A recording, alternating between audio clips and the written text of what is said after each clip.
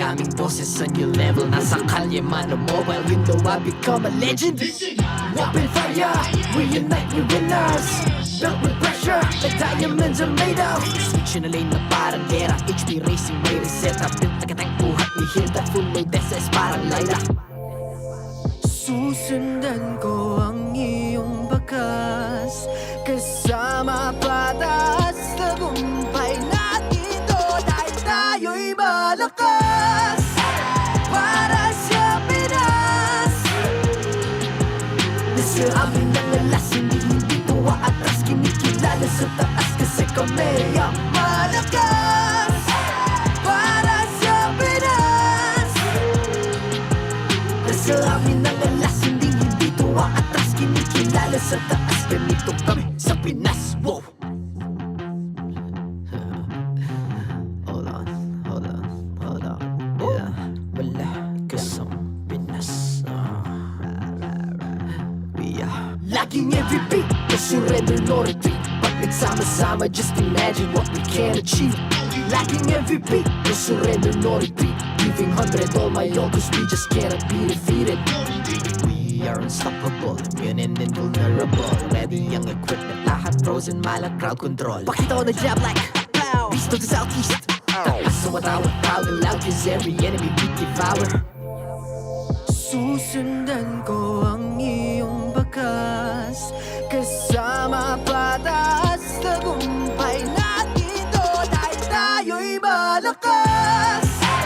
Para sa Pinas,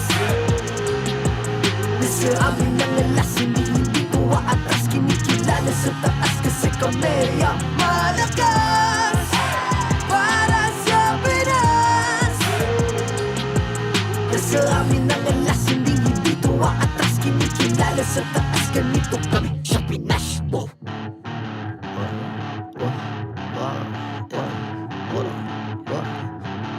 Malakas, Pilipinas, malakas.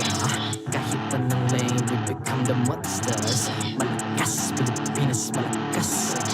Face the golden sun and repping for the 3 stars.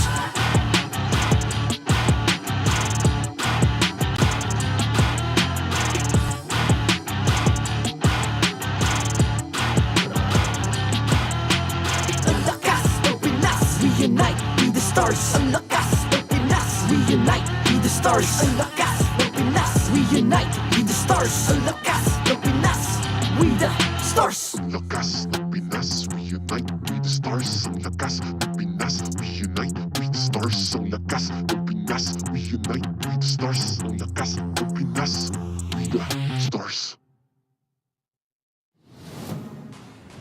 The 14th season of MPL Philippines is brought to you by the following sponsors. Smart, the official telco partner of MPL Philippines Season 14. The official tournament phone of MPL Philippines, Infinix GT20 Pro. Official suppliers, EMC Asia and Index Salon.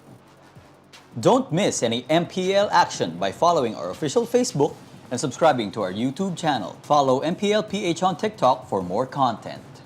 Experience the Lakas ng Pinas playoffs of MPL Philippines Season 14 action live at Green Sun Hotel. Grab your tickets now via official MPL PH website. And to ensure the equality and fairness of our games, MPL Philippines is also monitored and supervised by the Games and Amusements Board.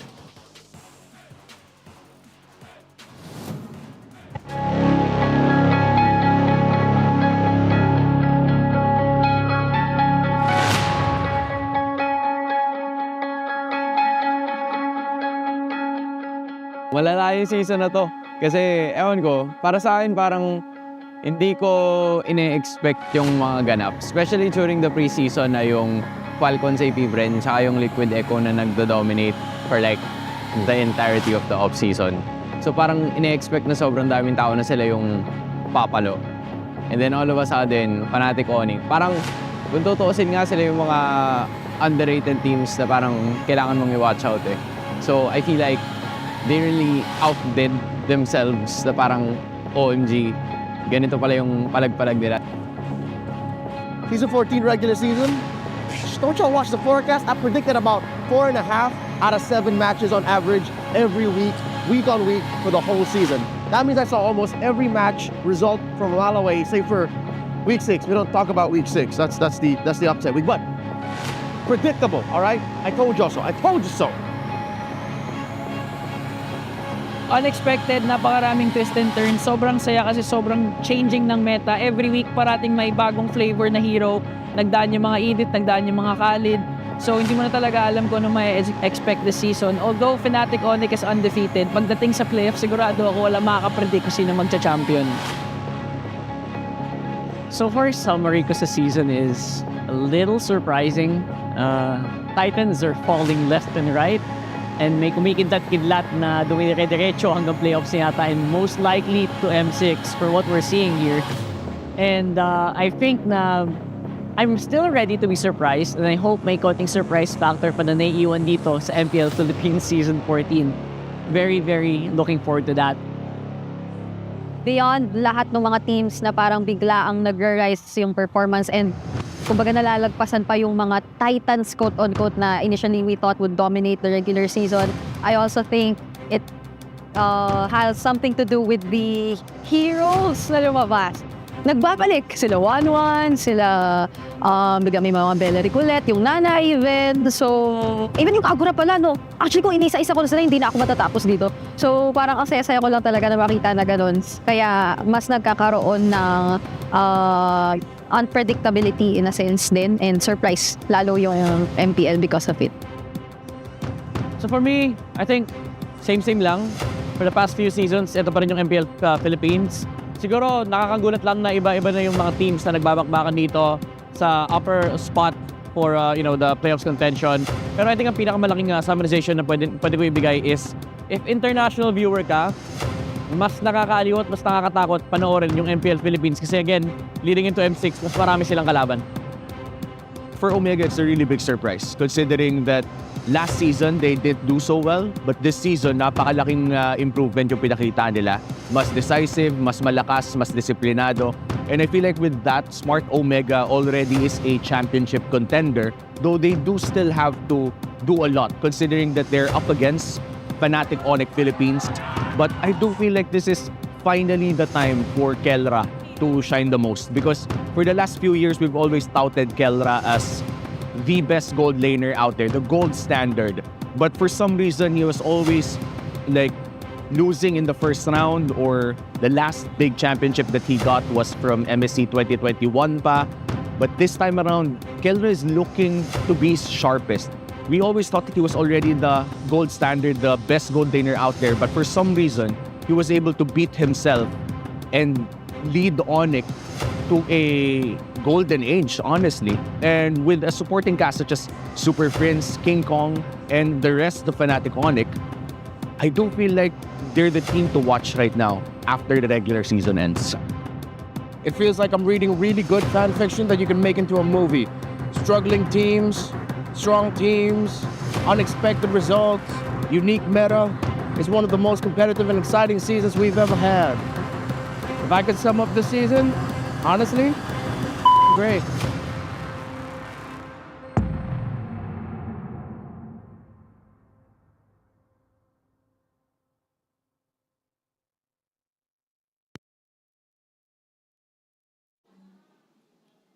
Welcome, ladies and gentlemen, to the final week of the regular season. We're still missing one more in the playoffs bracket. Who will secure that final coveted spot? Are there possibilities of tiebreakers? Do you have your guesses? It's going to be a phenomenal week here at the MPL Arena, and you wouldn't want to miss any of it. I'm Mara Aquino, and this is Retribution Rumble Week. Casters, pasok!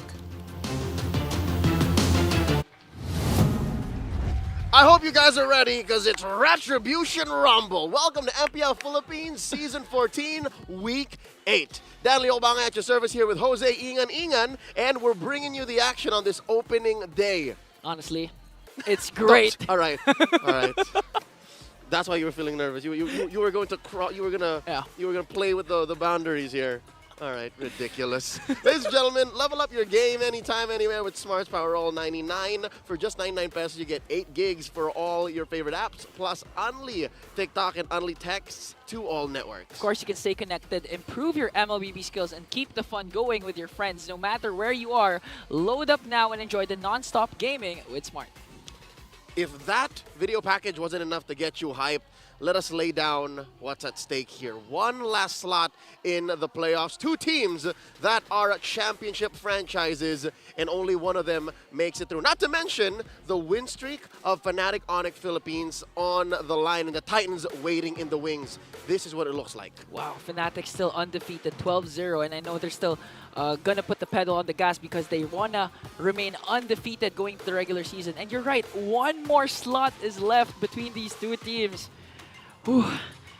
This is how you know this season's one of the more competitive seasons, because down to the week 8, we're not yet secured when it comes to the playoff spot, even the bracketing. One more slot. The last time I remember it being this tight, I would say was season 8 in the last quarter of 2021, and then season 10 in early 2022. Like, these are the moments wherein every match is a must-watch. And those were the seasons with the streak, except season 10, because it was season 11, Echo, formerly Echo, and season 8 was Blacklist. See? Wow. And they are in the place of history who Fnatic Onic Philippines is now. We're opening up with Smart Omega versus RSG 2022's MSC.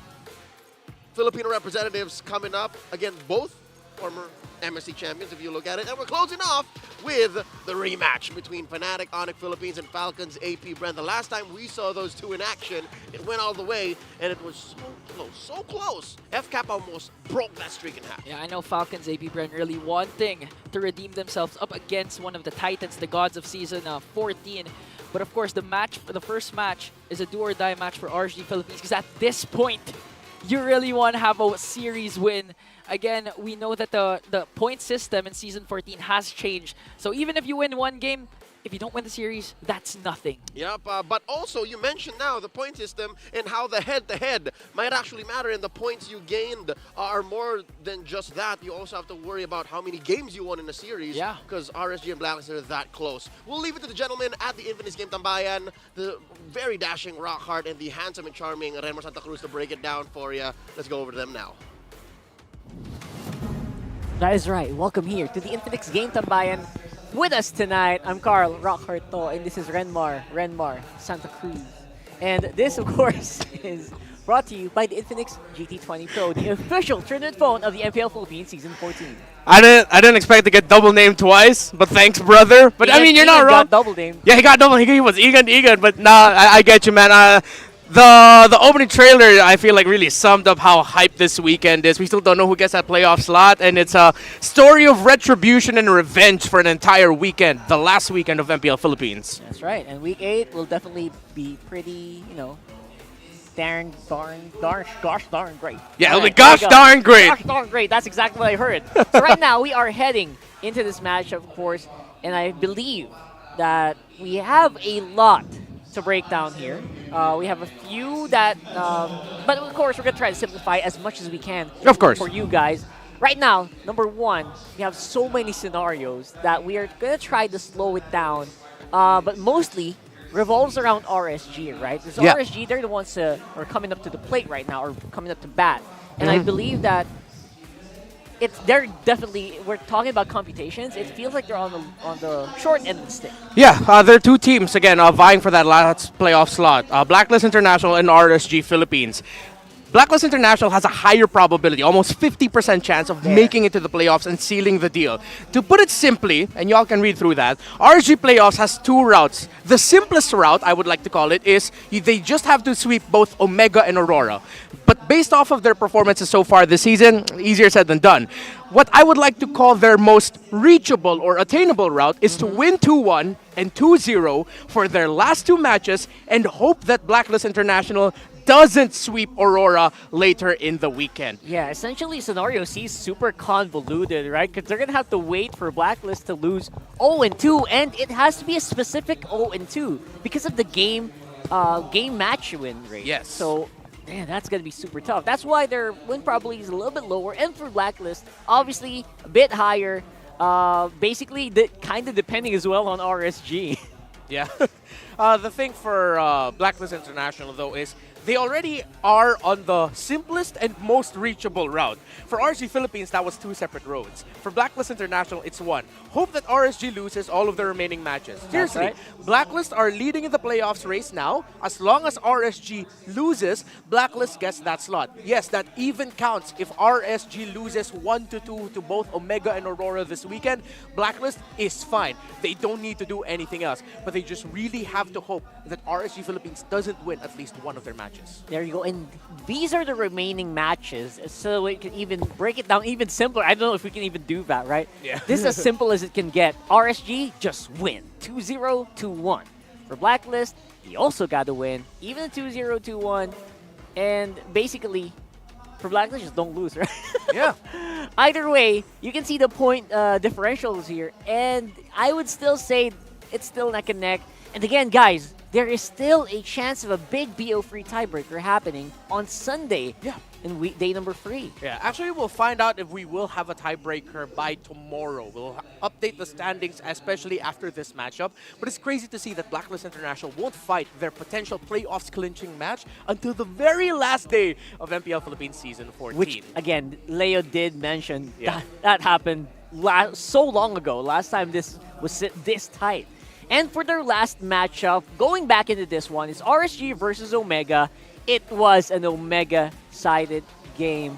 And I believe because this is the time when Omega's finally got their groove, you know, getting back into it after falling a little bit in week 3. Yeah, after a nice start to the season, you mentioned it at around week 3, second half of week 2, somewhat around that time, they started to falter just a little bit, and then they were getting back wins. Yeah. They mentioned them beating RSG Philippines at that time was a big deal for them, and that was also the series that debuted the Gato Kacha Lilia combination for Smart Omega, which is still very viable. Ukir played Lilia in the past 2 weeks and has been doing well with that, but in that first series, game number 1 was the Andoryu show. That's when the Curly Nightmare made his stamp in the league as a Hayabusa winning it, getting a triple kill in that last Lord fight. While game number 2, it was the Ryota Fovia show, and he was just annoying and unstoppable.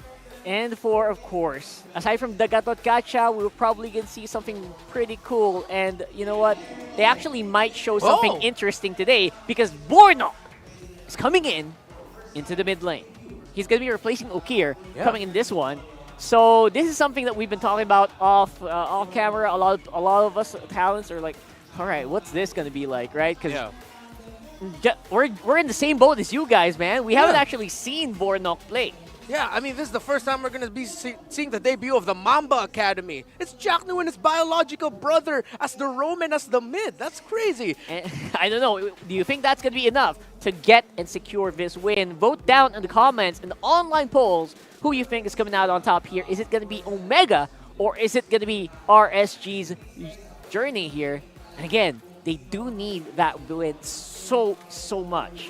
And that's why I want the spicy story, Rockhart. Look at the colors I'm wearing. Oh, despite that's the why. stats saying it's Omega leaning and Omega might actually win this with the sweep, something about me feels like RSG might actually push for the really spicy story to end up the season. RSG for me. Same. Throw it up there, Direct. Throw it up. We need that RSG victory. We need to see this journey unfold. It does feel like I saw them, man. I saw them backstage. I feel like RSG, they're getting back into form. They're looking really fired up. Yeah, and remember, there's a precursor to this. Coach Why Not, the coach of Fnatic Onic Philippines, did mention in that Game 2 that RSG Philippines almost beat them last week. When Fnatic Onic clinched the record-sealing longest win streak in history, he said RSG were scary in that game number 2, man. They're really almost there. The RSG that we knew and loved, yeah, we almost lost to that. That's what Coach Why Not said. That's right. And we are going to see the same lineup play in here. Nibor, of course, will still be in.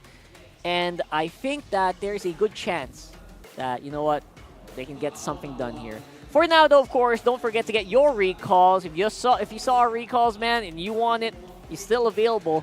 And RSG can still kind of do some pretty good stuff. TNC is looking very nice.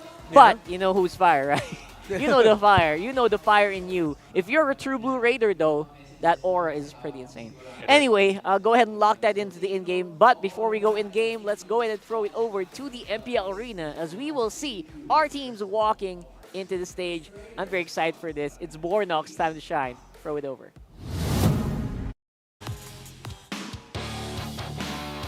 This is the first match of the last week of the regular season. Pat, Chico, JJ, and Jeff are our marshals.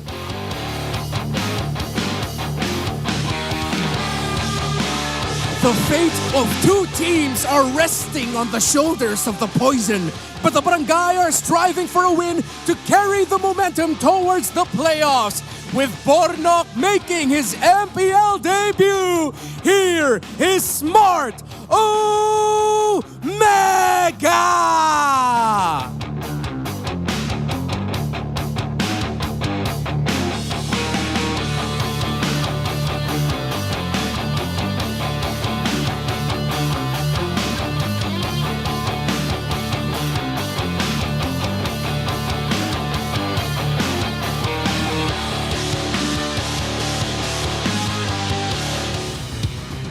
And their opponents, new faces but very familiar to them because the Raiders have their eyes set on those remaining spots in the playoffs and they won't stop till it's theirs. Here come the Raiders. It's RSG Philippines.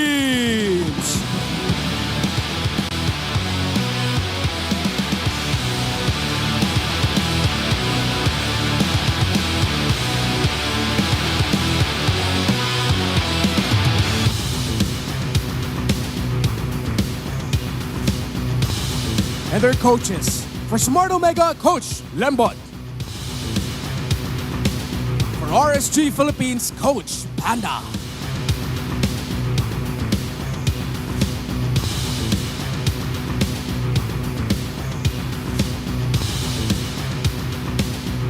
It's time for the face-off. Aqua, step forward. And making his MPL debut, Bornok, step forward. Step closer together. Aqua, paano mo babawian ang Barangay Smart Omega? Ano ang palag mo? Siguraduhin ko kami manalo. Bornok, paano mo masisiguro na hindi makakabawi ang Raiders? Ano ang palag mo? Wala eh, sumbo ko na lang siya sa kuya ko. Palag kung palag, fist bump. It's the first match, the final week, and it's a crucial one. Get ready for a day full of action. Panel, pass on.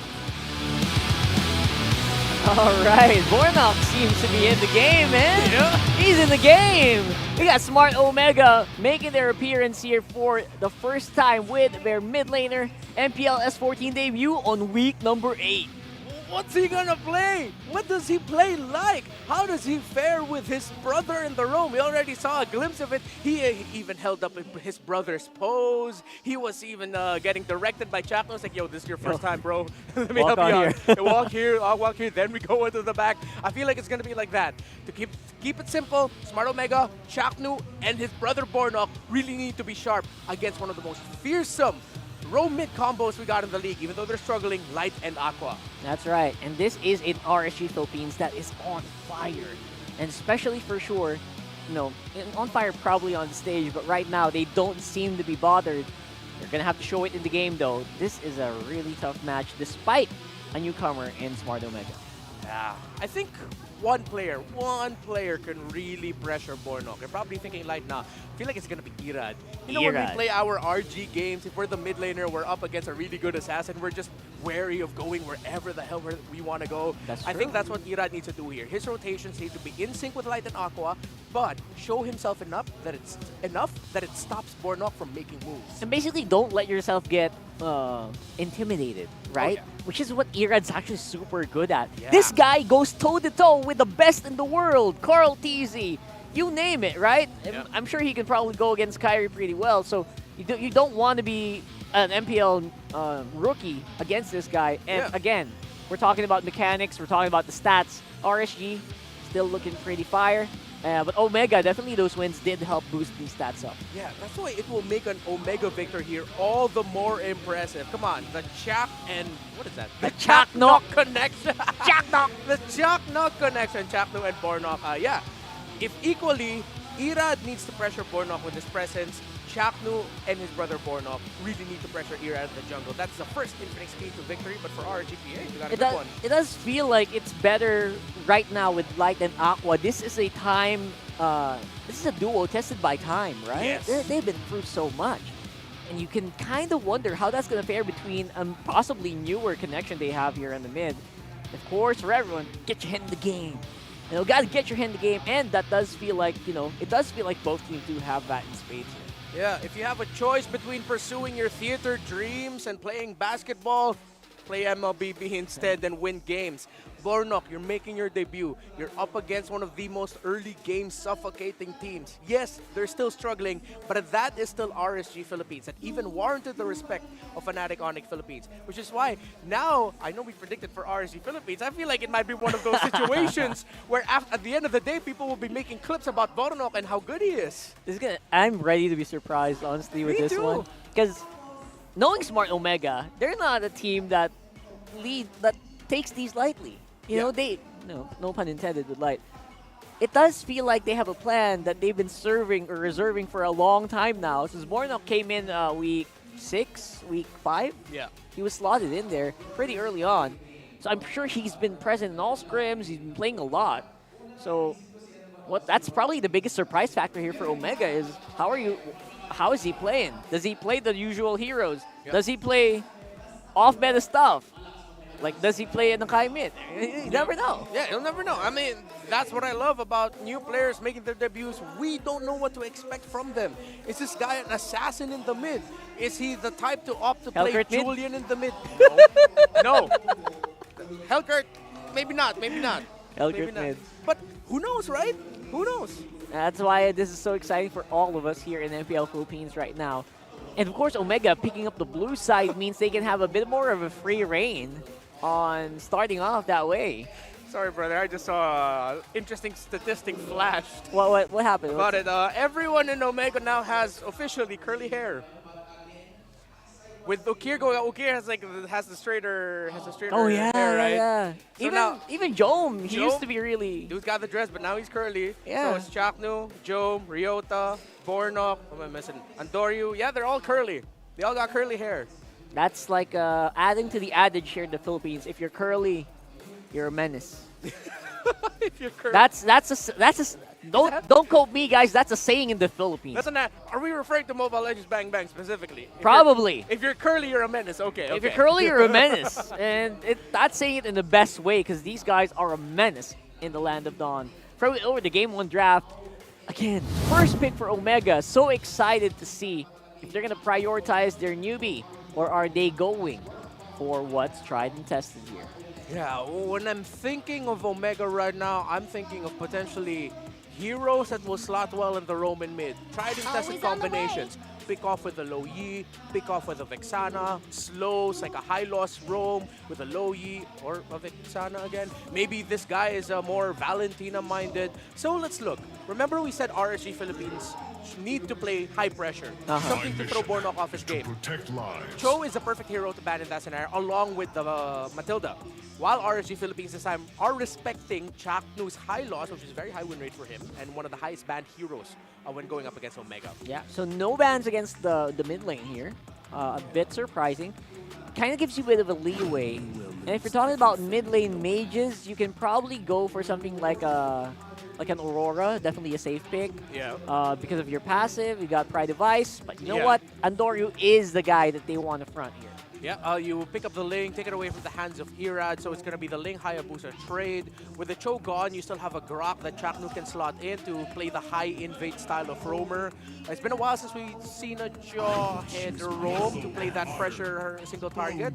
Who knows? So RSG Philippines will take away more comfort picks from Omega by taking away the Gatot Kacha of Chaknu, and then you take away the Arlot of Ryota as well, so you take away 2 strong setters. So we might end up with seeing an Edith or a Terizla in the EXP lane, but I think they can go for their gold laner and mid laner right now. They can leverage that. It's funny because I heard comfort pick Garot Kacha, who never thought I'd hear that. In Yeah, the you're right. MPL. Yeah. I never thought I'd hear that here in our league, man. And here's the Lunox. Kind of half expecting it for Omega already. That is definitely, probably, or not saying definitely, probably on the gold lane.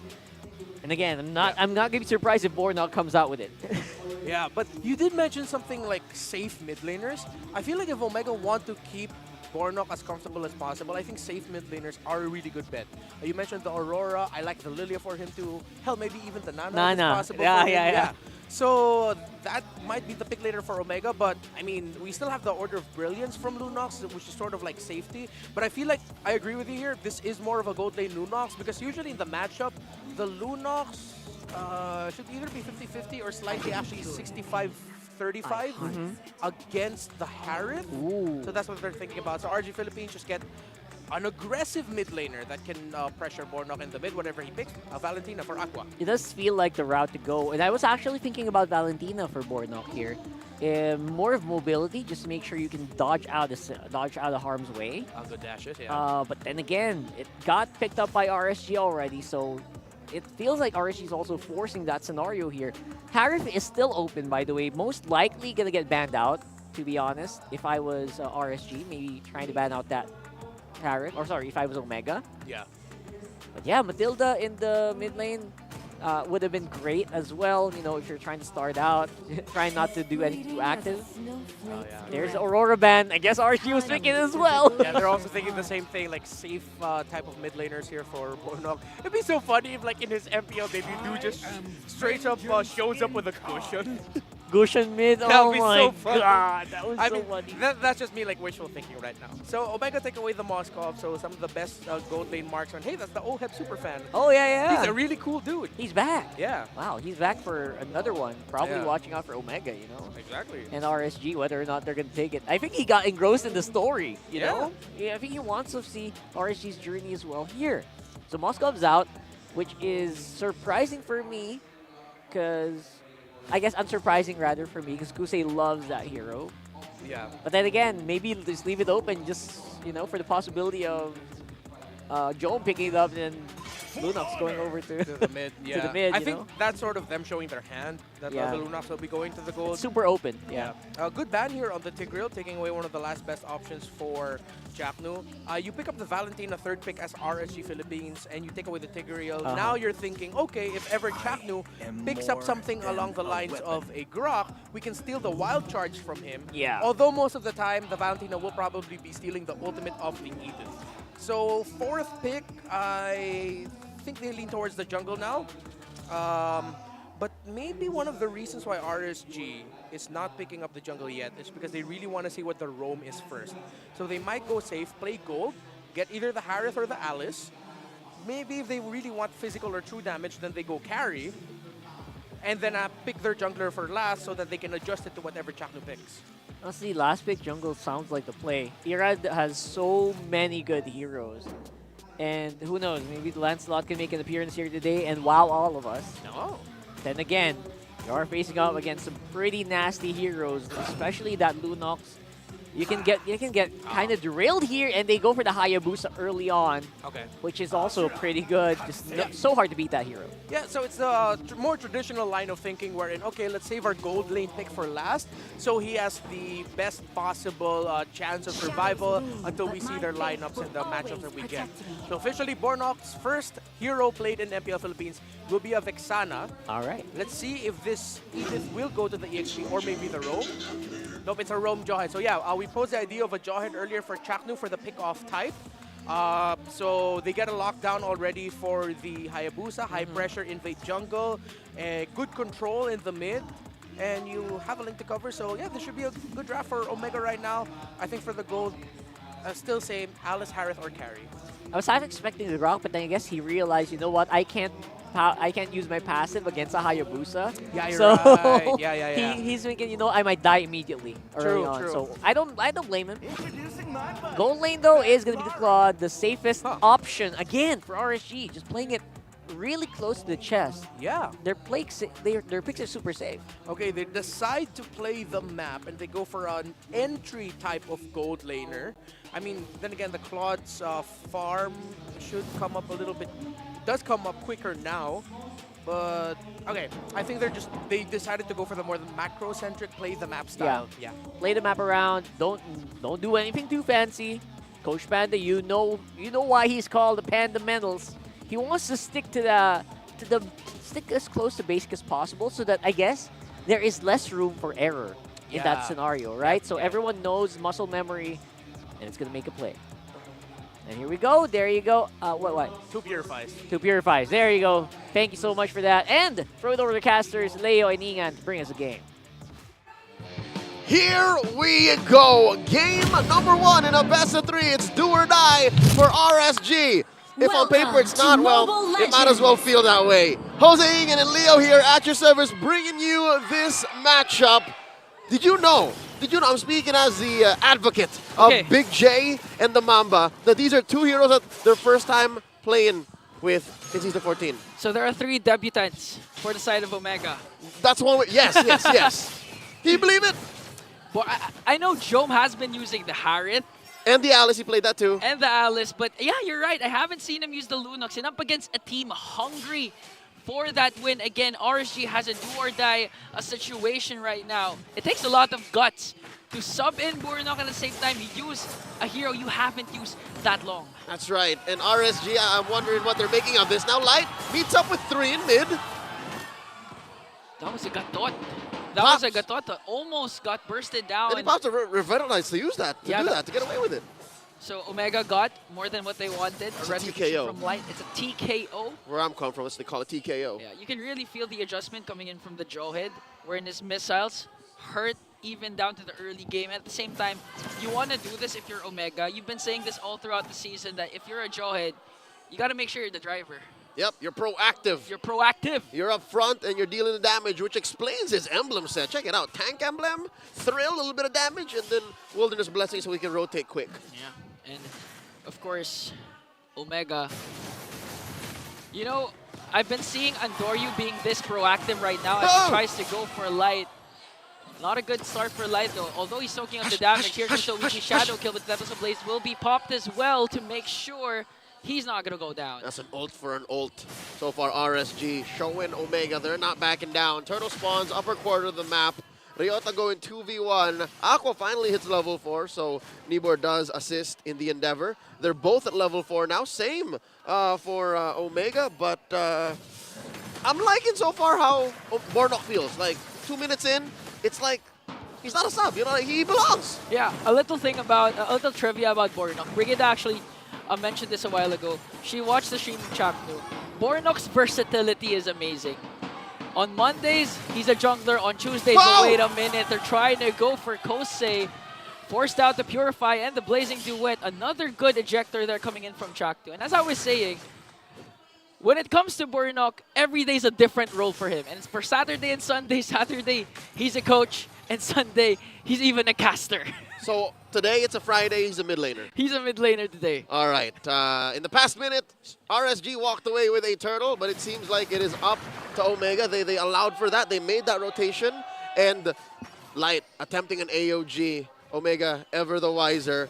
I'm liking RSG's how do I say, boldness. I wouldn't say aggression because they will be crossing the river more often and fighting fights where they shouldn't. Yeah. I call it boldness just because they're not backing down. Again, it's clear that based on the stats, and I know Coach Link, Coach Panda, RSG's coaching staff, they know what's up. They know that these are the debuts of a lot of things from OMG. And RSG's not letting them get away with it. Yeah, plus they also have 2 Purifiers for their one of the most squishy heroes from Aqua and Kosei. So in terms of overextension, you can assure them that they can be aggressive. At the same time, Nibor again is rocking this Arlot. We've seen it almost take down the streak of Fnatic Onic. Maybe he can do it again, but here comes, Ira didn't commit the Wiki Shadow Kill as Ryota is still safe. That's right. RSG now up by about 300 gold. Should be enough to make... Whoa, OMG, think about it! Oh, but there's the unstoppable force now. 4 members ganged up on Chaknu as he falls down. That's what you call a conflict of interest. as a jawhead, again, you want to be proactive. You were looking for fights. You were looking for someone to toss over to Bornok to take down. You go, brother, you go. Brotherly love. Yeah.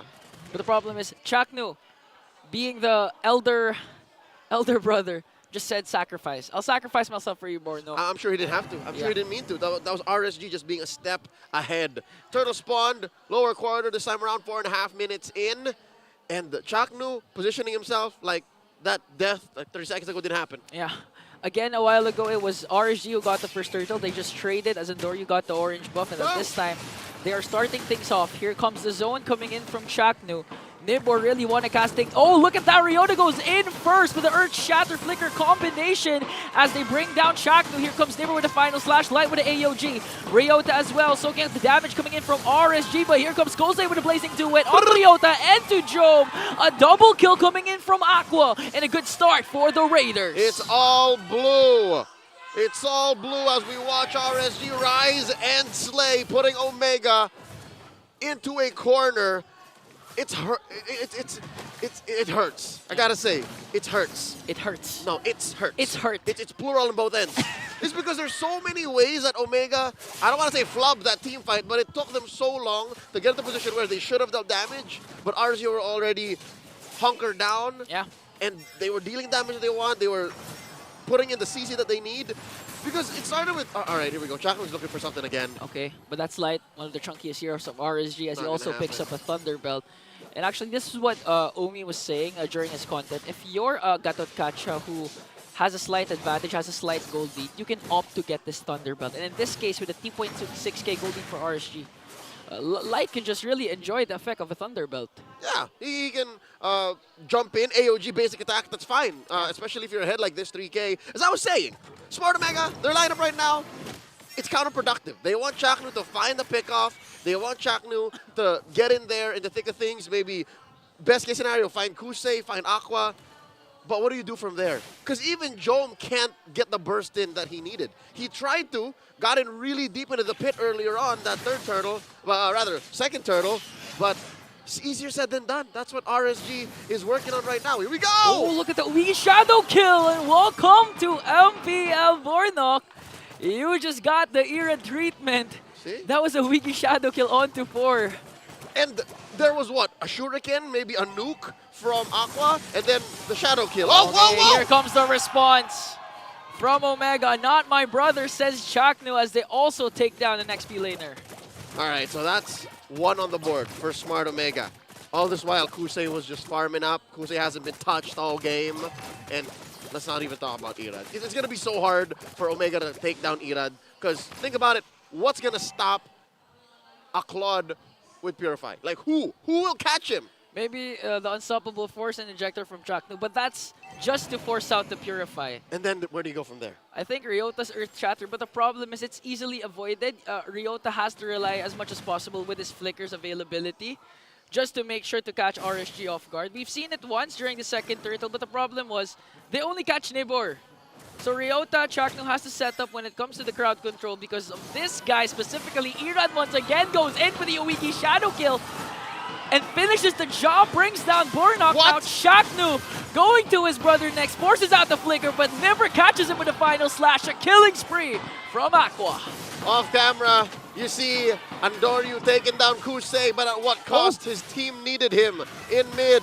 And now Omega defending that mid lane tier 1 with their dear life. All this while, Irad just going 1v1 against a turtle. I'd say, you know what, they lost Kusei along the way, but RSG are still comfortable here in this match. Yeah, and that's a problem if you're a Kosei who hasn't been, if you're a gold laner who hasn't been touched for a very long time. Eventually, an aggressive assassin jungler will hunt for you. And in that case, that was Andoryu having the time of his life, bringing down Kosei finally. And that was a good trade still for Omega. Yeah, I guess I asked that question. Omega obliged me. Chaknu looking for a target here. Not going to be either of these three gentlemen as Kusei gets back on the horse here, looking to push that tier 2 up top.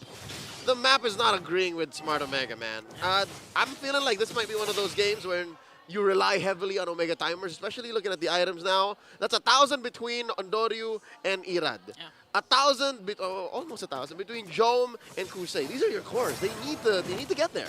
Yeah, especially the Lunox, especially Jome.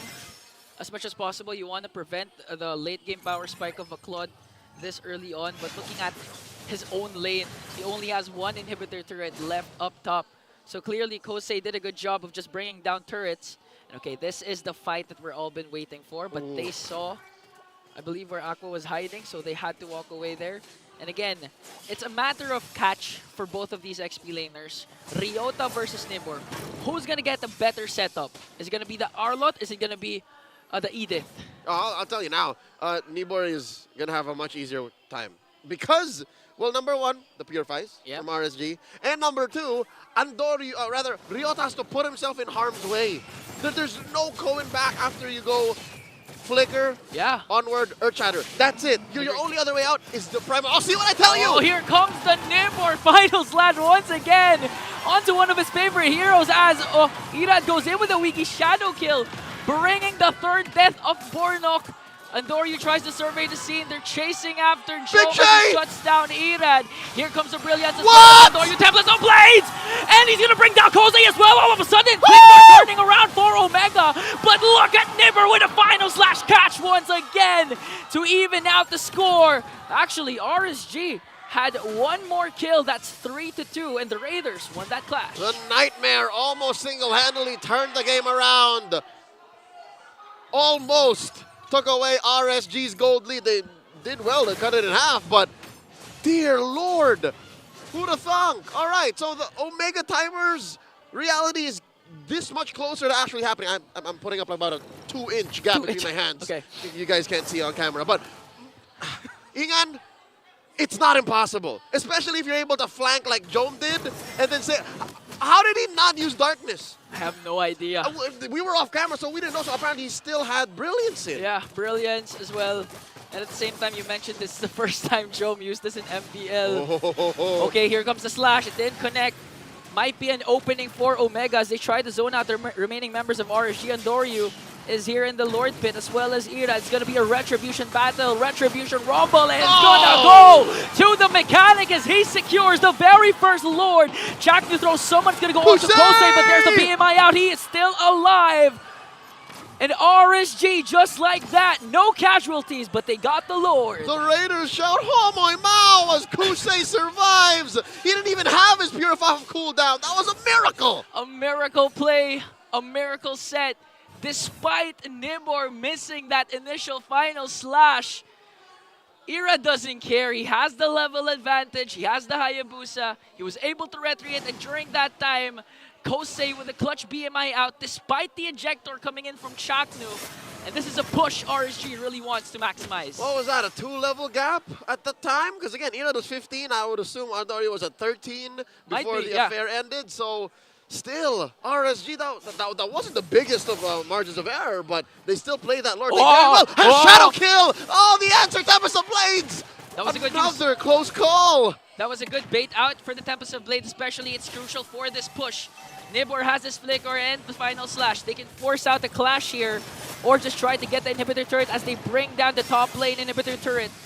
Omega clears out the Lord, and that's a level 1 Lord fully maximized by RSG. I'm going to tell you now, Jose, I don't know if that was the right call because it looked like Omega allowed for RSG to take the inhibitor. Do you not agree? Because there was a lot of kit left in Omega that they could have bursted down the Lord before it took down the turret.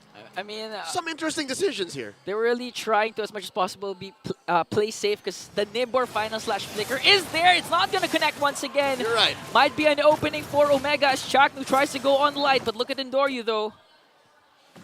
Okay, I don't think he should do this. Okay, no. Oh, you're right. Now in hindsight, yeah, maybe they're respecting Nibor's final slash. Yeah. That could definitely put them in much deeper trouble than a lost inhibitor. So far, so good here. RSG maintaining the chokehold onto the barangay. About 5,000 gold ahead here. 13.5 minutes in.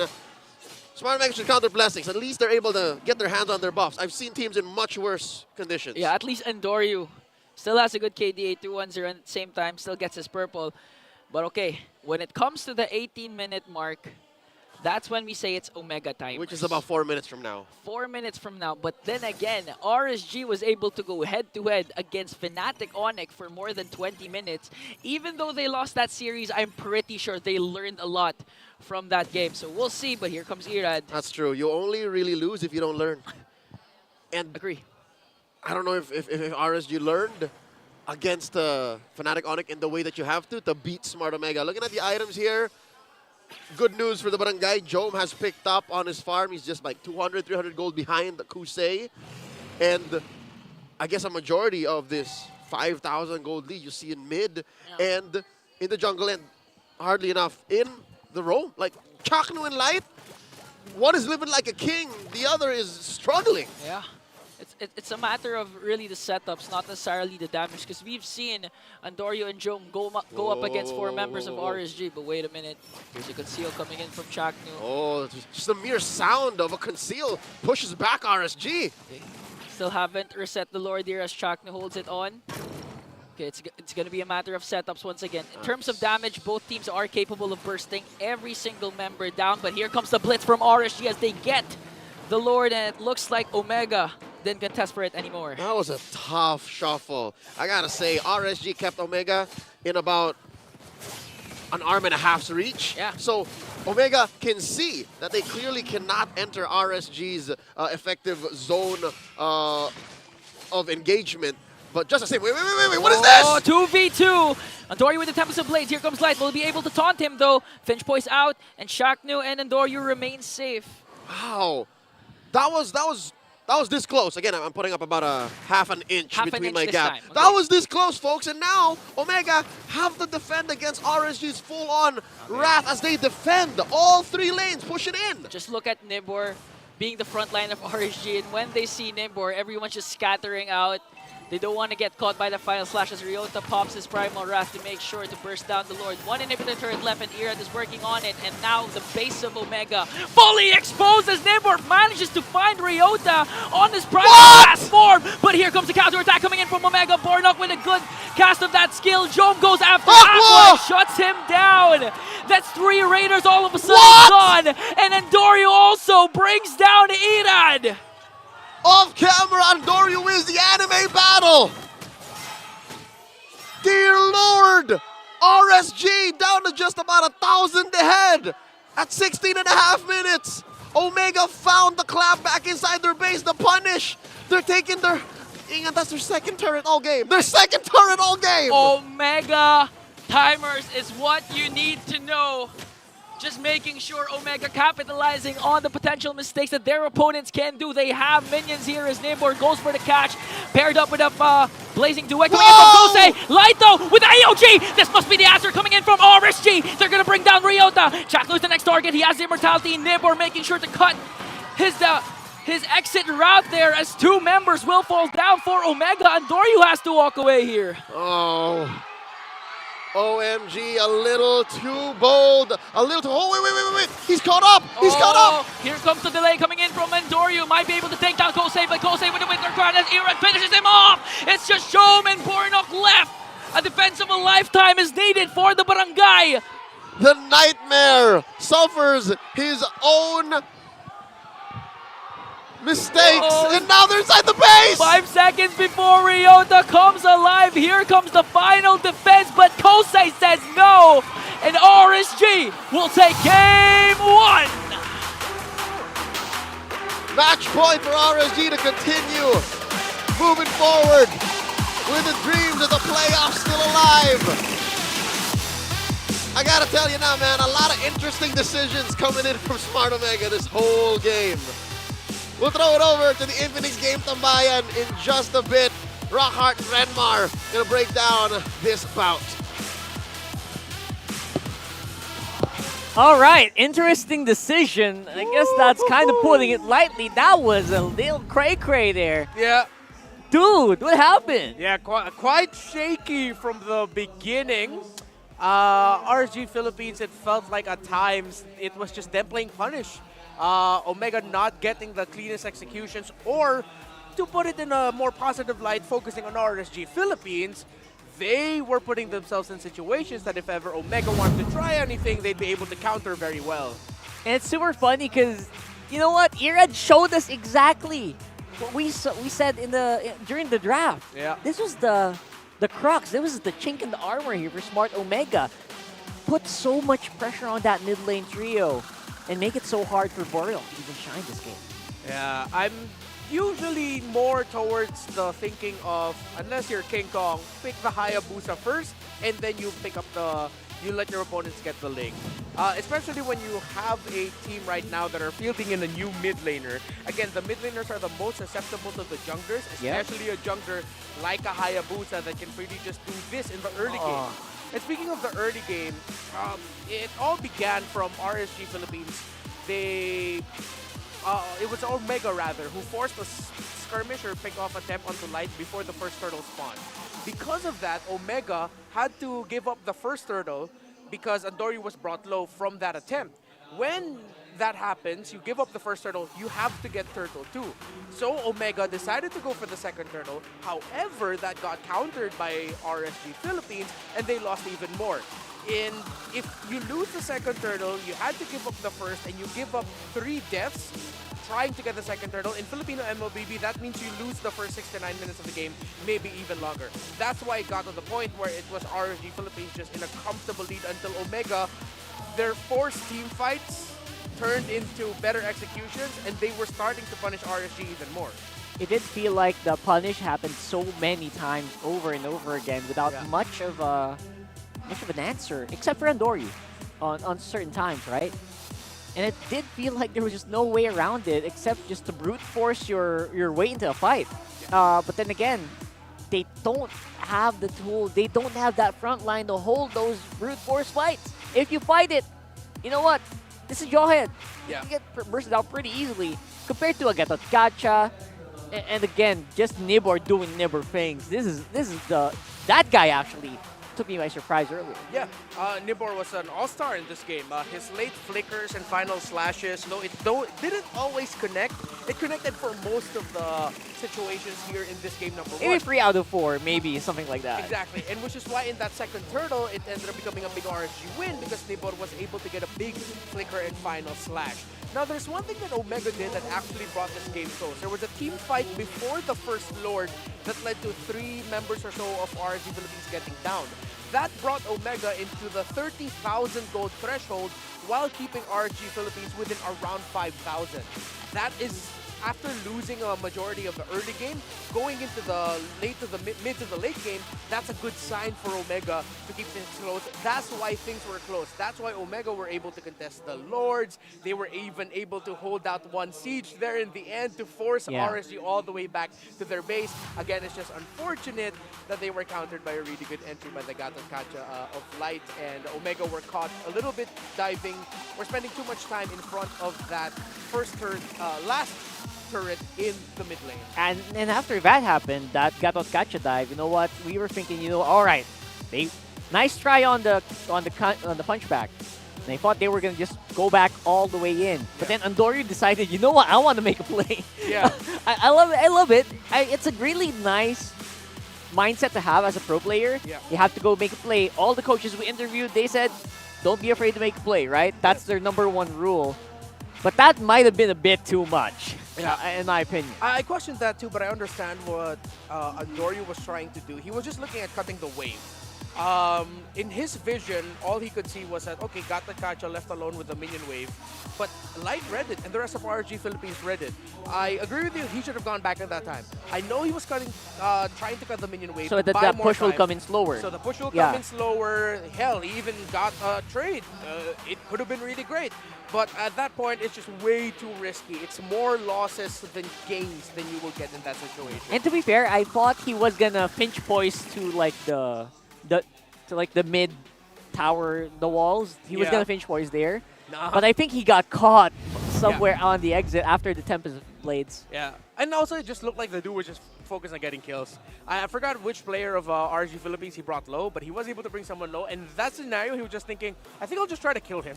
I think he got one, yeah, but then he wanted to go for more. Yeah, so that's again, things don't always work out there in Land of Dawn. Sometimes you're in the heat of the moment, and you kind of understand you have to do something or else, you might lose out. And I guess nice try there for Smart Omega overall. And man, oh man, I just really wish they can try to adjust more, right? So anyway, don't forget, MPL Philippines Season 14 is brought to you by Infinix, and they are using the Infinix GT20 Pro to play right there in the arena. So don't forget to use that and try that out as well. You can go MPL quality right here right there in the comfort of your own home. Yeah, official tournament phone. So who wouldn't want to play with the official tournament phone of MPL Philippines Season 14? I would. I would want to. Why don't That's you? right. Do it. Thank you so much for the coming phone that we're going to use, right? Yeah, hopefully. Hopefully. I need a new device. We want to get that. We want to get that MPL caliber phone. Now, for the meantime, we are going into game number 2. And I'm thinking, you know what? Exactly what we said was right. So much pressure is going to be put on the new guy in the mid. Yeah. Just put in like someone that cannot die. Yeah. I agree with you there. I understood what the, and again, I favored the draft that Omega was going for. They had the Droid, sheer lockdown. Although it did mean that Chakna had to play a little bit more of a sacrificial role, as long as they get the pick. Most of the time, it should lead to instant -1 already for Omega. But RSG Philippines, it looks like they're not giving that. RSG Philippines look hell-bent today. So if you want to fight fire with fire, give Chaknu a tanky roamer, someone who can hold out a little bit longer after setting in their ultimate, Maybe and the then Gatot. just play with the best. Maybe the Gatot, Kufra, something like that. No, I mean, we were looking for the Grok there in the end. For the Grok, that would have been actually really good, but... Yeah, a little bit more control, the wall, yeah. I know what you mean. And again, make it easier for Chaknu to actually do the job. I feel like that's the goal here. So we'll find out if that's going to be happening later on. But let's go ahead, go back over to the MPL Arena. We're looking for Zephyresh's Loop and looking for the Index Salon Beauties. And if you're one of those, they're going to win an Index Salon merch. So that's really fun. I wonder who we have on the arena right now. Because I think that it's pretty rainy. So I'm actually surprised there are a lot of people on the arena right now. Yeah. And there you go. Wow. Really, really fresh, as you can see. And she's holding the C What is that? of the Chak. Oh, is that a whole Chaknu sign? Yeah, that's a whole Chaknu C8. letter. Yeah. Oh, yeah, she's probably going to win it. Nope, nah. She's against a kid now. Guess the Kid should kid. win it. If the kid doesn't win it, I'm walking out. He's asking, what do we do? What do we do? Come on. I wasn't trained for this. Are you really going to take a good prize away from a child and his mother? I'm out. I'm out. Didn't give a prize to the child. No, it's okay. I'm kidding. It's part Congratulations. It's part of it. Yeah, you know? I mean, she deserves it, clearly. She got the memo. She got the memo. She got the memo. She was risen up the camera and all that. Good for her. Congratulations. The kid looks like he's waiting for a very specific game. Yeah. Clearly. Clearly he's waiting for a specific... Yeah, they're playing later. He came very early. And Yeah. I No, love but it looks like his mom is a fan of Omega, so that makes sense. That's interesting, right? Yeah. Because there was like a moment where APBren and Omega were really besties. Yeah, So- I feel like because of the results that they've had this season, I think that narrative still continues. Pretty much, right? Yeah, I mean, remember, like, it started off Omega beating Falcons APBren, and then they were trading banter, so it's fun. Yeah. And again, for all the super fans out there like that kid right there, it's time to go all in with your sport. So represent your your favorite teams here in the Philippines by joining the MPL Super Fans Community Cup right there. What? Scan a QR code, and you can get a chance to represent, like, you know, representing, just like the kid right there, representing your favorite teams. So scan the QR code, and maybe we'll get to see you play here. Yeah. And maybe we can look for the lobby, and maybe we can spectate. Yeah. That would be fun. It's like another fancy laban, but this time it's brought to you by MPL Philippines. That's right. It's a Super Fans Community Cup. That's cool. That's pretty fire. Oh! Substitution! That's big, bro. How do they do that in basketball? I don't know. I Something like forgot. that, right? Yeah, I think this is the sub sign. Yeah, so Bordock's out. And I assume Okir is going to be in. There you go. Okir is in. So, you know what? Maybe not the best fit yet for this one. I Yeah. guess they were expecting an RSG that might have been on the downtrend. Yeah. But this is a completely different RSG, so maybe I actually kind of agree with it. Yeah. It's funny. You know, it's pretty ruthless by Omega. If I'm not mistaken, they're also still vying for a top 2 spot. Yeah. Like between them, Aurora, Liquid, Falcons. We're not done with seedings yet, because I believe Yeah. only Onic is secured in the seeding. Yeah, they're for sure secured top 1. We're still waiting to see who goes top 2. So yeah, that's a pretty ruthless move by Omega. Like, it's like RSG Philippines are doing everything they can to make it into the playoffs. Omega's like, we're already here, but we want more. We don't care if you guys want to make it to the playoffs. We're gonna play it like it's a playoffs. I mean, that's exactly. This is exactly the kind of RSG I want to see. And for Omega, yeah, you're pretty right. I guess that was a lot of pressure to put on the new guy. And they tried to make it work. I'm sure it worked in the scrims. Yeah. Somehow it didn't reflect. And we're going to have to wait and see if this Omega, this usual flavor of Omega will work out here on the draft for game number 2, where RSG is picking red side. All right. I am not the only one bound by these Still gonna be the same sequencing as earlier. See if it'll be the same bands. So the Fanny Chode taken out by OMG. Always on the way. And they'll still take out the Matilda. I think this time around, if that's the case, are they still gonna rush the Ling for Andori, or maybe switch things up and this time go for the Hayabusa? If they're gonna switch something up, I feel like it's gonna be okay. If you're gonna pick up the Ling now, pick it up now, but make sure you already get Chaknu's pick in the first phase. That's right. Chaknu pick seems to be a great priority here. Unless they're thinking about Andoryu, who might want to pick up the Hayabusa after that performance. Yeah. No. Or they can still stick with the Ling. Oh yeah, of course. It's, as I said, Ling or Hayabusa is the first, but make sure in the first phase that the pick of Chaknu gets locked in already. So in the second and 3. So still the same priorities. Yeah, that's how you switch it up. You pick up the Chaknu pick now. It's funny because I thought they could have gone for Gatot, honestly. A Gatot Maybe they could have rushed the Gatot just to make sure that, just to make sure it won't get stolen, because it feels like Light wants to keep taking it. Yeah. I mean, they still have the Tigreal available for Chaknu if they want to go for it, but no! Same draft. They're still leaning into it. I think they're leaning into the idea now that maybe they'll just shift up the Jawhead pick later, or rematch! Yeah, really, maybe it's just them saying that, okay, the chemistry wasn't fully quite there yet with Bornok. So this is round 2. Yeah. Literally round 2 with the same heroes, it looks like, right? Same bands. Oh my goodness, it's the exact same bands, bro. Yeah. I just noticed. Matilda band as well on third and High Loss. So yeah. I don't know if they're gonna do anything different here. That might be on the second phase. Yeah, okay. In terms of the bans, earlier it was Aurora and Tigreal for RSG Philippines, and a Moskov and a Julian for Omega. So let's see if this is still going to stick around. Or maybe this time Omega will ban out maybe even both the Julian and Haya. Okay, it's still Tigreal. And I wonder if... I would consider banning out the Hayabusa, honestly. I don't want to stick to the same one. Because honestly, the Hayabusa does fare relatively weaker against a Lunox if you're trying to assassinate the Lunox. But we saw earlier... Ira does some crazy stuff with that hero. Yeah. So, I don't know, man. So they ban out the Julian first. They'll think about banning out the Moskov for Kusei. Because now that they know if it's not the Moskov, there's a Claude, there's an option. And they already know that they're going to be Lunox Golding here. So I think the safest bet really is to just ban out an Irad pick.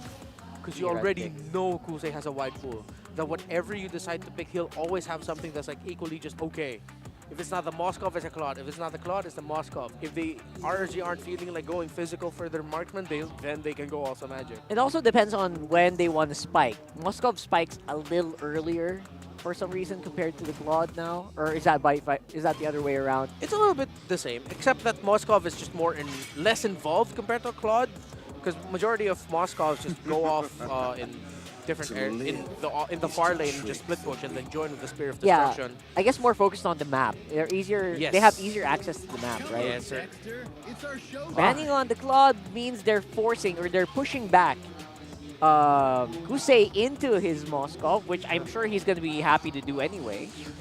Okay, so yeah, Moskov's still open. Moskov's the pick, I think, honestly. Yeah, that's yeah, it. there it is. Yeah, there it is. Of course it's going to be. 100%. Oh, wait, Lolita's open though. They kind of expected it. Oh, it's a Belleric. Okay. You know what's funny, Rep? I feel like the Belleric would have worked better earlier. Yeah, in game number 1. Actually, you're right, yeah. Oh, no, the AoEs would have worked so well together. Yeah. Oh, man. Yeah, you're right, you're right. Anyway, what's done is done. We're going to see the Belleric anyway, so I'm sure you're happy. And for this last pick, Haya is still the best. Belleric's more tanky comparatively. Yeah, I mean, there's no other way to put it. You just go Hayabusa. But I think Omega drafted in this scenario thinking about the Hayabusa, and now RSG Philippines is thinking twice about it. Are we getting baited? They might go Lance, but that's also like If it's not a good Assassin, option. they can lean Alpha Bane. But It's still high. Still the high. It has Yeah. to be. But I think they were thinking about it. It's like, is this still going to be okay for us? Might be a little bit harder. Yeah, because earlier it was a little hard, especially if Ling goes Tempest of Blades, especially if the Lunox goes Brilliant. Yeah. It's so hard to catch anybody, honestly. Ooh. All right. I don't know. There's something about the cheesiness of seeing Belleric and Lo Yi together that makes me lean a little bit more towards that. And even our draft in the index thinks the same. Yeah, I think Omega has a pretty good. Yeah. Look at all those stats, dude. Early to late potential, damage potential, survival potential, all higher than RSG Philippines. They do seem like they have it covered, right?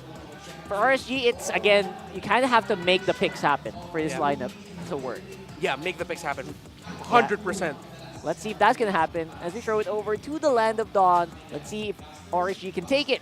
Caster's going there. Ooh, yeah! Ukir is back for the Barangay in a shocking turn of events. Welcome with to RSG Mobile at Legends. match point. I'm pretty sure the coaches said, you know what? We can't risk it. Can't. Again, the standings for Omega are at stake here as much as possible. You want to be closer to the upper bracket. And for RSG, this is a do or die match. Because right now, currently, Blacklist is ahead of them with 1 point. Because of how week 6 went, and then week 7, RSG, they're not pulling out any of the stops. You see how very similar to game 1 this draft is? So they're going very clearly off of momentum. And as a momentum stopper, Chaknu brings out the Belleric. Yeah. It's just Kosei with the Moskov instead of a Claude. And I do like this Louis Beller combination. We've seen this earlier during the earlier weeks of this season, wherein Okir's gonna use the diversion just to send out Chaknu onto the backline, then cast that ultimate to make sure there's crowd control enough for the Barangay. You can make like Groot, I am Groot, and then just let the rest of Omega rain down Heavenly Fire, which is gonna come mostly in the form of magic damage, which is one of the main things that's irking me about Omega's draft. Again, you'll see that our stats, the index, will tell you that the stats should favor them, but looking at RSG and the way they played in game 1, something tells me all they gotta do is just follow that same path. They just have to play the same way, which could be a double-edged sword, because Omega now understand that, hey, they're playing very clearly off of Nibor. Nibor has to hit the amazing final slashes from out of nowhere. Light can jump in AOG at any point.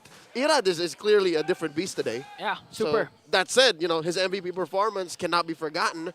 Let's see how the tides have changed. Game 2, second turtle, I'm pretty sure Omega won't want to be a reactive team anymore. Yeah, Irad really woke up good on the good side of his bed right now. And also, during game number 1, he had 3 kills early on, specifically onto Bornok. So Irad, if you want RSG to have a slight advantage, especially coming into the early game, he needs to be activated early. And a while ago, they got all objectives, I believe, game 1. Yep, everything.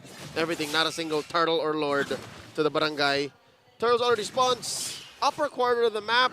You'll see here. Okay, Chaknu's level 4. Diversion, sending him over. Okay, they're going to send out Chaknu. Here comes the movement speed, but look at Neighbor with the final slash catch plus the Owiki shadow kill. Just the damage is enough for RSG, but Andoryu will still get the turtle as he uses Temples of Blades. AOG coming in from Light, but look at this. Aqua's gonna fall down. Ryota, Okir, and Andoryu. A trade for the turtle, but RSG gets 3 kills. Light's taunt just ruins everything for Smart Omega. I was staring at the fight in about 5 seconds and I'm like, wait, why aren't they dealing the right kind of damage? Why is it just Aqua who's at the verge of death and does eventually fall? Why is that the case? Because mainly Light did his job. Light got a majority of kills. Oh no, Aqua! Oh, Joe bursts down Aqua once again. He just literally respawned.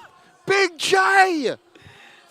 Big J! That's a big meme, by the way, on social media. It's like me walking back to mid as if nothing happened. That's what Aqua did. And they sent Joe back down as well. Kusei is in trouble. Okay. You just mentioned Omega was really reactive. Game 1. During game number 1 right now, they're dictating the pace, everything.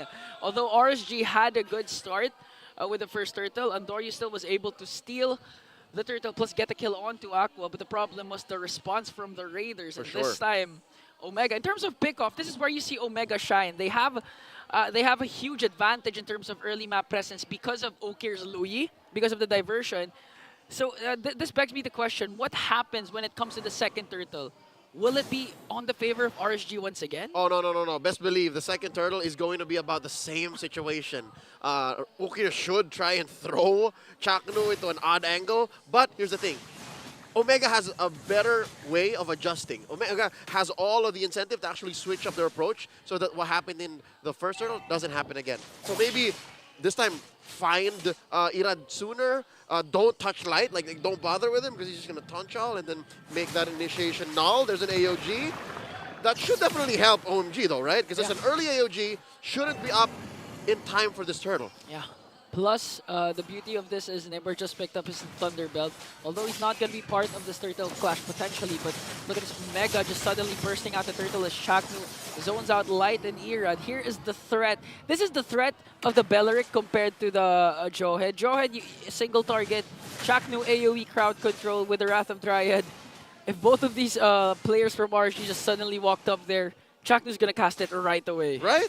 And he has all of the tools to even get out of there too. With their Vitalizing the Punch and Diversion into this little corner here. I wonder if Kusei knows. Oh! Chaknu. Okay. All right. The taunt's not gonna connect though. Okay.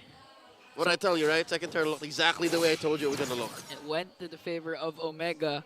But a lot especially helped with Jome's burst onto Aqua. That literally gave them a slight gold lead advantage. I believe it went up to 200. It switched to Omega's side.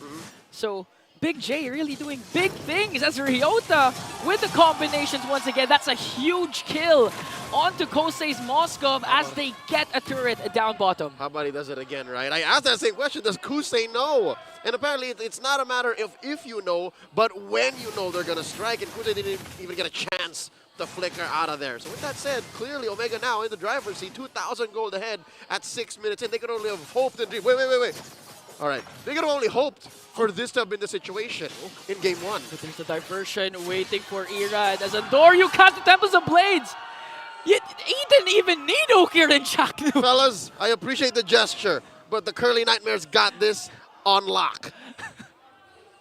Wow, we've been seeing a lot of anime fights between these two junglers, specifically Andoryu and Irad. Finally, someone died during that clash. It was always an almost kill.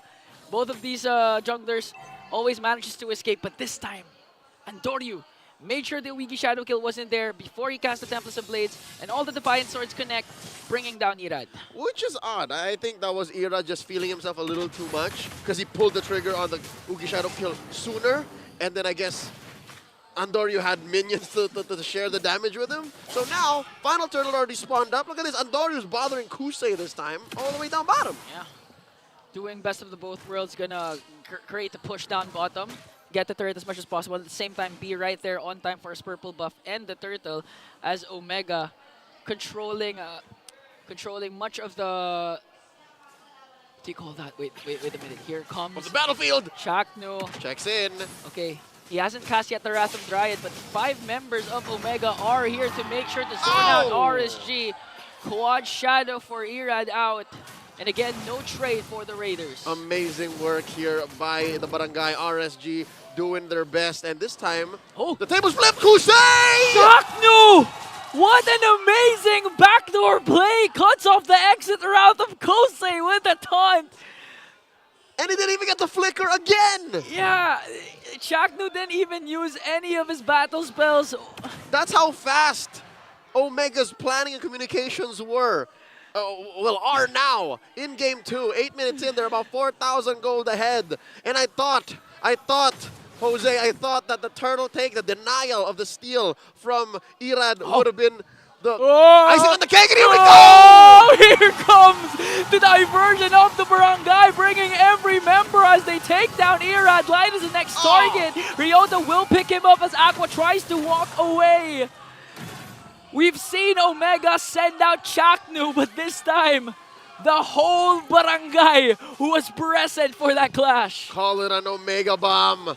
They go into that bush all in, 100 to 10% full send. And all this while, bottom lane was getting pushed in. Like, that's That's where Andorio was about a minute ago. Yeah. During the pre-Lord take. And now, Omega have all of the time in the world. They have all of the lanes pushed in. Lord has, what, about 30 seconds to come onto the map. It's amazing how they've pivoted. I don't know if I can say right now if it's all Ukir. I think it's also just their mindset changed too. Yeah, of course chemistry plays a huge part. I mean, they've worked on this 5-man lineup since the latter parts of last season.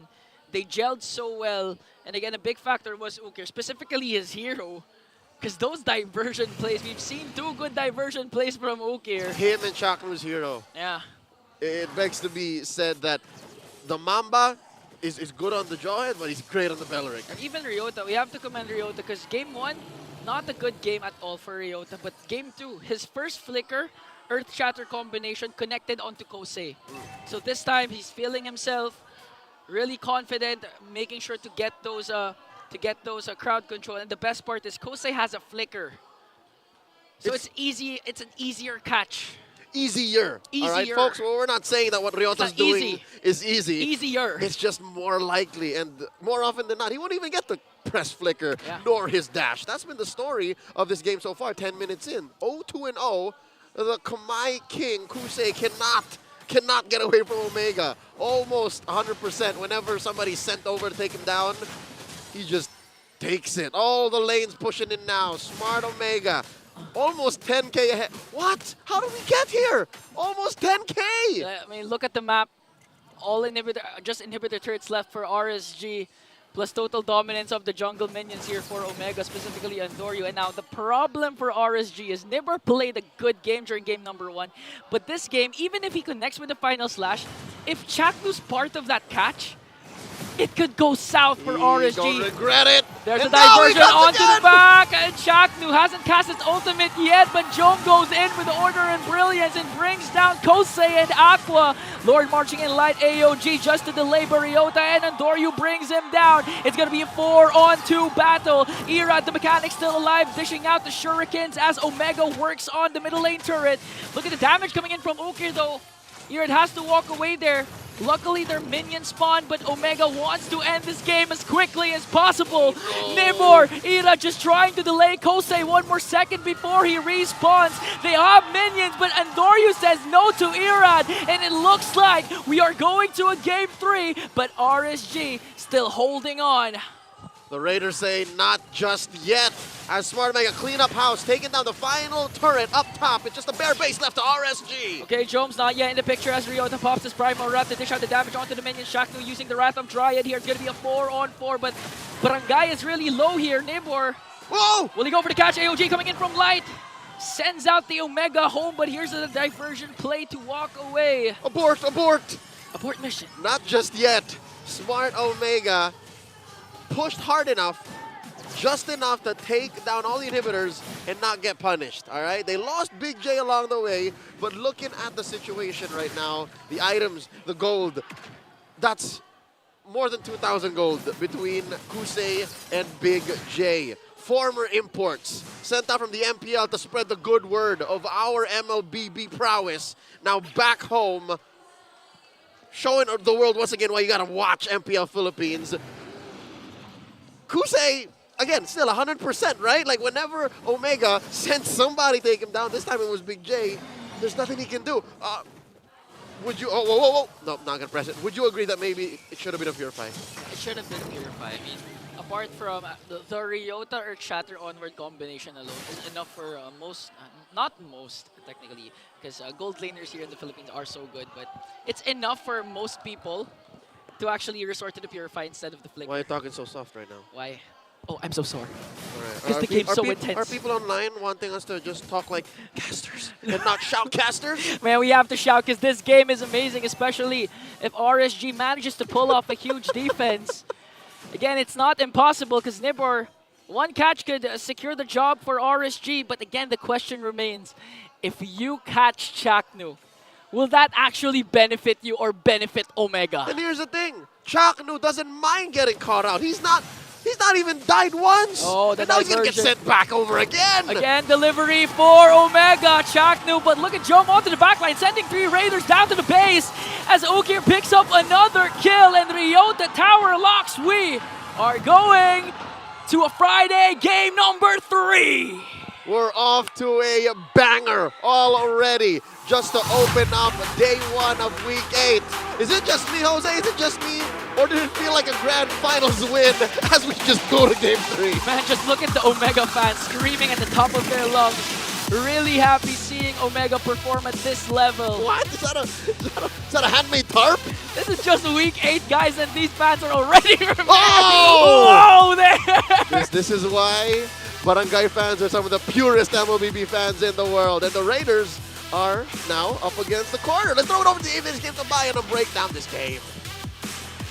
Barangay fans can really go insane, and we can't do anything about it. We can't give a penalty then. If they can do it, I can do it. No, I'm not gonna do it. I can't do it. I can't do it. I can't do it, yo. Yo, but you know what? If you were a big Barangay fan, that's exactly what you would do, and that's exactly what you would say. Because it did feel like it was RSG who did slip up so many times over and over again here.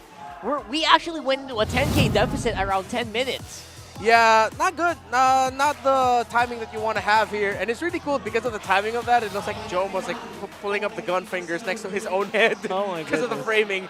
And yeah, hair flip from the Lunox gold lane, 3-1 and 3 for Jom. And you could really see that there were three main threats to the existence of RSG Philippines that I could tell they were just counting in their heads and looking out for every team fight. This guy, the Lunox, the Low E, they were watching where they were standing, and now they have a tanky roamer that they have to go up against. What you were preaching earlier, Rockhart, a tanky roamer for Chaknu makes RSG double think everything. And it was a Belleric bomb over and over and over and over again until they could not get anything else done on the map. And Andori could do anything he wanted, even go for a 1v1 with Irad, and he made it look so easy. Yeah, but we have to credit RSG Philippines for winning out the first turtle of the game with a big win. They won a 3-for-1 trade in the turtle, but what happened was Omega got that back right away by being able to get a solo kill onto Aqua in the mid, which meant that for like the next minute or so, Omega just hovered around the mid and controlled every rotation that RSG Philippines wanted to do. They kept showing up in the mid lane, they kept blocking off the river access of Light, which blocked off the river access as well of Irad, which led to then Omega being more comfortable making movements around the map and in the lanes. And again, one of the main reasons they can do that is because they have a tanky roamer that is just a threat to everything RSG wanted to do, and they have the Low E to roam around the map quickly alongside the Ling. They had very little uptime combined with just the bare speed of a Belleric to get into a fight, plus, of course, the diversion. And again, because of that, Jom he felt more confident. He felt more at ease to actually take these dives, where earlier he was, I guess, he felt more hesitant to do those because of the composition as well. Yeah, and I think now we see here the difference between Bornok and Ukir. Bornok, understandable, it's his debut. He will play second in Commander, just second to Chaknu's rotations. While it looks like in this game, Ukir, especially with the Low Yi, is more proactive, more bold to make moves around the map, saying, hey, I'm gonna go commit my ultimate here, Jom, I'm gonna send you there. You have the link going down to the bottom lane anyway. Let's see if you can pressure Kusei. Hey, I'm gonna go here. Chaknu, I'm gonna send you here, get ready, front. And because of that, having a more proactive mid laner stops what RSG wants to do. In game number 1, RSG had a very proactive jungler against a more passive mid laner. Now, when you have a very proactive mid laner that you're up against as a Hayabusa, you're double thinking everything. And that's exactly what happened. I think Irad double think a lot. Double thunk? Double thought. Double thought a lot. I like double thunk. Double thunk a lot. And they double thought a lot of the scenarios here. Even in the very end, second guess. Second guess, there we go. His Thank you. movement. Thank you. Even in the very end where he pulled off the shadow kill super duper early. Oh yeah, you're right. Yeah. That barely made a mark. And again, maybe it would have been better if maybe he cast it in the middle of a fight where everyone's going crazy and the rest of the team could actually pile in. Those small moments actually do make or break a game. Actually, I was thinking maybe, you know what? Maybe RSG can do an Omega. Exactly what Omega did in game number 1 where they punched back right inside the base and then take it after that. But you know what? None of that happened. And we did see an Omega victory and it was more decisive. I felt Andoryu go ham like minute free right after that first turtle that you mentioned. Yeah. Right after that was just non-stop Omega game. And now Andorra's performance is making me think about my whole statement of wanting to prioritize the Hayabusa over the Ling. And again, it seems like the key really is just make sure that his aggressive links or good links are paired up with proactive mid laners. Maybe that's also one of the secrets as to why Fnatic Onic Philippines has succeeded in how Ling Kong has succeeded, you know, with using that hero, because Super Friends is a very proactive mid laner. Funnily enough, you know what? They also like these exact hero picks. Yeah. Except for Beleric. We're not talking about that. Onic actually used some of these hero picks a lot. Yeah. That's why we call him Ling Kong. And that's why you also got to ban out the low Yi against these guys. Yeah, for sure. Those guys, rather. So, you know what? The meta really is starting to shape itself up, and I really hope that Beleric becomes a mainstay, because watching Beleric games can be really fun. And on the other side of the roam, I'm seeing why the Gatot kind of fell off before, because once you commit to the AOG, that's it. If you mess up, if they dodge that and they go and gank on you, you're going down. Yeah, that has to be an instantaneous combination.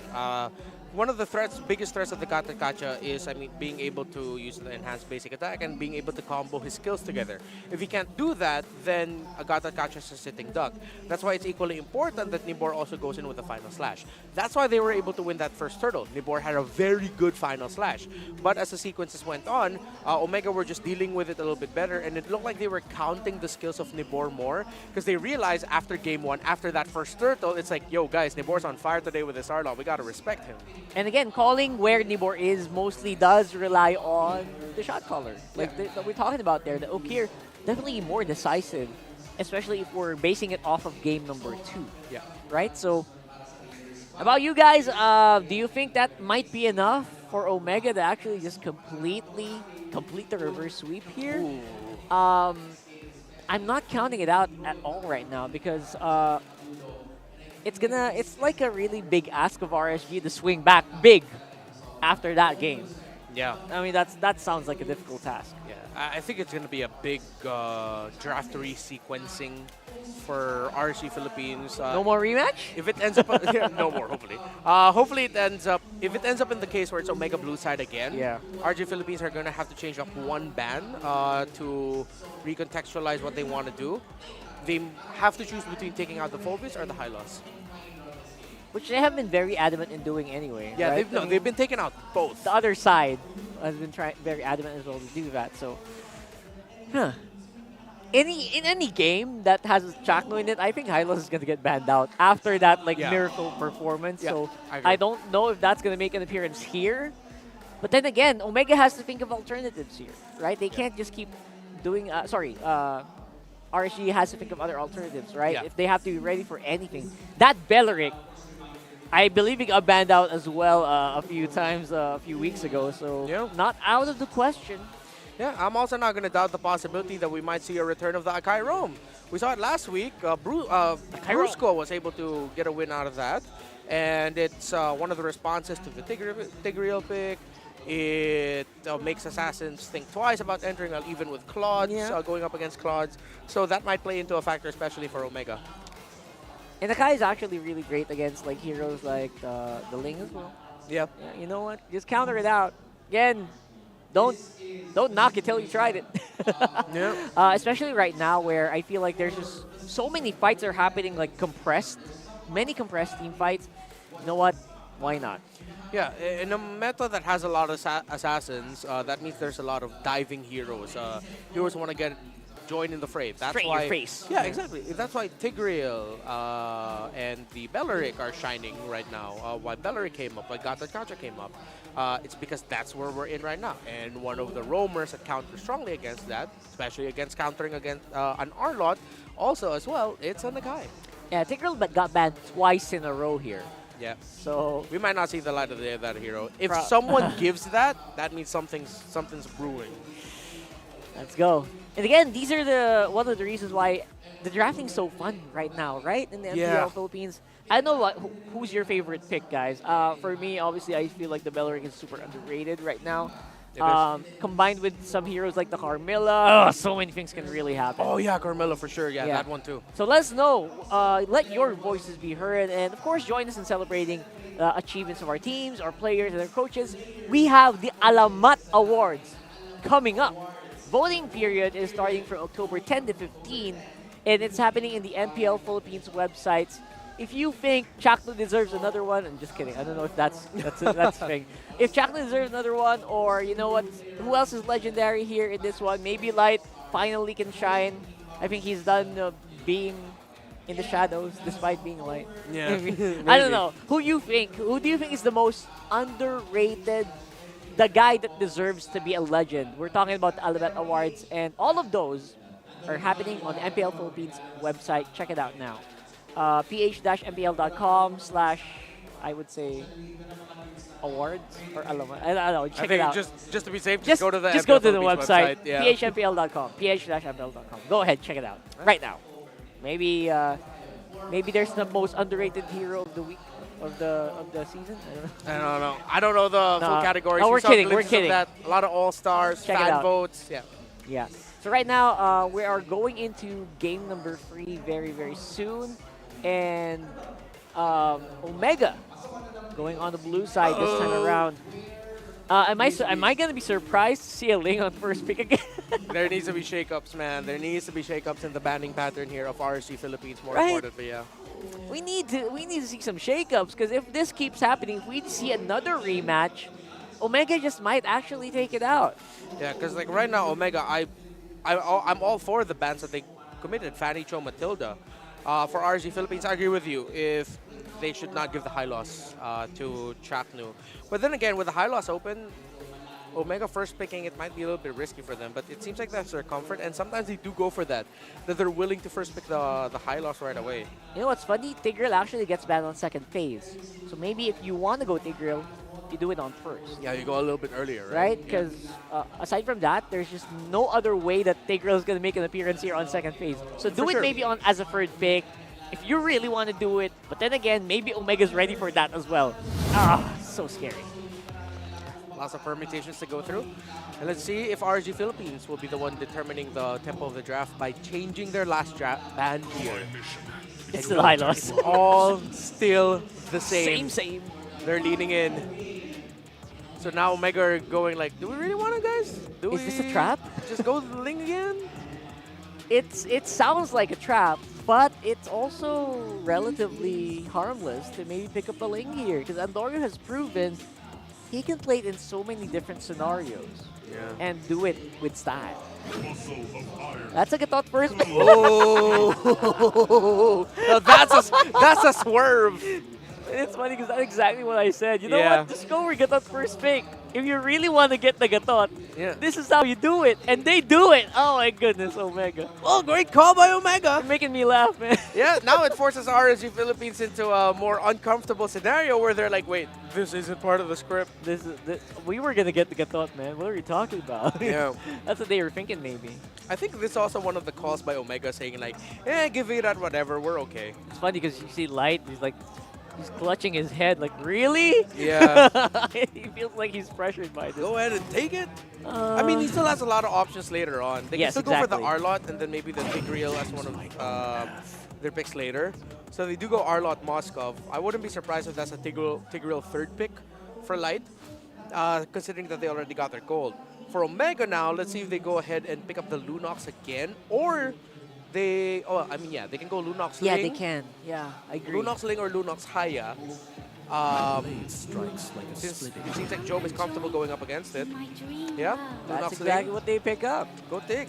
These are the picks that you get if you're super confident. Yeah. Right, with your laning and your I guess your muscle memory from the previous game. There's a Julian which has been consistently getting banned out. I know why you sigh there. What do you think about that? I mean, is that less than optimal? I'd rather that they prioritize their Rome hero, but I do understand why they wanted to go for the Julian. Again, Julian's ganks at level 3. He has a level 3 power spike. That's how fast he gets his spike. If he gets an early kill, gets his item quickly, he's a one-item spike kind of guy with a combination that he can dish out. So that's them already locking in their main bridge into the mid to the late game. Because Julian's an early game hero type of guy. That's It'll right. just now fall to Omega to not give a really good roamer for light. And I like how RSG Philippines is respecting Ukir here. Now let's see if they'll go for the double respect. If they can go for a low Yi Faramis or a low Yi Lilia ban, that might be a possibility here. But we also don't see Aqua's hero. And Valentina and Faramis are two strong options for him, which RSG Philippines might consider. You know what's funny? Because you're right. I feel like the Faramis did get banned out earlier, and the Valentina right now. And I think if you are RSG, I would not be surprised if you just focus on Nokir. Just ban out his very wide pool and very effective matchups. I think in this scenario, they might be more willing to give a Vexana to Ukir or the Aurora. I would not give the Faramis to Omega. Yeah, for sure. RSG might lean to picking that fourth, but the thing is they're already up against a Gacha. There's a lot of strong heroes that can mess up what Faramis and his team want to do, so that might not even be an option, and they might lean more towards the more traditional mid laners. So cool to see Omega fans just so happy, and on the other side, it's like everyone's praying for RSG. Yeah, they do need the win. They need the dub again for their playoff. Yeah, if they don't win the series, they 100% need to win their final game of the season against Aurora later in the week. Well, tomorrow. That's why tomorrow we're gonna find out so much. Tomorrow is gonna be the lock-in period. Yeah. And then afterwards, we're gonna see tiebreakers need to happen. So again, that is a discussion for another moment. And we do see a Jawhead get banned out. Ooh. Not the one I was thinking about. Okay, they're more willing to ban out the pick-off aggro style, and I think they're really just respecting how Light can be so annoying with that hero. That is the most picked roamer for RSG Philippines this season. Yeah, and the Cho also gets banned out pretty early on. Yeah. So huge focus on Light, and you can see why he's getting pressured a lot. Yeah. Because when he does get pressured, RSG seems to falter quite a bit. Yeah. So is it Faramis? Yep, it is. As you mentioned earlier, so I think it's going to be a Faramis Tigreal later for RSG Philippines. Big deny pick as well. Love that. This mid has to be an Aurora or a Vexana. Oh wait, no, they have the Gacha Lilia combo already locked in. They can't go for that. But the EXP lane for Ryota is what's missing. That's right. They might just opt to go to Rizzle or maybe even EXP Ruby. Export? EXP Ruby, yeah, that sounds more likely, honestly. And right now, obviously, Lilia's great because you can just blow people up in the Netherrealm and they'll just go out of it. Then they don't have anything else for the fight. Yeah, Lilia to Rizzle or Lilia Ruby. There's a Lilia and Terizla. Export. Grok? Oh! Wait, Grok. is this Grok? I think it's a Grok XP. All the Groks we've seen so far in double tank lineups that are like this are EXP. Interesting. All right. I wouldn't put it past Chakna to pick up the Grok though for this one. Oh, of course, yeah, that's a possibility still. And now RSG. You got thrown a pretty big curveball there. Don't know if you expected that. Just don't pick the Ruby. The Ruby is gonna struggle hard here. Just pick the Tigreal. But the problem is, what you're gonna catch, it's like you're just gonna be waiting for the link to go down. Everyone's slippy. Yeah, everyone's slippery. Kaja? It's too soft. Too soft. No, I'd rather go for something really tanky. Huh? It's a roam. It's a roam Arlot. It's a roam Arlot. Oh no! It's what? roam. Roam Khalid. Are you Okay. sure? I was thinking about this, but in my own personal playtest, maybe just because I suck at the game, like it's not As a working. roam, as a roam. As a roam, it's quite hard. It's so squishy. I tried it as well before, like way before, like not right now. It's annoying, 100%. Yeah, and Yeah. early on you can get some pretty early ganks. Yeah, that's gonna be a Thunderbelt rush for sure. That's concussive blast. Could be an easy pick. Lineup rating is heavily favoring RSG Philippines here because of the big curveball that they threw. And I get it because the mid laner doesn't really have an interrupt that messes up the quicksand heal. guard. The quicksand guard, yeah. Oh my goodness. Conceptually, I don't know. There's so many things. Throw it over the casters. Maybe they can continue the frame. We're also just As flummoxed as y'all gentlemen, seeing a Khalid roam Welcome to in the Mobile hands Legends. of RSG as they fight for tournament life to make it in the playoffs. Game 3, the final game in this best of 3 between the Raiders and the Barangay. Leo Iningan bringing you the action. You know I've been spamming Khalid, right? Yeah. You? A lot of people have been telling me, hey, Leo, try it in Rome, try it in Rome. Little did I know we would see it Friday night. Man, if anyone can pull this off, it's going to be Dylan. It's going to be Light. Light has been a huge veteran here in our league. And we all know the capabilities of a Khalid in terms of the early game, especially the first 5 minutes. We can expect a more aggressive kind of playstyle coming in from RSG.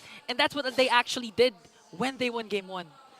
I wish our esteemed analysts in the FaceCap could have broken it down, but as the match continues, maybe we can try and figure out exactly why Light picked up the Khalid, or why RSG, of course, through the guidance of their coaches as well, said yes to this. Look at the build, look at the emblems, right? Yeah. Instead of Thrill, he picks up the extra Wilderness, health. yeah.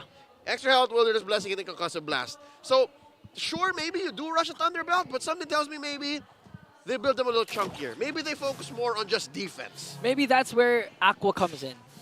I mean, you have a very mobile, very versatile roamer with this Khalid, but paired up with the NetherRealm, he's going to get chunkier and chunkier. That's right. So it might be a good strategy for RSG, but again, here comes Andoryu. Kosei! Kosei is the target. Might fall down because 3 Barangay members are there to bring down Kosei. All right, just a little bit of continuity, right? In Game 2, we said, hey, maybe Kosei should have rocked the Purify. Here he did, he still died. He still died. I mean, that was 3. Sure. That was 3. And against the Ling, your Purify is gonna do very little. Yeah, it's not gonna do as much as possible. Oh, look at this. Look, wow! Okay. Already, the turtle down to a 5th. Oh, but there are 4 members of Omega here in Andoryu. Right after killing Kosei up top, secures the first turtle, making Omega get a 1K gold lead. Wow. Curly Nightmare on point. Again, what happened in Game 1, forget about it. This is Game 3. I'm a different beast. And the best part is Light just went to level 4 just now. So you know RSG is really behind. And the question is, are we sticking to the Curly Nightmare mode? I like it. It works. you translate it, it works even better. Okay. I'm here for it. All right, so with that said, Smart Omega now, I personally think what they're doing here is the right thing. They're not caring about Light. They're not caring about Khalid. One of the reasons why I think the Khalid got greenlit by RSG is because, look, for them to stop the quick sand guard, they have to commit 3 things. Yeah. Chaknu, the Ulton Andoryu, and Ryota. Yeah. Save for that, he can just quick sand guard free. Yeah, easily. Willy-nilly. Yeah, and the beautiful part for Omega is they're really trying to avoid where Light is. That's why they keep rotating onto Kosei once again. Seems like it's a replay of what happened during the first minute. But here comes Light though. Okay, we've been seeing most of the rotations coming into the XP lane the past few days, but this time we need to avoid the Light. We can't go towards the Light. And it's not even just towards the Light, it's bear down on Kosei. Take away that late game insurance, take away the mojo of your opponent's goal. Oh, and they're doing exactly that. They're just walking away from the Khalid. Again, avoiding wherever initiations might come from RSG. Here comes the pull coming in from Aqua. Is not going to commit it though. And the best part is, if ever this reaches the late game, if RSG manages to extend the game, they're going to have a hard time trying to burst down the crystal because Ukir has the Lilia. They can defend all day. Not just the Lilia. Wow! Oh, no! The What? flicker! What a catch from Ryota!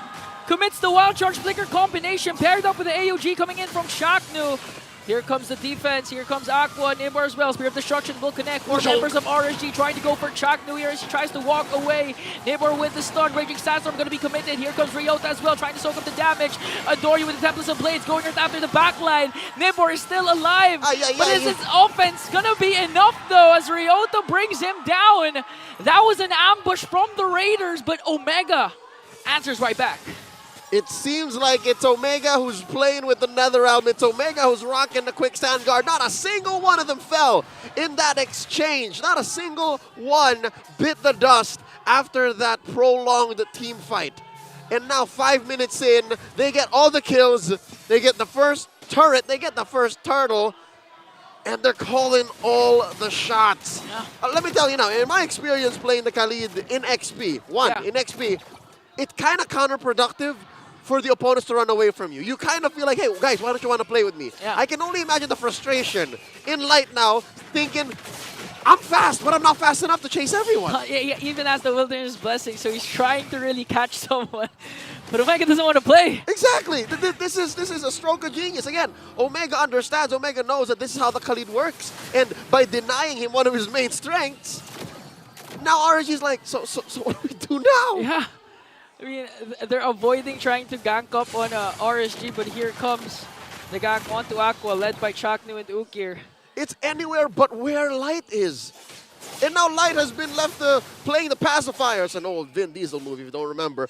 Just babysitting Kusei because Kusei's already died twice. When you're feeling low, like what Kosei is feeling now, you literally went to the bottom lane instead. That's a deep cut. That's a deep cut. You watched that movie. You watched that movie. Because Omega, okay, I thought that was a diversion, it was a recall.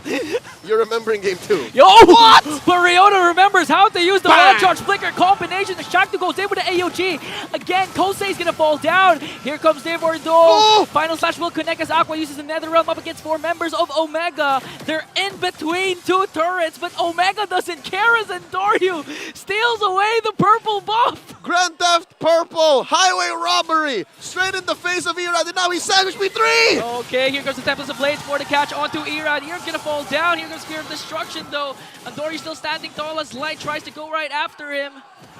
And just like that, Omega now has a 4.4k gold lead. Wow. About a minute ago, I was about to say, RSG, they're fine. It's more of an EXP gap, less of a gold gap, and more just the kits from Omega and their aggression. But now, at 5,000 gold ahead, 7 minutes in, there is a large gap, light years between them now, between the kit that Omega has, their items, and as well RSG's economy. Yeah. The fact that Kusei died 3 times and there's not a single kill, not a single objective, not a single turret that RSG have to their name means Omega are, whoa, wait. This is just for the wave, all right. See, they're even committing ults now just to make sure that the map doesn't further go blue. Yeah, they're really rushing things as much as possible. They want the lead of Omega to dwindle down before the First Lord comes in. They want to be able to contest. And still props to Irad. Just 2 level gap between the 2 junglers. Now make it 1. So as much as possible, RSG are able to manage the economy. I tell you now, Ian, that's still pretty bad. I mean, the fact that it's just 2 levels. I mean, it's not the worst scenario. Barely 1. You're counting blessings at this point, right? Aqua gets caught, pulls 1 in. Another one. And Omega didn't even plan to commit on that clash, but they forced out the Netherrealm. What they did. Right before the First Lord. This is a huge win for Omega as he tried to burst down Ukir, but just one Black Shoes all of a sudden. Look at the life of Ukir. They burst down in Nibor. Who's going to get the kill? It's going to go on to Endoryu. Light charges with a quick sand guard here. It looks like Omega going to have an uncontested Lord. Clean for Omega. I could have sworn Ukir was playing with a Purify. You see how he got caught by the... Wild charge. Well, no. Ukir getting hit by the final slash and still getting away with a Black Shoes. Really? Most other Lilias, most other mid laners at this point in the game would have gotten bursted down by 4 opponents. Yeah. He's still got the Black Shoes. Even if RSG had the Netherrealm, it looks like Ukir has his own. Literally. He's got an Agimat from where I come from. Agimat. It's a Filipino talisman. Oh, that's how you translate it. It's an Agimat. Keeps him alive. Okay, and now Omega's gonna make another one by Ryota! The layering of skills from this team is just too amazing. I mean, that's 2 ultimates connecting. And a double kill, a 2-kill, a takedown for Omega as they try to work on Irad. They still have the Lord up top. And did you see how the AOG was just casted to perfection, complemented Ryota's wild charge flicker? I didn't see it. Why? It happened too fast. It's too fast. I didn't see. I saw the aftermath, but no one saw the setup. To be a fly in the wall of that room where it happened, where they made the call together, synchronized. They're like Jaeger pilots from Pacific Rim. They're drift compatible. They're in each other's heads. Literally, as Endoryu goes in, Tempest of Blade all of a sudden, Kosei goes down. Wasn't enough time even for the Nether Realm to save Kosei here as Aqua tries to walk away. They're in too deep. Jom all too deep. Sandwich got taken down by Aqua here, so that's the very first kill of RSG as dead. Ryota accepts his fate just now in a double kill coming in from Aqua. All right, to be fair, they went too far. They were in too deep. There were turrets and there were minions, and at 10 minutes in, with 5 opponents alive, I think Omega, you know, bit off more than they could chew. But as it is, in a moment like this, with this kind of momentum, I wouldn't blame him. But still, RSG punishes Omega hard. Take it down Ryota, take it down Big J. I think this is a clear sign for the Barangay to just take it easy. You know, I'm just curious to what the comms were like during that moment. During that dive? Yeah, when Jom and Ryota got stuck there in the base of RSG. I'm wondering what Chakna was saying I that think time. I would be more interested in the call after, of them just standing there. Not how deep they went in. I'm pretty sure that was just unintelligible screaming. Yeah. But while they were standing where the magic ward is, I would the flare, right? So this is it, huh? Yeah. Yeah, this is it. This is it. But again, Omega can't afford to have those mistakes, especially with the leaders they've established. But again, it was also costly because the 10K gold lead of for Omega sure. just suddenly became 6K. So they really can't afford to make those mistakes. Exactly. Especially the Lord, the second Lord, will now respawn Oh, in yeah. 10 seconds. And they weren't able to take down an inhibitor on RSG's side. Yep, almost snapped in half. So Smart Omega now doing the smart thing, working back on the waves, making sure that they're all pushed up on their half, but not too far up so that there's less resources flowing into RSG, and they get that free Lord, which, again, this is the second Lord, and the second Lord, and it's still unenhanced. Unenhanced. It's a baby Lord, it's a purple Lord. It's fast how they just suddenly bursted down the Lord. Actually, I like to go back on Omega's decision to not go for the third turtle. Yes. Instead, they just waited for the Lord to spawn. Made it the earliest Lord possible. Earliest Lord possible. Again, they could afford to do that. RSG, as much as possible, won't really try to go for a turtle or try to go for a trade. And Omega just said, let's just wait for the Lord. Let's not go for the turtle anymore. Yeah, the fact that time was on their side and the map was on their side allowed for them to make that kind of decision and amplified even more the returns that they got, which they threw out in that single sequence as they went too deep in. But now, Smart Omega is still far ahead. Again, 8,000 gold here. Ryota picked up the blade, man. He picked up the blade of Heptases. I think even Nibor will have to think twice. You know, one wild charge power of nature combination for Ryota can burst down the squishy heroes of RSG as they burst down inhibitor up top. Gonna be a huge defense for RSG again. Their playoff life is on the line here, which is possible. They want to get a win onto Omega. And now, okay, this is the problem again for RSG. Who do you catch at this point? Because we've seen Okir got caught up by ultimates, just Black Shoes, he's fine. Yeah. How about Joe with the Order and Brilliance? I think it's the same amount of layers you gotta go through. AOG! Speaking of layers, the layers are connecting here for Omega, but again, the inhibitor turret is still there. That's why they're gonna bring down Ryota. But here comes Jom answering right back onto Aqua. Aqua's a passive though, so he's now spawned. Tempest to play, and Dorio chases after Irad and brings him down, but gets caught up by 3, and Kosei finally gets a shutdown, working onto Chaknu here as he pops the Revitalize. Spear of Destruction is gonna connect, but a counterattack coming in as they bring down Light. It's gonna be a 3-on-2. They have minions onto the bottom lane. Will Omega finally get a win onto RSG? Whoa. Look at the burst from Aqua! Manages to find one and bring him down. It's just Kosei left with the Winter Crown coming in from Chaknu. Him against the world! They don't have minions though! And he defends! Successfully, Smart Omega sent out of RSG's base!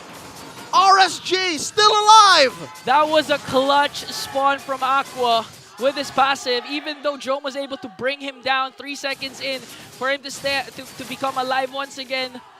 He was the only one defending for the Raiders, and now they are able to extend the game. Jose with the sheer amount of minions and bodies walking into RSG's base. Best believe Aqua will be stacking up on his passive faster than you can say RSG need to defend. He's got the passive, that's it. See, I told you. Nice. So with that said, RSG good heads up play, Leo. Can play. Never, don't try me. So RSG can. Here's my guess. Maybe they don't contest. Maybe they try to turn after the Lord take, but they shouldn't be deep into the pit. Not like this. I agree. I think they need to utilize the Kosei split push here, but again, the threat of Vandorio. is just too much. You know, Andorio's gonna literally try to look for Kosei. His priority isn't the Lord, it's really Kosei. So what do you do if you're a Moskov? Will you split push or will you join the fight? Will RSG just try to contest for this third Lord? Well, they're trying. They're showing themselves. Kusei defending in mid. Lord now down to a fourth of its health, a fifth, a 10th, and that's it. Okay, and just like that, Omega secures the Lord. AOG, they want to continue the fight. I think they're not going to wait for the Lord anymore as Andorio brings down Light. And just 2 seconds off his flicker too. I don't know if he would have survived, but now it's off of cooldown. Yeah, at least he still has his flicker for a potential final defense. In 20 seconds, 25. In 25, they have minions here into the middle lane. Inhibitor might go down here for RSG. Chakno just charging the taunt here as Ryota has the wall. They don't have minions. RSG are able to clear that. And it looks like Omega will wait for the third Lord. All right, they have time. They have time. That's a slow pushing Lord up top. Again, the only inhibitor left for RSG is that mid lane. And RSG, they have a hard decision. Again, the aforementioned split push dilemma. Do we send Kusei off to where maybe... Whoa, Flicker! Oh no! Nibor! That was the catch RSG really wanted. Now it's a go signal coming in from Omega. They burst down Era, Tempest of Blades, NetherRealm even unbothered for Omega as they try to work on the remaining members of the Raiders. And it looks like a triple kill coming in from Jome. And Omega will bring down the Raiders. A turn of events none of us expected. Bornok's debut, a reverse sweep, and RSG holding on for dear life. Barangay Omega with a 2-1 victory. That was a clean game from the Barangay. Redemption really won the Retribution Rumble between two mechanically gifted junglers in the form of Irad and Endoryu. But again, Omega won against RSG. All right, so tally for Retribution Rumble was a close call because the last time they met, you know, Rockhart and Rem were talking about 2-0. It was a 2-0, right? This time, Omega just continues. Omega just showing us what they worked on in the off-season, and now it's RSG who will take their bow here. GG, well played. Woo. But I think now their fate is out of their hands. Yeah, hands of the opposing team Blacklist. And of course, Omega standing tall once again adds another point to their current standing. I'm not even sure where they're ranked right now.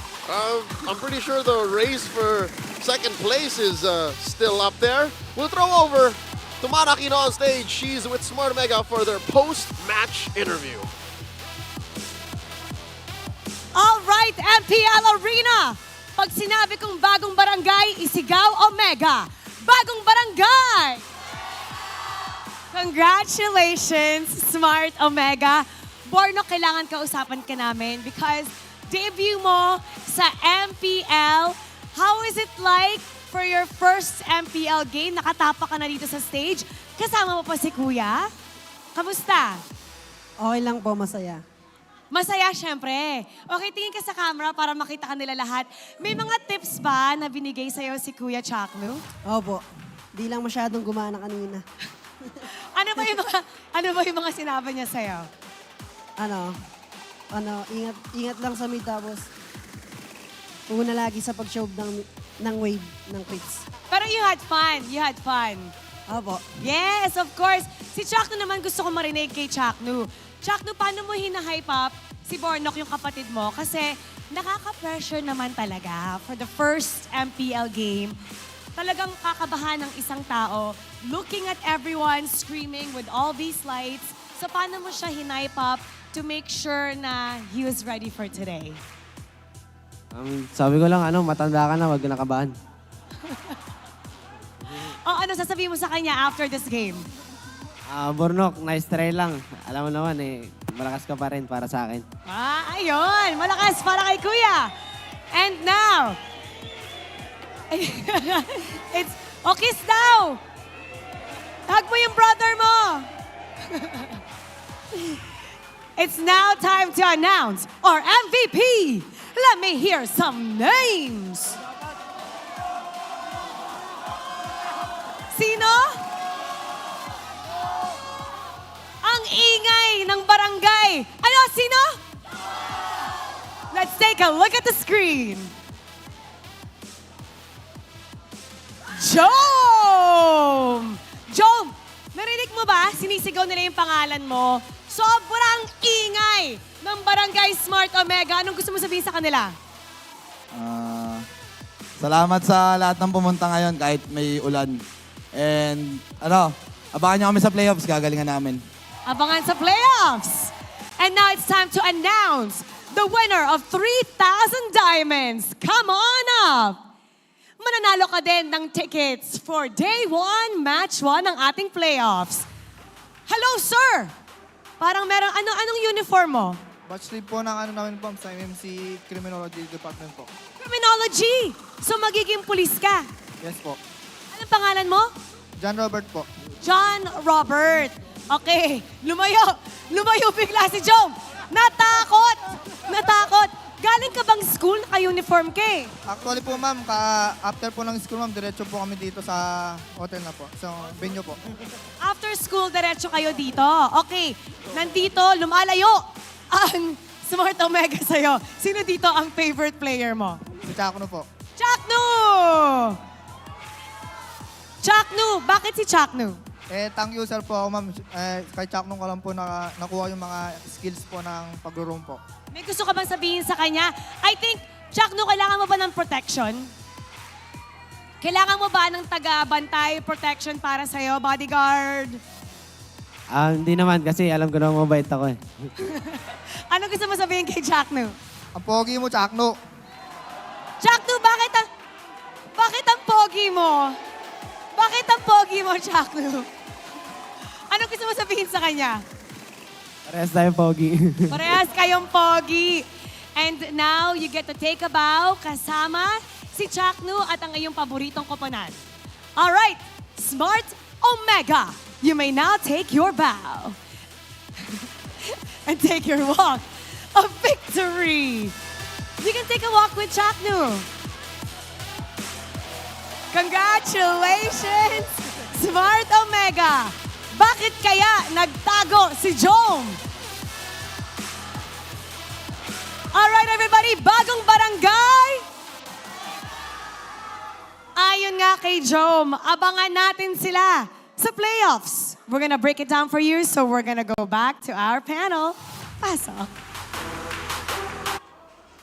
And reverse sweep completed for Barangay Omega here in match number 1.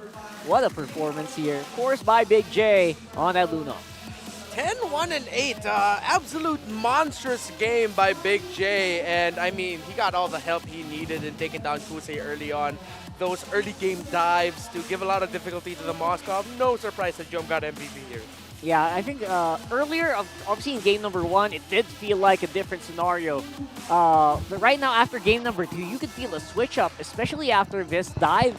Earlier on, surprisingly, Omega overtook this game. Like, it felt very one-sided for a majority of it, not gonna lie here. Yeah. That's why they were able to confidently do a dive like this. This is at 9 minutes, by the way, in case you're wondering. A 9-minute team fight inside the base here of RSG. Yeah, and it's awkward because when you play the Khalid roam, you're supposed to be able to roam faster and get to the right spots earlier compared to your opponent. Yeah, we saw that, but it seems like the times that Light got there, it seems like he got there a little bit way too fast, nothing was happening, and so he would leave. But by the time he left, that's when Omega would already be there, and they'll be able to get a sequence from the area that Light was just in. It just seems like RSG Philippines were completely out-rotated. Andoryu, Chaknu, and here we're getting to the right spots, and it seemed like Light and Aqua just kept trying to read their rotations but couldn't at all, and they just ended up losing the rotation battle. Yeah, over and over again, we saw that, and you can see why this got drafted early on. This Chaknu, Gatot Gacha, 1, 1, and 18. Present in almost each and every single team fight. That's 18 over 22 kills. Yeah. He was present. And his impact was so well thought out here because the Lilia, surprisingly, was the big star of the show as well in one of those team fights. In a lot of those team fights, RSG could not get anything done because of the glooms on the ground. Yeah, and that's why when it comes to matches of first, when it's Ling and Haya, they both rotate fast. They can both make their own plays, as true. When it's the Ling versus Julian or any other assassin versus the Julian's a little bit more dependent on making sure that he'll be able to get a pick off. Yes, he does have that level 3 power spike, which means that he's not too dependent on it. But if the opposing Ling is rotating the map a little bit better, taking your jungle, being able to get kills, pressuring the gold lane, while the Julian stuck farming, yeah, that's not good news for the team that has the Julian. Yeah, the Ling definitely had more consistent damage output compared to the Julian, who essentially you had to make sure all your skills hit. Then after that, you'll have to wait for the cycle. And while you're waiting for the cycle of the cooldowns, the Ling's already just scrambling all over your body. And that's not something you want to see. And that's something that happened here a lot in RSG. Yeah, on hindsight, the Julian probably not the best punchback, but well, I guess they tried their very best with it. They tried to combine it with a Paramis so that they could maybe team fight longer. Yeah. But yeah, because of the Lilia as well, Paramis didn't really stand a chance. Yeah, and it really just feels like it boiled down to RSG Philippines couldn't find the tempo that they wanted at all. Yeah. Usually this is what we see with first-time appearances of roam pickups. Yes, very good chances this was practice and scrims and all that, but then things change up once you're up there on the stage. It looked like it was one of those scenarios where since they haven't played this on stage before, it looked like they just didn't have the familiarity with the right rotation in the roam, mid, and jungle around the map. Yeah, And they were gone in a snap. In a Hey, it's big Snap. snap. Snap it. He's here. We got Coach Snap here as well from Omega. Welcome, Coach Snap. Hello, hello. What can you say about that performance for Omega? Congratulations. You guys are really tearing it up. How was your team performance there? What do you think about it? Not the best, but Not the best. We executed in a different type of way this time. Oh. Yeah. To test their hero limits. All right, so that was more like a stress test for your players Yeah. here. Can I just ask? Obviously, big elephant in the room. The decision to put Bornok in. How did that happen in your meetings? Like how did you decide to have Bornok slot in for game number 1? We wanted to make history actually. Like a player who didn't go through amateur leagues, MDL, or any pro experience, and win a series. Win a series. We wanted to make history, and together with his brother. It didn't feel right to have the brother do it there. What is after the substitute?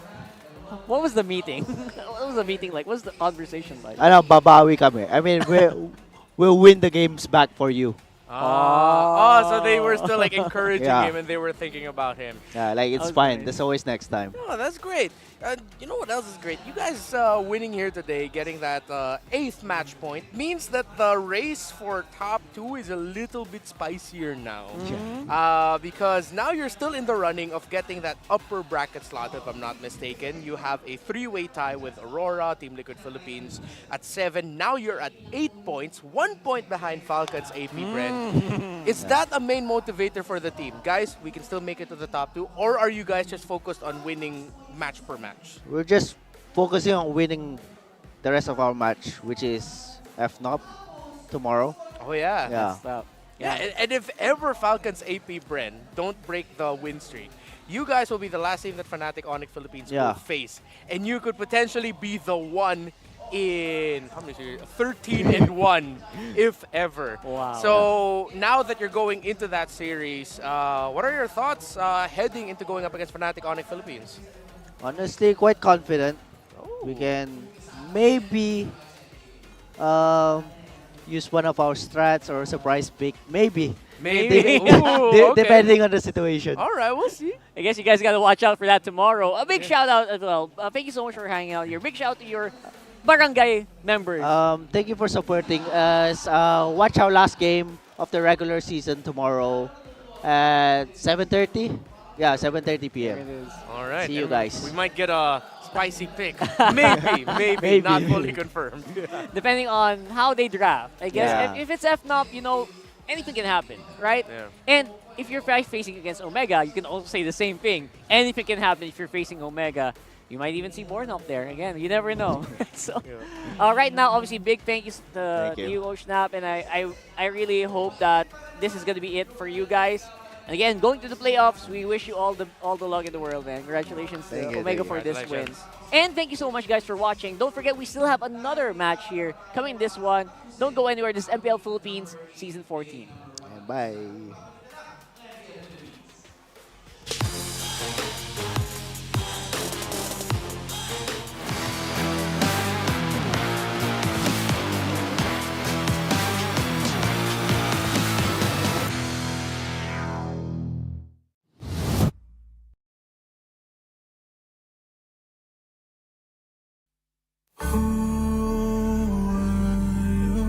Fighting for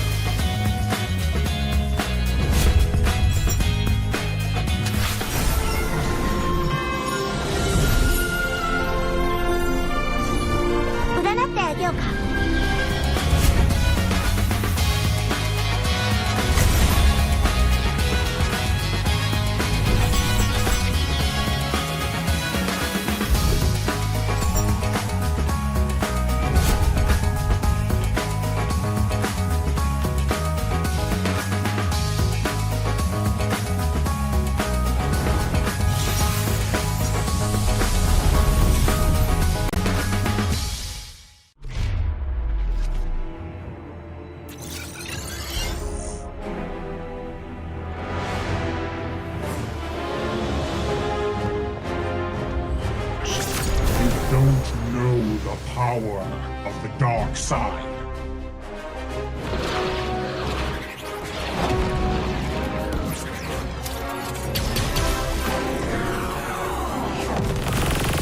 Target on the move. Prepare to engage.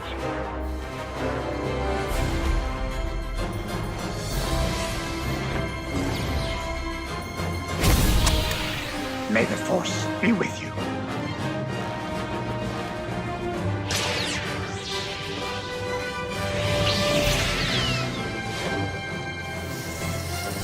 I will do what I must.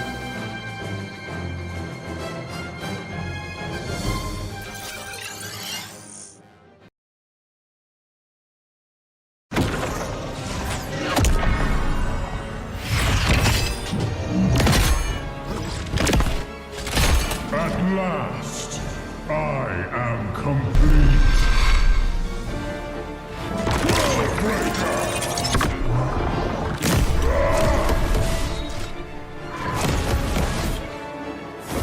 Come in fairness.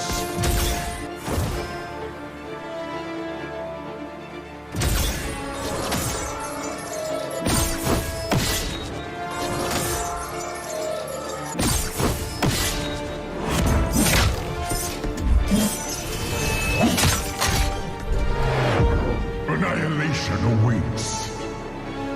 Boundless is my hunger.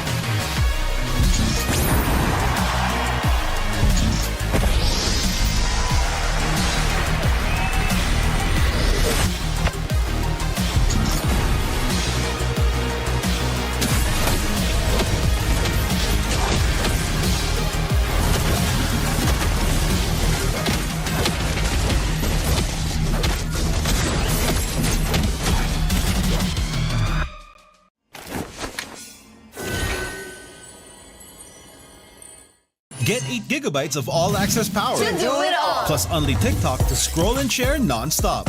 Power, work, life, and more. With Smart Power all-access data now up to 90 days. Load now. No signal, no fun. If only you could switch in an instant. But wait, you can with the Smart eSIM. Backed up by nationwide coverage. Get your Smart eSIM now.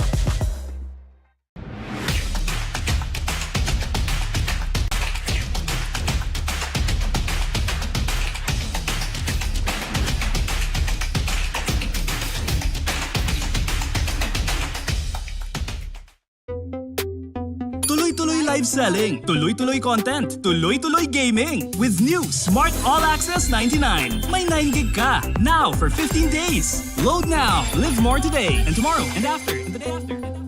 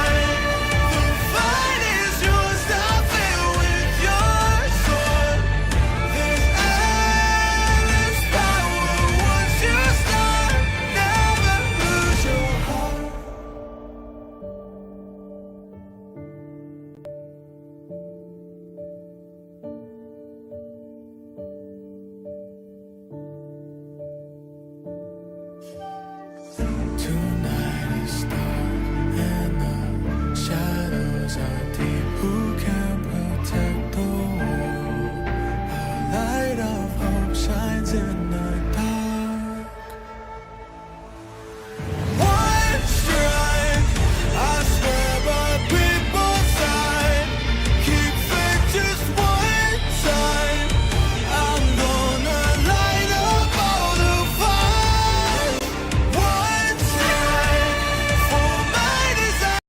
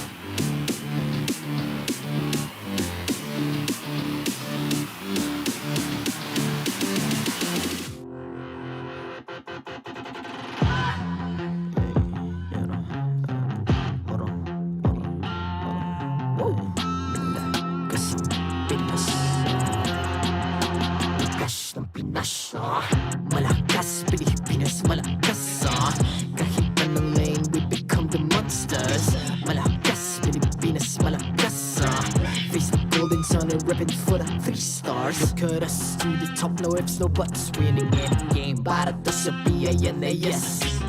Di mo matitin ang aming boses sa new level. Nasa kalye man o mobile, you know I become a legend. Open fire, we unite, we winners. Built with pressure, the diamonds are made of. Switch in a lane na parang gera. HP racing, waiting set up. Built like a tank, buhat ni hear that full load SS parang Lyra. Susundan ko ang iyong bakas, kasama patas. Tagumpay natin to dahil tayo'y malakas. Para sa Pinas,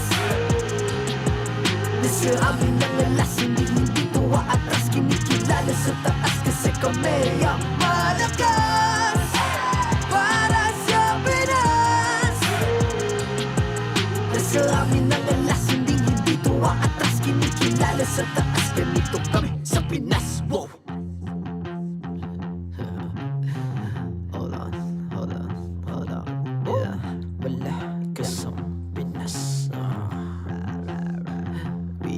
Laging every beat, no surrender, no retreat. Pag nagsama-sama, just imagine what we can achieve.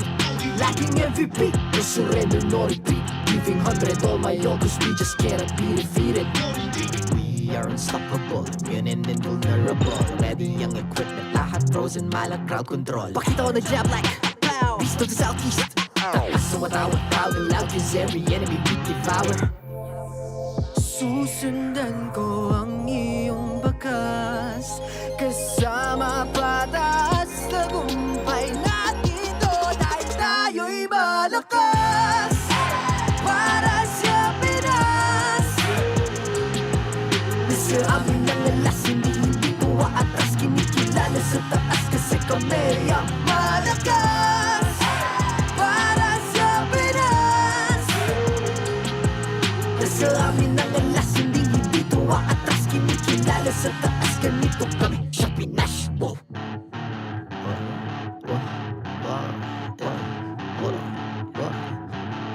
Malakas, Pilipinas, malakas kahit anong lane, we become the monsters. Malakas, Pilipinas, malakas face the golden sun and repping for the 3 stars.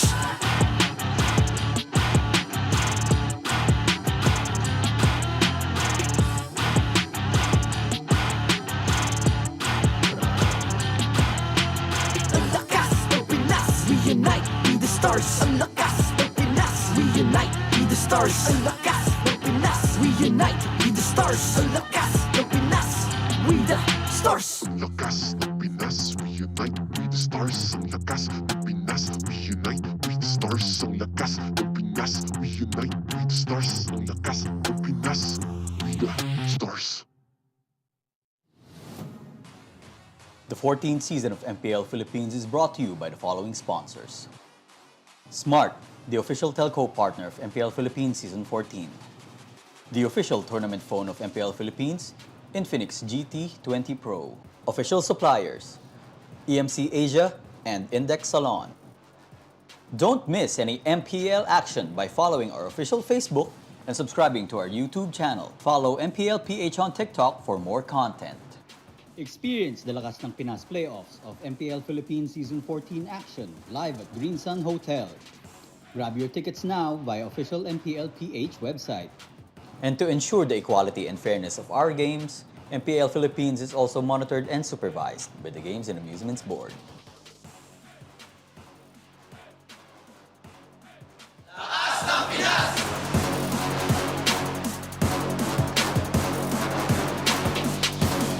Lakas ng Pinas!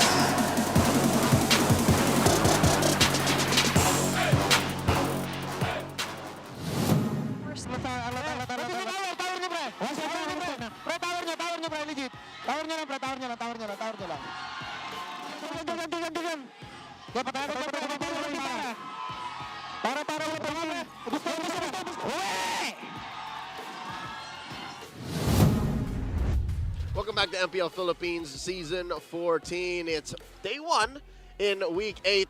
That means it's still Retribution Rumble. At your service, my name is Leo, here with Jose Ingan. And you just heard the mic check for what Smart Omega did to RSG, getting that reverse sweep victory. I like the captain track to saying, legit, just tower lock, guys. We got this in the bag as they won game number 2 away from RSG.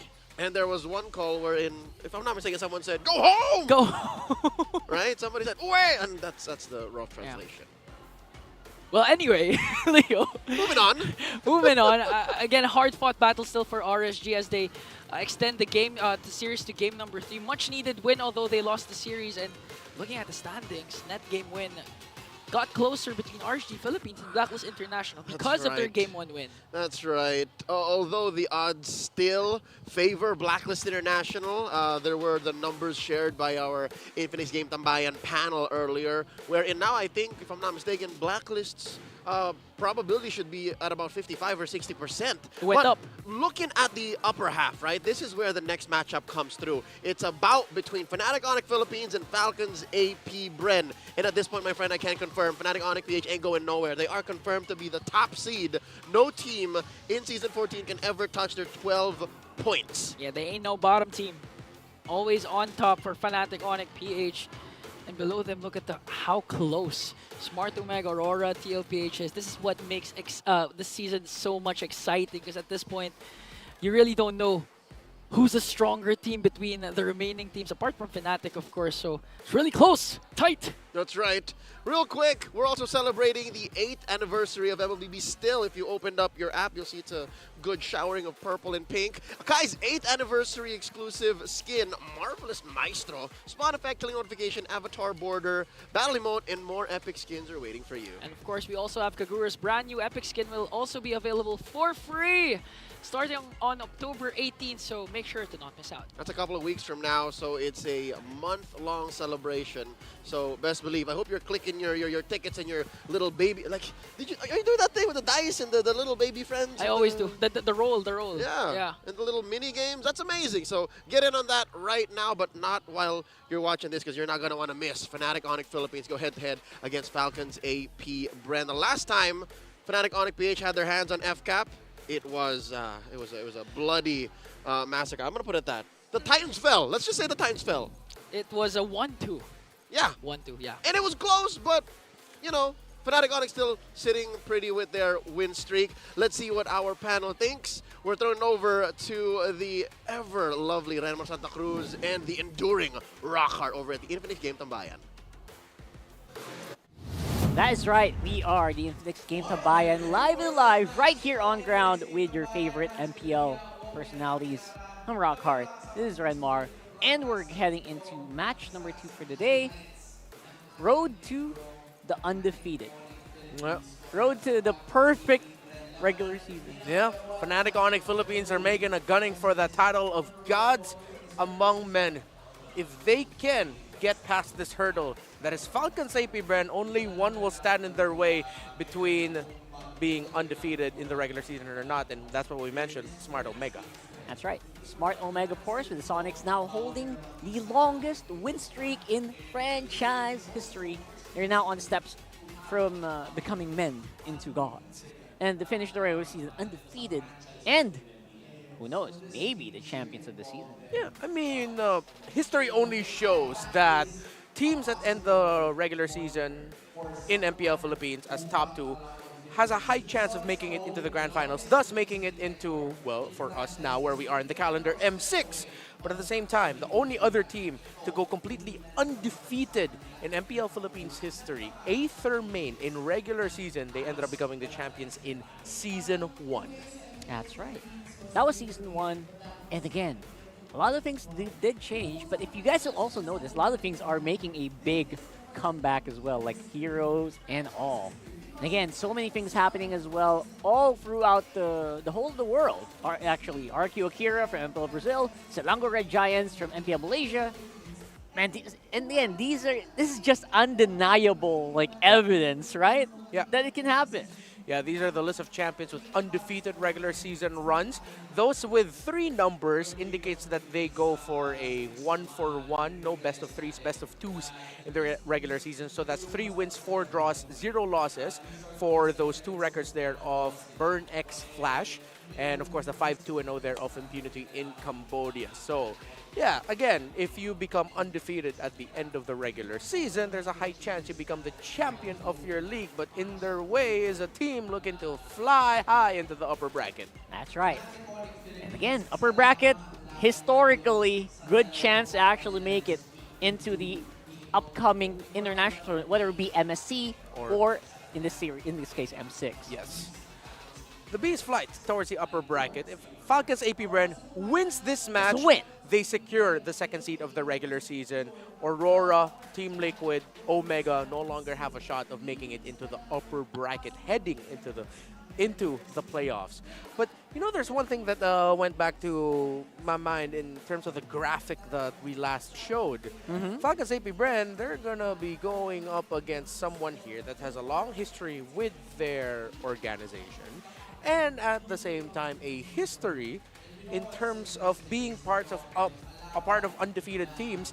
Man, Coach Yelly Hayes was playing in Aethermain when they went undefeated and became champions. That was in Season 1 when they were literally the gods of MLBB. Yeah. And like all throughout the world, right? And here he is again.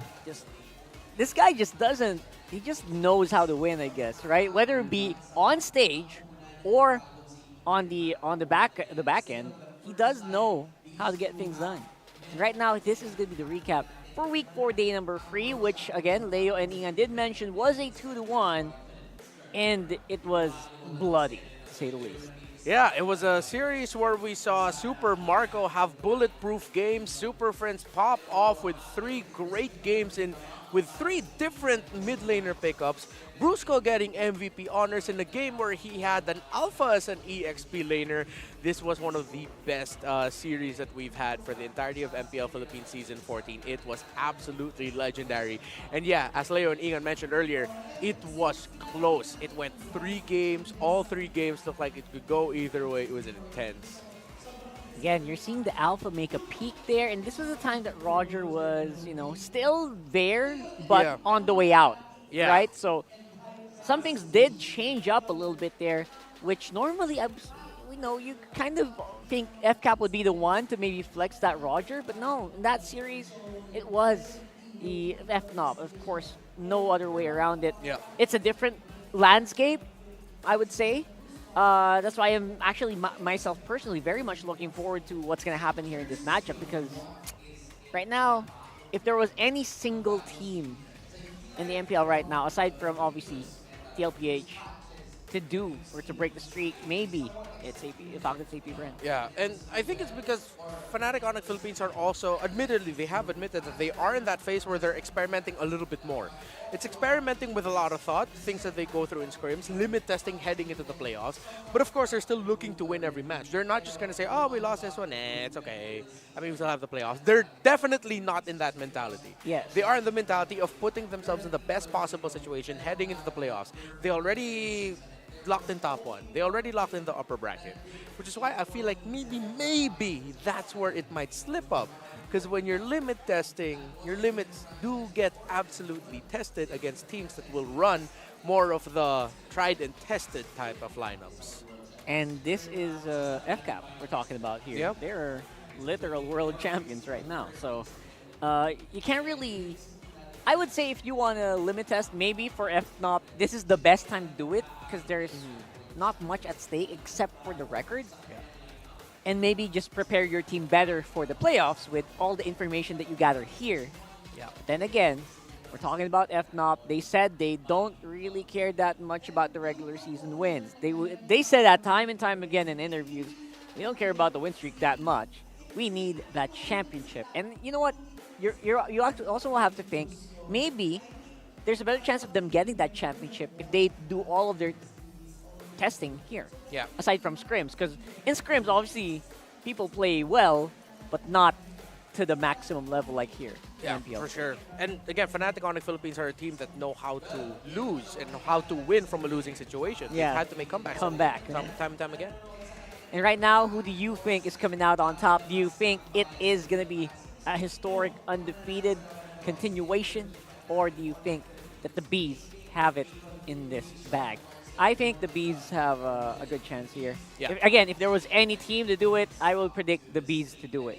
Yeah, it's tough to predict against Fnatic Onic Philippines despite the second half of the season that they've been having. They've only dropped one game in the second half of the season, and that was against Aurora. They swept Team Liquid Philippines.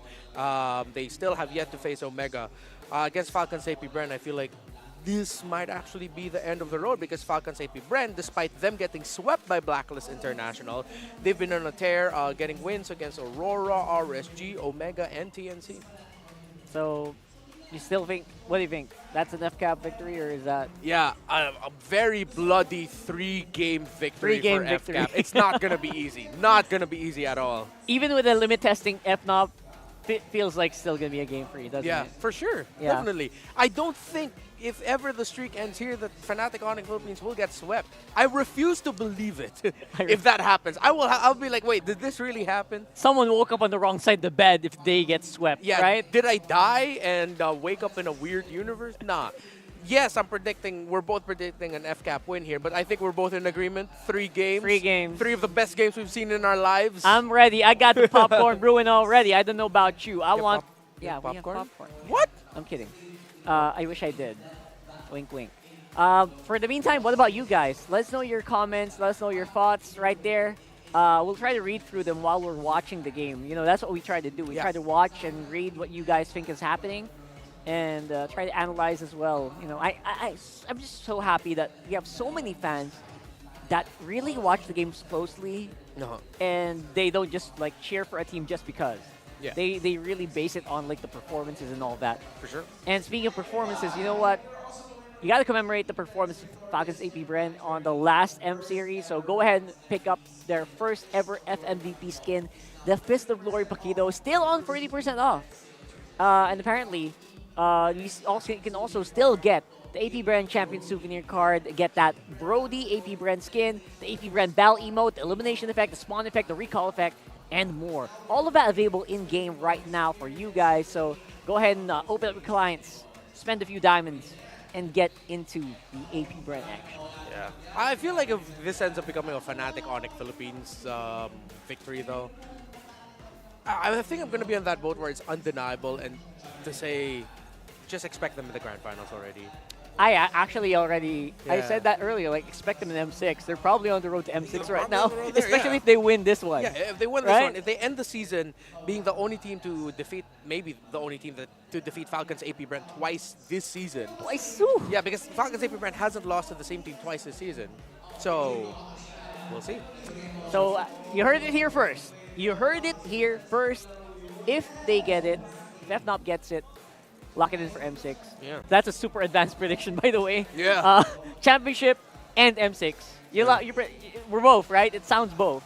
Or not champions of M6. I'm just saying M6, bro. I'm not saying championship. We'll never know. Heading to the championship. But yeah, for the meantime, for sure, they're going to go M6.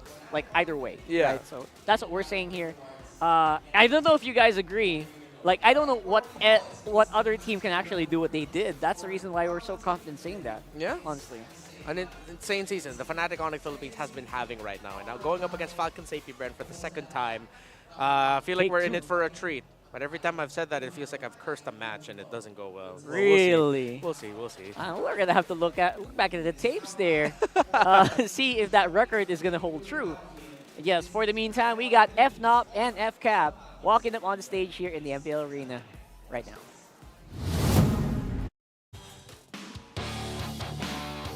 It's the fight between the top two teams of the regular season. But first, introducing our marshals, Pat, Joshua, JJ, and Jeff.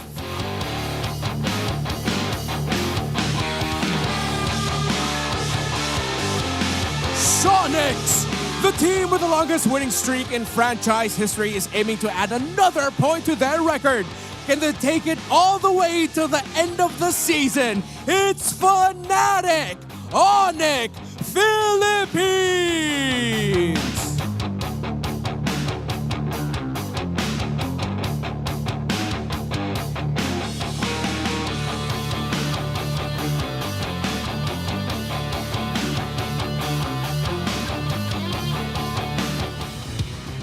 Don't forget, you guys can cheer too. Titans of MLBB, Kings of the World, and the reigning M-Series World Champions. Name a title and they have it under their belt. Will streak breakers be added to that?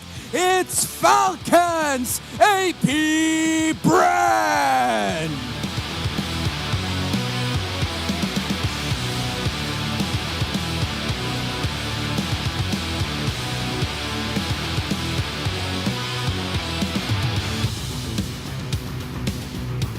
And their coaches for Fnatic Onic Philippines, Coach, why not? For Falcons APBren, Coach Dake.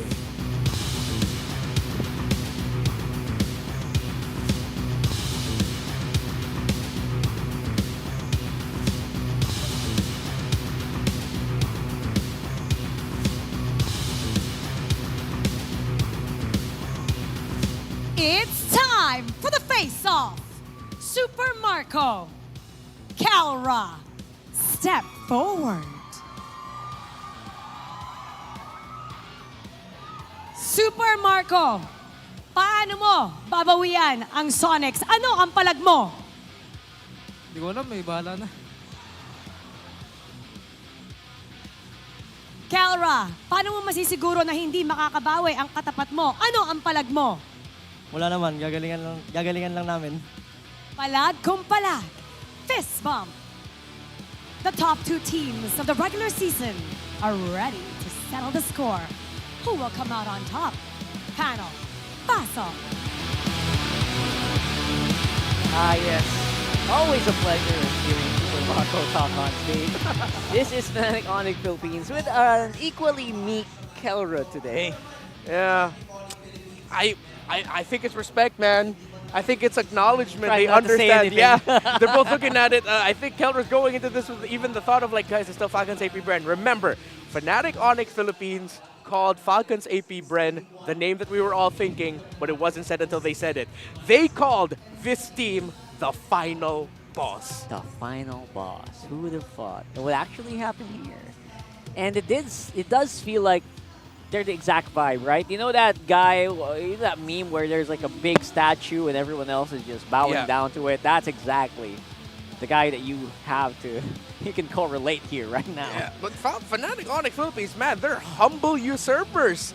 Even though they're still undefeated, they're still looking at Falcons APBren with so much reverence and so much respect that despite them leaving in team average KDA, very close on the average gold. Unique heroes used. Falcons APBren actually has stretched it out more. Fnatic Onic Philippines still respect the hell out of Falcons APBren. That's right, because the stats are actually going to show you a pretty good story of, you know what, there are specific areas that Falcons APBren do excel a lot in that kind of mimic what FNOP does as well. Yeah. Again, they just win in overall games. Yeah. So, for the infinite keys to victory, Fnatic Onic Philippines, just flex your gold lane versatility. Let's list down three different heroes Keller has played this season in the gold lane. Carry, Ruby, Lunox. What the hell?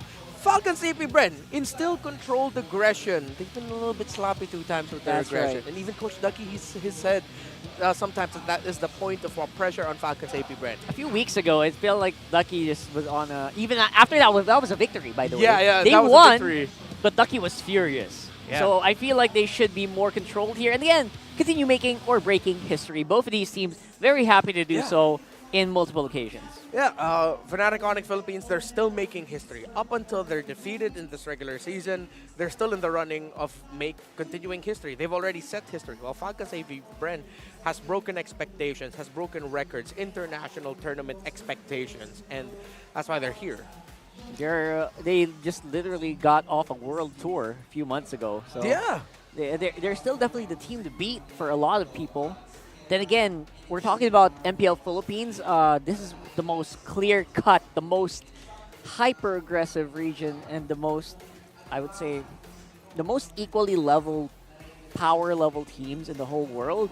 That's also a reason why, if you are consistent here, you can be consistent anywhere. Yeah, again, it's one of the most surprising regular seasons we've ever had. And currently, I think one of the most difficult to predict, although, I mean, I would say differently. Sorry.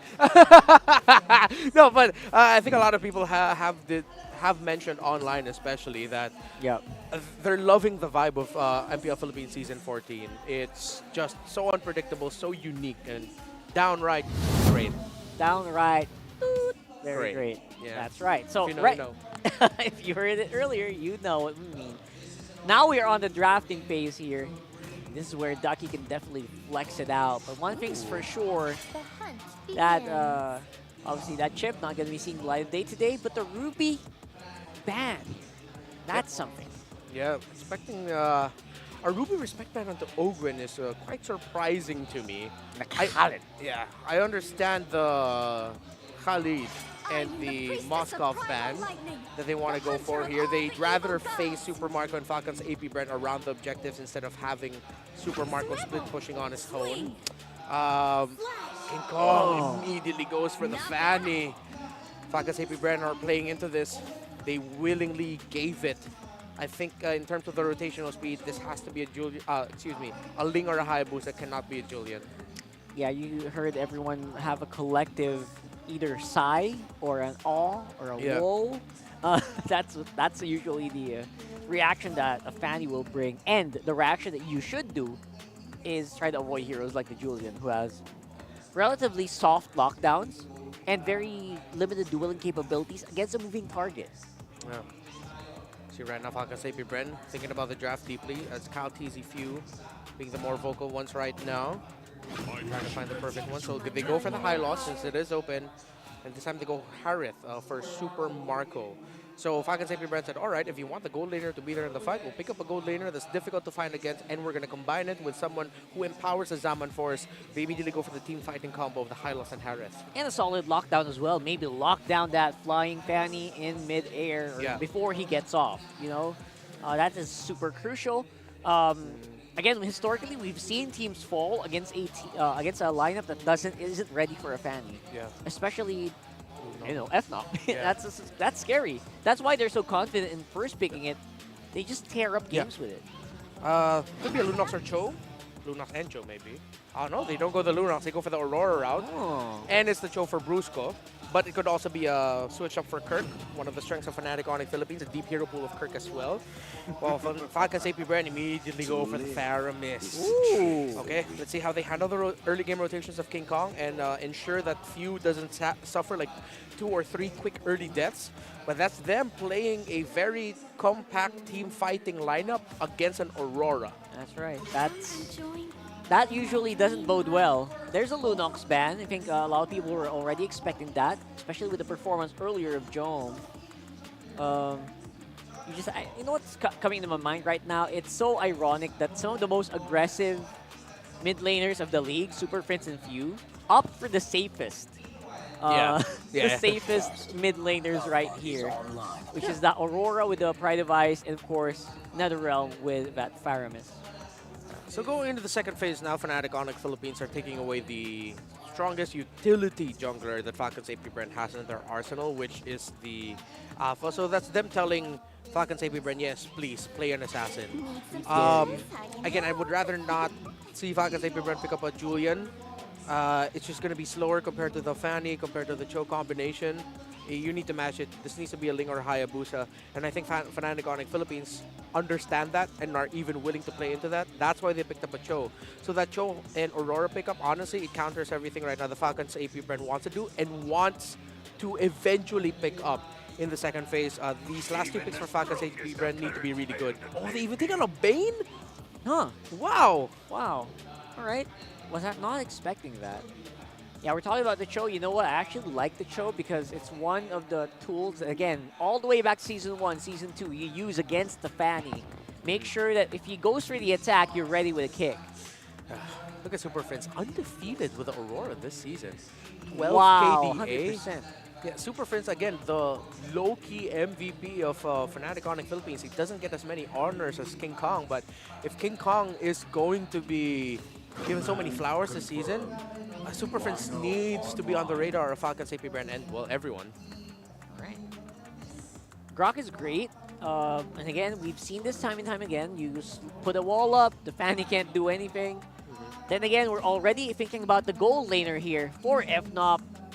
Most likely, we've seen Beatrix go ham with Keller go ham with Beatrix. Yep, he's had a great Beatrix series recently. I think that you can use that. They'll need a tanky XP if they want to go Beatrix. The Alice is still open if he wants to go down that route. Again, Fnatic Onic Philippines has such a wide hero pool in XP in gold lane. Yeah. Arlot still open, and yes, would be a fantastic choice. Okay, but they go Claude. Relatively safe. Claude into Faramis, usual, and they can play the map a little bit more. And they go Gotcha. Gotcha. Wow. All right. Okay. That kind of locks it in. It's going to be a very, I would say, secondary roamer XP laners here, right? Yeah. That's exactly what we're going to see here. I don't expect any kind of duels to happen up on top. Flap TZ is still the guy who is thinking about his hero here. Trevor coming in close by. Actually, no, it's the jungle that we're waiting for. Oh, right. Yeah, because I think that's an EXP lane. EXP, Hylos, or Grok. Yeah, either or. Swappable. We'll see. Right, we're thinking about the jungle. I'm leaning more towards a roam Grok, considering that it's a Cho. Oh, good point. Good point. So kind of makes it a bit safer, right? Yeah. Safer mid lane. Typical assassin, is it? Yeah, they go for the lane. Okay. That's a different. What skin voice line is that? Is that the dragon? Anyway. Could be Lord Shen. Could be Lord Shen. Right now, here we go. We're locked in. Nothing too crazy right now, right? And we kind of expect it to just stay so. FCAP I did show lineup rating is really good for FCAP. They're covered with all bases. Yeah, but that's in the context of a team fighting, it looks like. Early damage, control potential, all there. Crowd control, though, is what Fnatic Onic Philippines has in spades and what they have to be careful with if you're Falcons APBren. The Cho and the Aurora can just mess up their team fighting, but also, most importantly, how are they going to handle King Kong's Fanny? That's the big question, isn't it? Let's throw it over with a cable whoop to our casters. Rev up those engines for the Retribution Rumble rematch. Falcons APBren, the Titans looking to stick one up to the undefeated Fnatic Onic Philippines. Leo and Ian bringing you the action. That's an interesting draft. You see that second ban phase? Yeah. I mean, they took away my boy. Your Bane. My Bane. Your Bane. But I like this matchup once again. The Fanny of King Kong going up against Kyle TZ's Link. The one above all versus, what do we call Kyle? King Kong? The Link Kong. No, Sky King Kong. Hey. Are we allowed to say that? Sky King. It came from Renmar, though. I mean, his Instagram is intact, so... Check out the emblem set that's being deployed by both of these squads. Again, it's not like Fnatic Onic locked FCAP out of a good hero. It's just, from Blue, I can say for sure, Coach, why not? Coach Hayes, yeah, they were in control. Oh, speaking of in control, Brusco goes in with the triple man knockup, and King Kong's answers with the steel cables. Might be able to go right after Few as he brings him down, and Cyric picks up the kill. See, I told you, Mr. Perez. Wow. That's a local of Signal Village Taguig. About the same neighborhood as I have growing up. Anyways, regardless, see, I told you, they were in control of the draft, so it's not like they gave FCAP bad choices. It's just they gave him choices that they were comfortable with. Yeah, it's actually comfortable. A comfortable pick for Few again with the Faramis. A lot of times you see Few has those clutch NetherRealm moments, but wait a minute. Is King Kong really bothering Kyle T's here? Okay, so here's the thing for Fnatic Onic. All right, what's the thing? They have a good initial setup coming in from Brusco or Kirk. But the beauty is, again, Super Friends with the Frigid Glacier. Again, it could be used as a counterattack if ever Falcons APBren manages to go with the Wild Charge Flicker combinations or a Glorious Pathway coming in for Flap TZ. So they really need to make sure that Kyle TZ here goes after Kelra. And wow, just like that, this is one of the few times we've seen Kelra use the Claude this season. Off to not a good start. The gold standard got stood up. 2v1 all it took. Again, shades of what happened to Kusei in the final 2 games of that last bout we saw earlier today. Again, when a Ling catches onto you, and it doesn't even really matter who that gold laner is, helps that it's an early game spiking Harith. There's very little you can do, especially with a Purify. It's the same story. It's the same story. It's going to happen over and over again, especially with such mechanically gifted players on the map. Now, in trade for that, it was a free turtle for Fnatic Onic. Yeah, I think that Fnatic Onic really got what they wanted, wanting to go for those turtle takes. Because again, when it comes to their graphics a while ago, the comparison between these two teams, in terms of objective controls, Fnatic has the edge. So Falcons APBren really want to, as much as possible, get neutral objectives, get the lead early on to activate Super Marco, especially since he has the winning lane matchup. This is a Harith that could dominate the early game. Jose, you know what else they have the edge on? Fnatic Onic have the crowd on their backs. Very rarely do you see the kings of the world, the titans of MLBB, being behind on stats like that. Yeah. What is that, 65 to 35 around theirs? Yeah, it's a something, it's a new view, but whoa, look whoa, at King Kong forcing out the Temples and Blades from Kyle TZ. But to be fair though, inside the venue, here in Green Sun Hotel Makati, the crowd's leaning towards Fnatic, towards Falcons APBren. You know what? That was true earlier, but now looking at the crowd, I can't tell you who's... Oh, wait, there's a kick. Okay, here comes Force out the Purify. And, yeah, just Marco standing his ground. Anyways, as I was saying, the crowd, it's a full-packed Green Sun Hotel, ladies and gentlemen. If you're not here, let me tell you, you're missing out. So get your playoffs tickets now. The crowd's quiet. I need to say, unfortunately, the Grand Finals tickets... Hey, don't... are sold out. There's a chance, all right? It's not a 0% chance that they maybe open up a few seats, but I'm telling you now, man, it's sacred. This hall feels sacred, man. Yeah. People are just, with bated breath, just watching. Some of them are, their jaws are agape. You know what I mean? Just, They really want to absorb whatever's happening right now. Whoa! Like a fast-paced play coming in from Brusco, and Few with a save coming in with the NetherRealm. Super Prince answers right back with the Frigid Glacier as Kyle TZ with the 4 blades onto Kirk.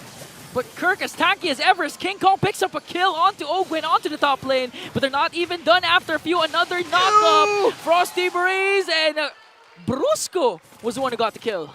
Man, Fnatic Onic, they just don't let anything through. A false engage like that, you would have said, all right, let's move on. You know, Turtle's still standing. Maybe we could go get that. But Fnatic Onic just understand the map so well. They understand their playstyle so well and how their opponents will respond. If anything, the more amazing thing is the fact that Few just stayed there. Few tried to fight it off, but Fnatic Onic didn't budge. And now they got all those kills and the second turtle of the game. Man, we've been highlighting Kelra, King Kong, the KK connection, even Kirk.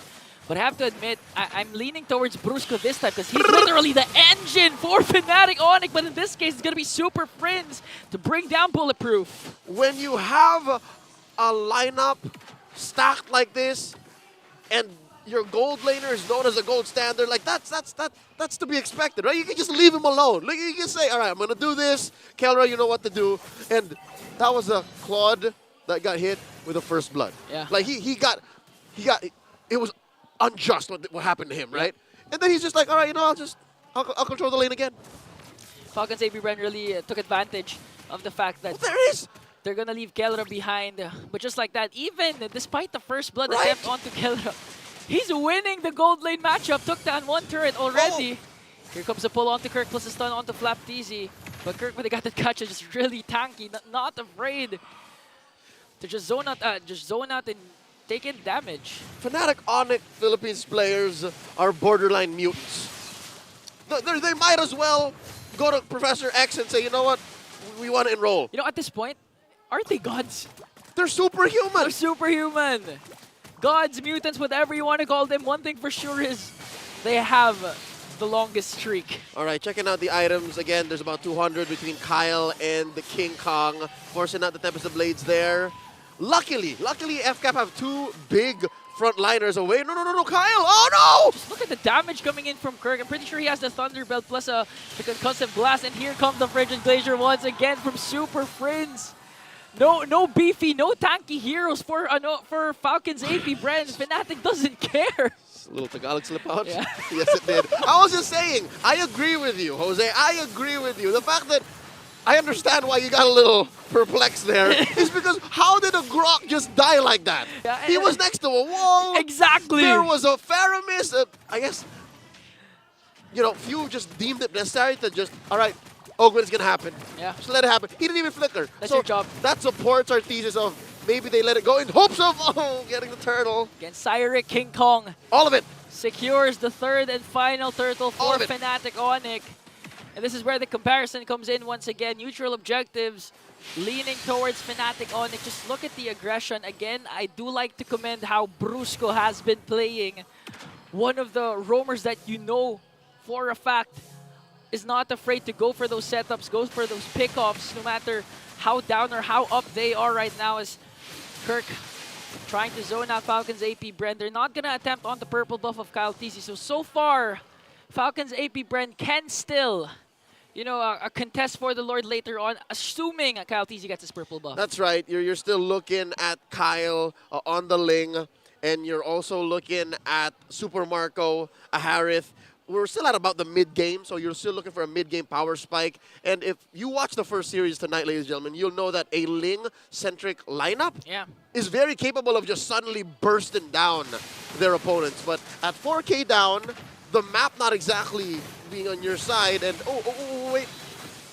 And Kirk being such a nuisance. Look at the damage. Here we go! Flapteezy. Glorious Pathway will be casted, but all the way from the back line is the AOG. Super Friends commits his Frigid Glacier in a killing spree onto Flapteezy. They're not even done because they're going all in. King Kong with the cables on the queue. Gonna pick up a double kill. And a kick coming in from Brusco. Catches Kyle TZ. That was a Ling that Brusco saved his way of the dragon to make sure to shut down the one above all. Brusco more like Bruce Lee. He was like water, my friend. He used his flicker. Again, it's not as easy to say he waited. He more than just waited. He studied his prey. He surveilled the circumstances and the surroundings. And now he's pushing. He's going to get away with this. He's clearly going to get away with this. Brusco, oh my God. Those two hits onto that tower ensured was enough. That Fnatic, that Brusco specifically, was able to push a turret down bottom. Brusco is doing everything for Fnatic. BJ Paro, I told you, he's a mutant.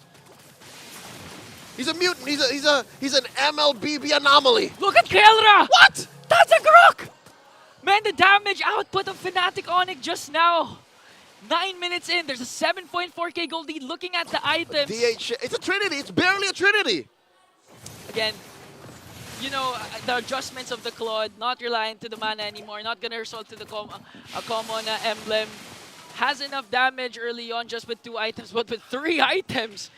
Again, that was an Ogwen with a tank emblem beside a wall. It was a Grok. It was a Grok. Bro is gonna make me burnt without the ult. Yeah. That's what it looked like. And clearly, Fnatic Onic in control, approaching the 8K goal mark up on FCAP. Now I'm wondering, what's FCAP to do? Because obviously the whole single turn isn't working. Okay, look at Brusco. Oh. Man, you don't have to wait for the wave of the dragon. Just the knock-up alone from the Jit Kondu might do its job here. He's seeing 4 members. Okay, Fnatic Onic controlling their waves beautifully here. They still have a Lord up top as Falcons APBren tries to work on the level 1 Lord. The question is, will Fnatic go in for the additional kills? Yeah, they won't force it. Fnatic Onic are still respecting FCAP's output. And there's a conceal. What are they looking for? Okay, here's the counter attack, and they're gonna find Super Prince. He does have the passive. No, he doesn't, as he falls down in the hands of the one above all. Kirk soaking up all the damage, but he's not gonna be able to out-sustain the counter attack of the Bees. And this might be their opening, but King Kong knows this. That's why he takes away the purple buff of Kyle Teasy. It still goes in! You know what else King Kong knows? Is that his burst is on point. Now, just a moment ago, we looked at what Keller was rocking. What is King Kong rocking? Does he have the Sky Piercer? He has a BOD, that's for sure. That's what I want to know, because if he has a Sky Piercer with a 600, I just don't know what more can you ask from this guy. King Kong has been phenomenal all season long. Ooh. All right. I'm not a Fanny expert, far from it, but did you see that ankle break and turn? Yeah. The velocity and the trajectory, that might have been what caused that much damage. Literally, the Fanny of King Kong has its own diversion. He was like a swimmer, like an Olympic swimmer. He kicked off of the wall and right into Ogwin's face. Ogwin's back now, but still, you gotta be really wild charge. Oh, wild charge out of nowhere for FlapDC as well with the glorious pathway. Here comes Super Marco with his Zapper Force, but answer right back with the AOG. Gonna catch 3. NetherRealm has to be popped in from Falcons APBren. The frigid glacier of Super Friends will catch 4 and bring down Marco. And they're inside the base as that mid lane inhibitor falls. Fnatic Onic walking away with everything that they want, plus something for the road, the orange buff taken away by Kelra. What I like about Fnatic Onic is I believe we've highlighted 4 players. The moment that it looks like we haven't said Super Fritz's name, he did an amazing job with the Frigid Glacier. 4! Catching 4 members with the Frigid Glacier. Fellas, don't forget about me. Prince Ramirez, by the way. Look at that. Jose, and he does not have a Sky Piercer. It's all physical penetration with this King Kong and even Kelra. So it was the mechanics. It was the whole fact that he pivoted on the wall. This might be crucial though, because Kirk, he has the taunt. And Brusco as well, ready to charge that wave. The Dragon and Jeet Kondu. This is an unusual sight to see. Kelra being the one zoning the members of Falcons APBren. His basics are enough. As his frontliners are waiting in the bushes. He's a right-click assassin. All right, let me tell you this now. It makes sense as to why Ogwin folded that quickly. Yeah. Look at his kit. Ogwin. This is his poverty era, man. He was rocking an Athena shield, understandably, against Kirk and Prince, and then a Dominus Ice that he just barely built like a moment ago. That's why he can't do as much as zone or be the frontliner for Falcons APBren, because at this point, Fnatic Onic's not afraid to cast their ultimates, even to Ogwin alone, just to bring him down. And now Fnatic Onic really controlling the Lord Pit here. Here comes again King Kong, FlapDC trying to zone, but Kirk and Super Friends making quick work onto FlapDC as they still hold the Lord here. Let's see if they're able to contest as the Glorious Pathway will be casted as well. It's going to be a Retribution battle, but King Kong gets it! And again, the Frigid Glacier combination will connect along with the Blazing Duet, but Kyle TC manages to find a trade onto Kelra. Might be worth it for Falcons APBren. 1 for 1. Kyle for Kelra. But at the end of the day, Fnatic Onic still taking the Lord. It's an enhanced Lord, spawning at about now. Ian, I gotta tell you, Kelra's playstyle here, despite, playing like a right-click assassin, is this not a utility marksman? Is this not? It feels like it. Right, all he's doing is taking objectives, zoning out his opponents, and then look, he's no kills. The initial burst though comes from Kelra, so King Kong just really does the pickup crew. So it looks like he is a utility. He's even zoning. So right now, King Kong works on the top lane turret. FlapDC has to use the Glorious Pathway to save that inhibitor turret. And I do like to commend what Ogwin did a while ago during the Lord Pit Clash. The Flicker Wild Charge combination made Fnatic Onic's formation a bit scattered. That's why Kyle TC found an angle to go right after Kelra. And if they manage to pull things off like that and extend this game, they can create a comeback. But Fnatic Onic knows this. That's why they're really aggressive Again, we haven't seen a beautiful kick, but again, King Kong onto Few. Luckily for Falcons APBren, that was Few with the passive. This means he's going to be alive once again. A 7-0-2 for King Kong with his Fanny. That's going to be a career high for King Kong. FCAP here losing one more inhibitor.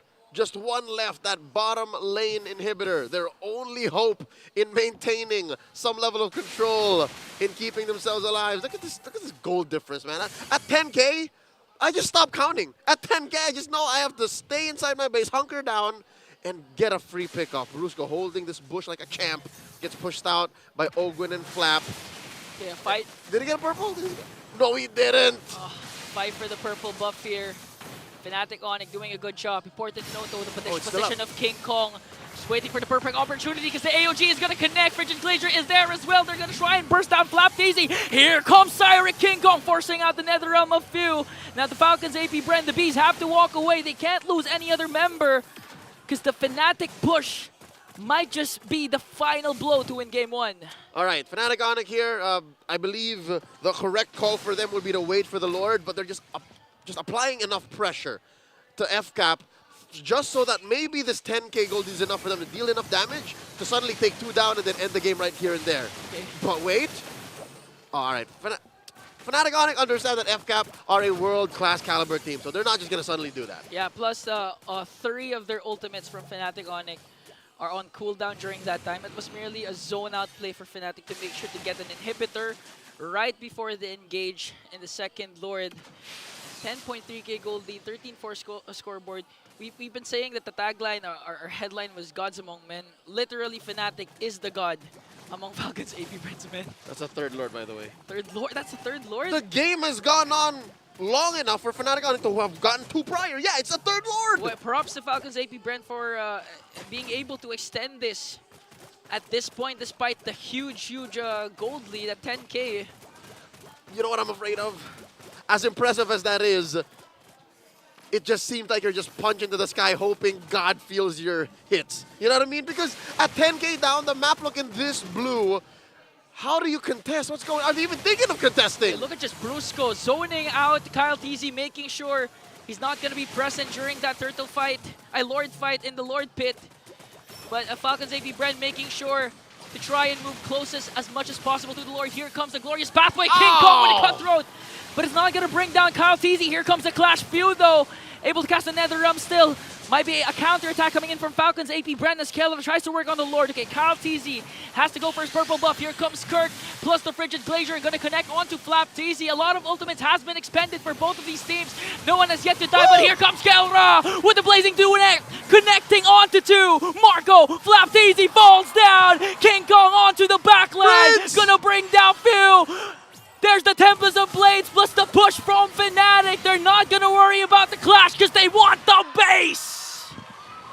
And in a flash, Fnatic Onic Philippines take game 1. I was so fixated on the Lord pit that I did not notice the rotation. I did not notice anything at all at that point because of how fast King Kong Kelra is with their ultimates.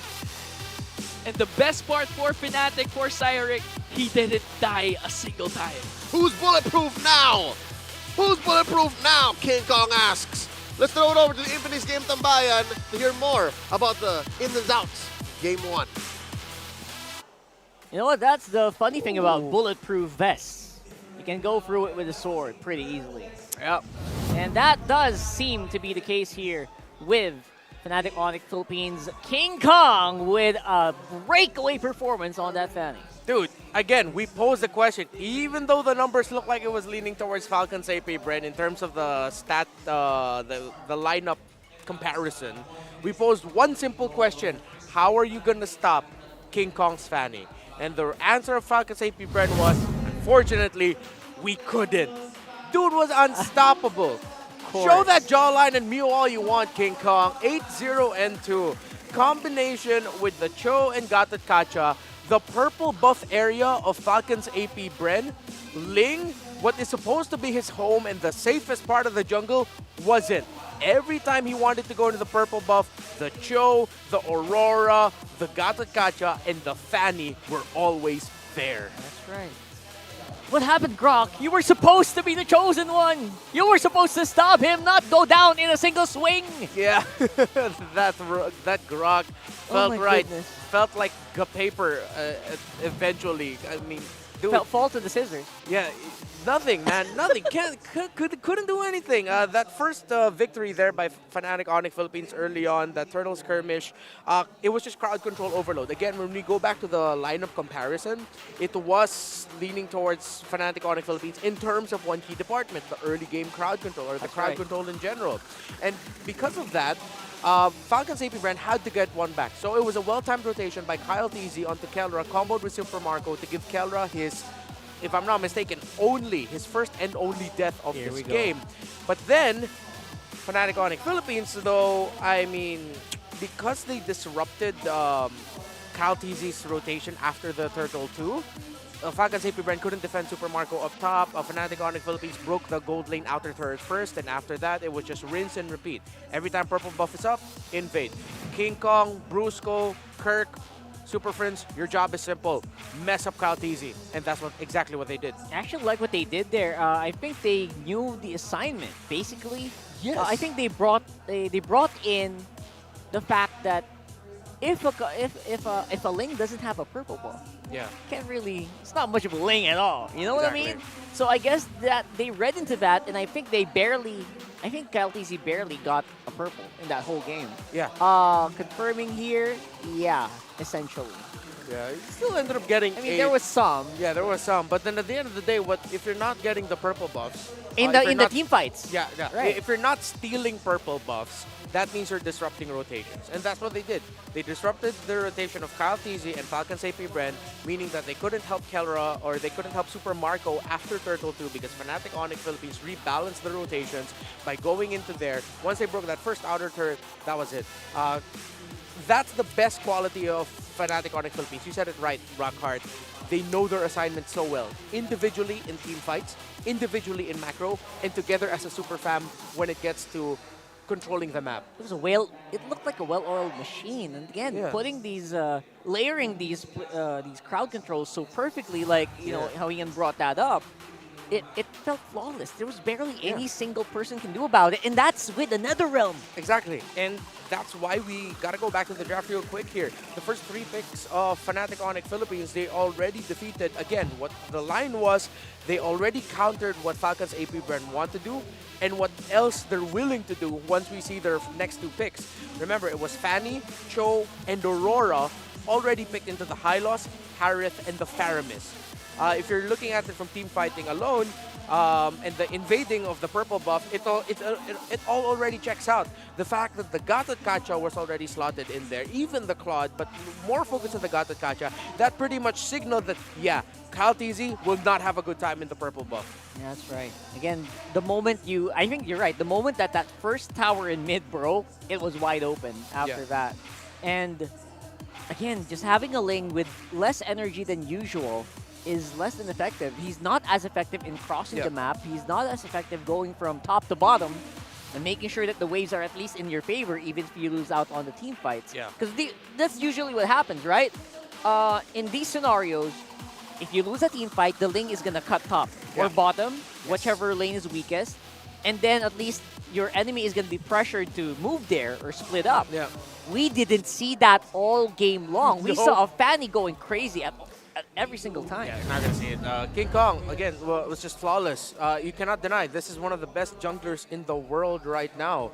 The queen, Oh My Venus herself, lauded the Ling of King Kong. In her words, she said, I thought Sekai's of Selangor Red Giants would be the best Ling I would see in recent memory. But then here comes King Kong, showing up even better. And it's not just the Lings, it's all the assassins. Ling, Fanny, Hayabusa. Fnatic Onic Philippines are on the road to becoming gods among men. And the titans of MLBB, their arms are just too short to box with gods. That is true. Oh my goodness. That's saying something. So guys, by the way, if you didn't catch him, MSC champs. So, and that was a performance where you saw a lot of slip-ups as well from MSC. This one, it was too clean. It was too clean to say. Too clean call. Let's throw it over to Mara Aquino. I believe there are a few people who are going to get interviewed right there inside the MPL arena. I wonder who that's going to be. You know, check that out in here with the fans. All right, bees, let's go Falcons! Woo! Let's go Falcons! APBren! Kasama natin ngayon ang ating smart community team leaders mula sa Falcons APBren. Introduce yourselves. Hi, I'm Dion, the community leader of Falcons APBren. Hi, I'm Julius Coronel, community leader of Falcons APBren. Sobrang leader talaga kayo kasi lagi ko kayo nakikita dito. Every time may laban. Ngayon, nakita ko yung booth nyo, ang daming nakalagay doon. Ano bang pwedeng abangan ng ating mga fans sa booth nyo? So guys, makikita nyo naman guys, na-release na ngayon ang jersey. Bagong jersey? Yes! Ang bagong jersey ng Falcons APBren. Nakakapogi! Oh, ano pa? Ano pa nandun sa booth? Makikita rin po natin itong ating 5-patch varsity jacket. Oh, ano pa? At makikita rin po natin ang ating mga pins, ang ating mga stickers, at iba-iba pa. Siyempre, pag bumili kayo ng mga merch sa amin, meron kami mga pa-freebies. Pero siyempre, secret lang yun. Kaya bili na kayo. Tapos pag nandito sila, ano pa pwedeng mangyari? Pwede sila mag-meet and greet? Opo, pwede mag-meet and greet. Makikita yung mga favorite yung pro player, ganon. Meron tayong bagong recall para sa Falcons Yes po. APBren. Yes. Invite nyo naman sila. So may bago tayong skin, di ba? Yes. So guys, bili na kayo ng ating bagong skin. Ang ating championship skin ng Brody. At ang... Finals MVP na Pakito, Fist of Glory. Tapos yung recall po, meron pa sa gacha event. Anong itsura ng recall? Anong nangyayari? I-act out mo yung recall. Para kang nagte-teleport sa... Parang nagte-teleport. Yung kay Yay. Pakito, anong itsura ng Pakito natin? Kaya nga... Ano ba? Ayan. Alam mo, malaki talaga ang MLBB community. Yes. Sa lahat ng mga fans natin dyan na gusto namang makamit ng other Falcons APBren fans, how can they meet up? How can they join? May group ba kayo? Yes, guys, so join na po kayo sa ating Facebook group, ang The Hive Official Community Group po namin. Marami po kayong makikita doon na mga post po namin about po sa mga players, about po sa mga kanilang mga fan arts. Marami po pong iba. Iingayo naman natin ang ating mga fans na manood ng live para makita ang manlalaro ng Falcons APBren. Yun guys, punta kayo dito sa MPL Arena, napakalupit. Sobrang solid manood dito. And now, babalik na tayo sa ating laban. So tulungan niyo ako. We're gonna go to the panel, alright? Panel? Pasok! There you go. The smart community. Just a big reminder that a lot of things are happening here, not just the games. A lot of stuff are happening on site as well. Yeah. We got merch, we got people hanging out, we got people playing, and so many things. Yep. So many things. And we have a lot of fun, by the way. Before the match starts, you see them lining up, right? And we get a chance to talk to them as well. So much fun stuff. Try to drop by. And the playoff is also happening here, by the way. So, you know, no better time to get your tickets than now. Yeah, this has become our home for MPL Philippines Season 14, maybe even beyond, who knows. But yeah, don't forget to get your tickets. Yeah, go ahead and get those tickets for the much-awaited playoffs of MPL Philippines Season 14. Again, happening here in Green Sun Hotel. And we got an early bird ticket. Early game, I was going to say early game again. Early bird tickets out now because they're on sale starting from today until October 9. So we got 300 pesos for your early bird price, and we got 400 pesos after October 9. So if the math serves me correct, you will save 25% if you buy in the early bird. You're right. It's 25% cheaper. So buy your discounted tickets now at ph-mpl.com/tickets/playoffs. See what I mean? See what I mean? And you know what? It's also just so fun to watch people be on site. Everyone just having a lot of fun. Yeah. Be part of it. You can, whenever people are shouting, you can feel the vibrations in your body, and the whole arena is cheering. So go ahead and do that as well. We're doing that here right now with a smart gameplay pose with the hashtag the power of smart, of course. All you have to do is copy the pose of the player, and that is now King Kong. To win a redeemable in-game code. Who's the best? There we go. All right, almost. With a face. Oh, he has braces too. Braces Nah, it's over. too. It's over. And the perfect. Okay, and he's got the hair as well. We get with the matching everything, and I think we have a winner. Yeah. There you go. Could be close. And he has the jawline too. All right. Deserve. So you can't deserve it, brother. Keep it up. And make sure you're always present. See what I mean? Lots of stuff happening right here on the venue. What was his friend showing? What is that? Oh, he bought a ticket already. Oh, he has a Grand Finals ticket locked in.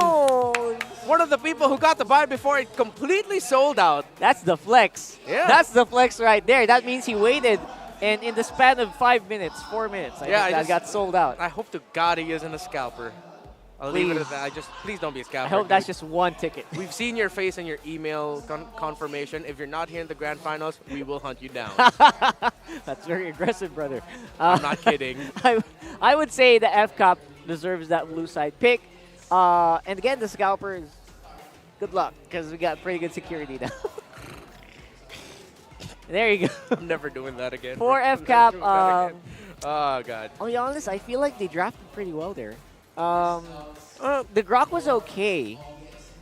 It just felt like FNOP, you know, they went like, they skipped gear 1, 2, 3, they went gear 5 right away.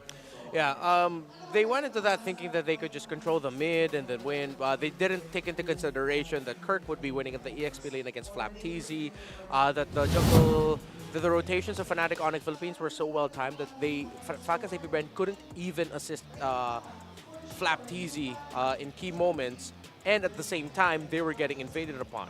So now, as we head into Falcons APBren controlling the blue side, it's good that they respect ban here, the Cho of Brusco.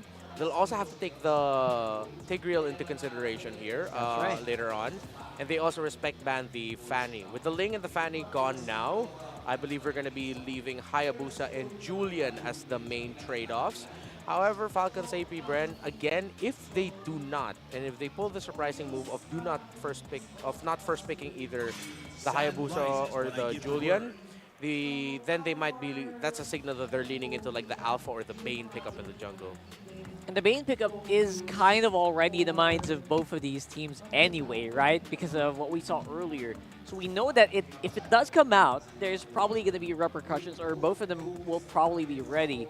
Bane becoming a surprisingly powerful pick, specifically in the jungle right now. I know Leo wants to see it in the XP, but you know, it's still relatively powerful all the same. Yeah. So let's see if they're just going to go into the Hayabusa.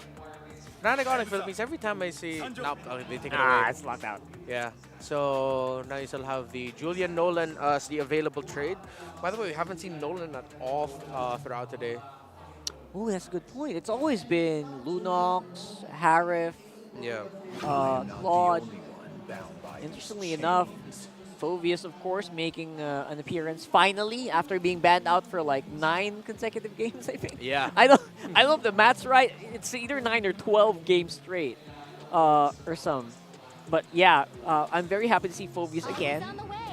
But then again, Matilda is left open, which means people are probably going to be able to make it out in time with the Alpha coming into play here for FNOP. Yeah. Actually, 8 games banned straight up. 8? Yeah. All right, there you go. Right away. Almost there. So, wow, Fnatic Onic Philippines, they are so good at playing denial on the red. I mean, we posed the possibility of the Alpha or the Bane earlier. Straight up, Fnatic Onic Philippines just picks up the Alpha. And again, for them, this could even go to the EXP lane for Kurt. So they go with the Matilda, Moskov here. Will it go Nolan or Julian for them? But no. Angela. Wow, they dodge it. Okay, because there was a possibility that Super Friends could have picked up the Matilda in the mid, and then that they could go Angela Rome. So I think that's what Falcons APBren is leaning into. And now Fnatic Onic Philippines need to acknowledge that they're going to be going up against a Phoveus-Angela combination, most likely. Oh my god. So for longer extended team fights, they had to pick up the Edith. That's a juggernaut if you've ever seen one. If you've ever seen a Phoveus jumping around with a heart guard, yeah, man, just turn tail. You're not going to be able to out DPS it most of the time. They're going to need... I wonder if they're going to still pick up the carry into the gold lane for Kelra or the Lunox. If there's ever a hero that can kind of barrel through them, it's probably the Lunox, right? Yeah. And if the Lunox does make an appearance here, I wonder how they're going to be able, how they're going to deal with that. Wow, FNOP respecting the potential Angela Joy combo coming out that FCAP could have gone for. Yeah. So Falcons APBren acknowledged that Carry could be one of the heroes that they can really mess him up, and plus that would have been two sources of true damage from Fnatic Onic Philippines. So two sources true. That sounds like a sentence. Yeah, two sources. So you still have the wow. Again, there's still so many options that Keller can go for. If it's not the Alice, if it's not the Lunox, if it's not the Harith, you can still even go. You can make an argument for a Ruby here in the gold lane. Grants you immortality. Well, apparently King Kong has flexed his jawline 9 times, by the way, this season. Wow. Since he always does flex that jawline. I'm glad that we actually have that as an official statistic now. Thank you. 9 jawlines up on stage. Yeah. No one Good for else. him. I lost my jawline during the pandemic. Bread. Everyone learned how to make bread. Bread was just too good. All right. I think they can ban out another. Yeah, bread. Really? Yeah, that's how I gained weight, bro. I just kept eating bread that I made. Take out another counter pickup if you want to. Oh, yeah. Or still consider banning out an assassin, because, I mean... Take out the Claude, maybe, or the... It is in despair that No, yes, the Nathan. Nathan. Yeah? There you go. Again, wide hero pool, bro. That's true, that's true. So Again, Beatrix is actually a huge possibility here. Yes, even! You could even still slot in a Beatrix. It's good. The it's good. flexibility of Fnatic Onic Philippines, how they have, I think it does boil down to, again, Keller can play so many heroes, Kirk can play so many heroes. Because of that wide EXP lane hero pool, you don't exactly know what's going into the roam. This Matilda for Super Friends in the mid lane is really good. All right, they go for the right option, I think. I mean, Beatrix is fun, but if Claude's available, pick it up. That's always been the general rule in second phase. Yeah, and right now it looks like Fnatic Onic Philippines might, in terms of thinking about it in the team fighting, they might be able to survive the initial onslaught enough that once Phoveus has run out of potential heroes to dunk on with Inferno Pursuit, then that's when it should be safe for Keller to go in. But I think this cannot be a roam Angela at all for Open. This has to go into the mid for few. Yeah. They need a different roamer. They could consider Gatot Kacha, honestly. But there's so many dashes that they might actually be able to escape the Avatar of Guardian. And Gatot Kacha actually can get punished relatively hard. And he won't be able to take out targets. So they are not. They're going to go for... Wow. Is that... It's still roam. Roam Angela, Jungle X-Borg. Okay. So it's the old Angela X-Borg combo, but this time it's the roam. Could be tough here for Falcons APBren. That's a very hit or miss lineup that we are seeing right here for Falcons APBren. Incredibly so. And that's how mid lane Sicilian. That's a mid lane Sicilian, 100%. Half expecting Super Friends to actually use the Matilda here. Yeah. But no. It goes into the hands of Brusco. They go for the Sicilian, who has been racking up a lot of hype recently. Scrims, rank games, not just in the gold lane. Hi, Skylar, RRQ. He is still a great mid lane pickup. And let's see if it'll be enough. Both farm-based heavily is the mid and the gold. It'll be up to the Edith, the Alpha, and the Matilda to bridge them into the mid game and set them up for success. And for some reason, you know what? Despite that pretty hefty lineup for gold and the mid, I think they can do it. Seems doable here.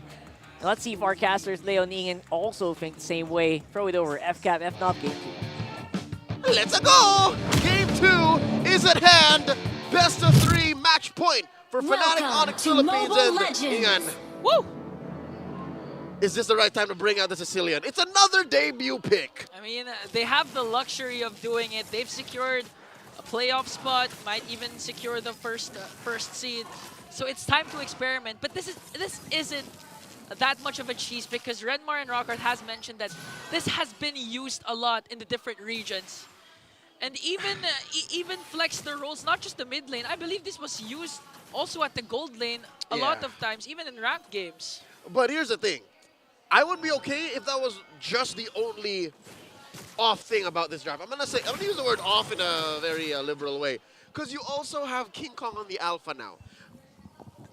Prior, this same very matchup, the Alpha was rocked by Kirk in the XP with a to Revitalize. stick it up to Flap, Yeah. to stick it up to the Phovius. But now that it's kind of switched up, I don't know if that's what irks me about this. It's not the Sicilian pick alone. Yeah. It's the fact that it's comboed with a few other factors that don't support Fnatic Onyx's winning image. Unless again, just as how versatile they are, as how flexible they are, the way they play is just that deep too. Honestly, for me, I think it's the fatigue for Cyric, for King Kong, but King Kong enters. And the save coming from Busco with the guiding win. I think it's the fatigue. Didn't you see his Fanny play a while For ago? sure. Man, you could feel his fingers hurting with all the cables, all the cutthroats he performed. He hasn't died a single time, but did dish out a lot of damage, dish out a lot of kills. Maybe he wants to relax for game number 2, but still has a viable option. What are you saying about me and my alpha mains? It's an easier compared to a Fanny, but look at this, a catch onto Flap, forcing out his flicker. And the aggression of Fnatic clearly hasn't stopped. Their rotation might actually be better and faster compared to game 1 with the presence of Brusco's Matilda. I mean, they are still waiting for the hard guard. In goes Flap. And Kirk with the Primal Wrath as well, trying to dish out the damage onto Flap.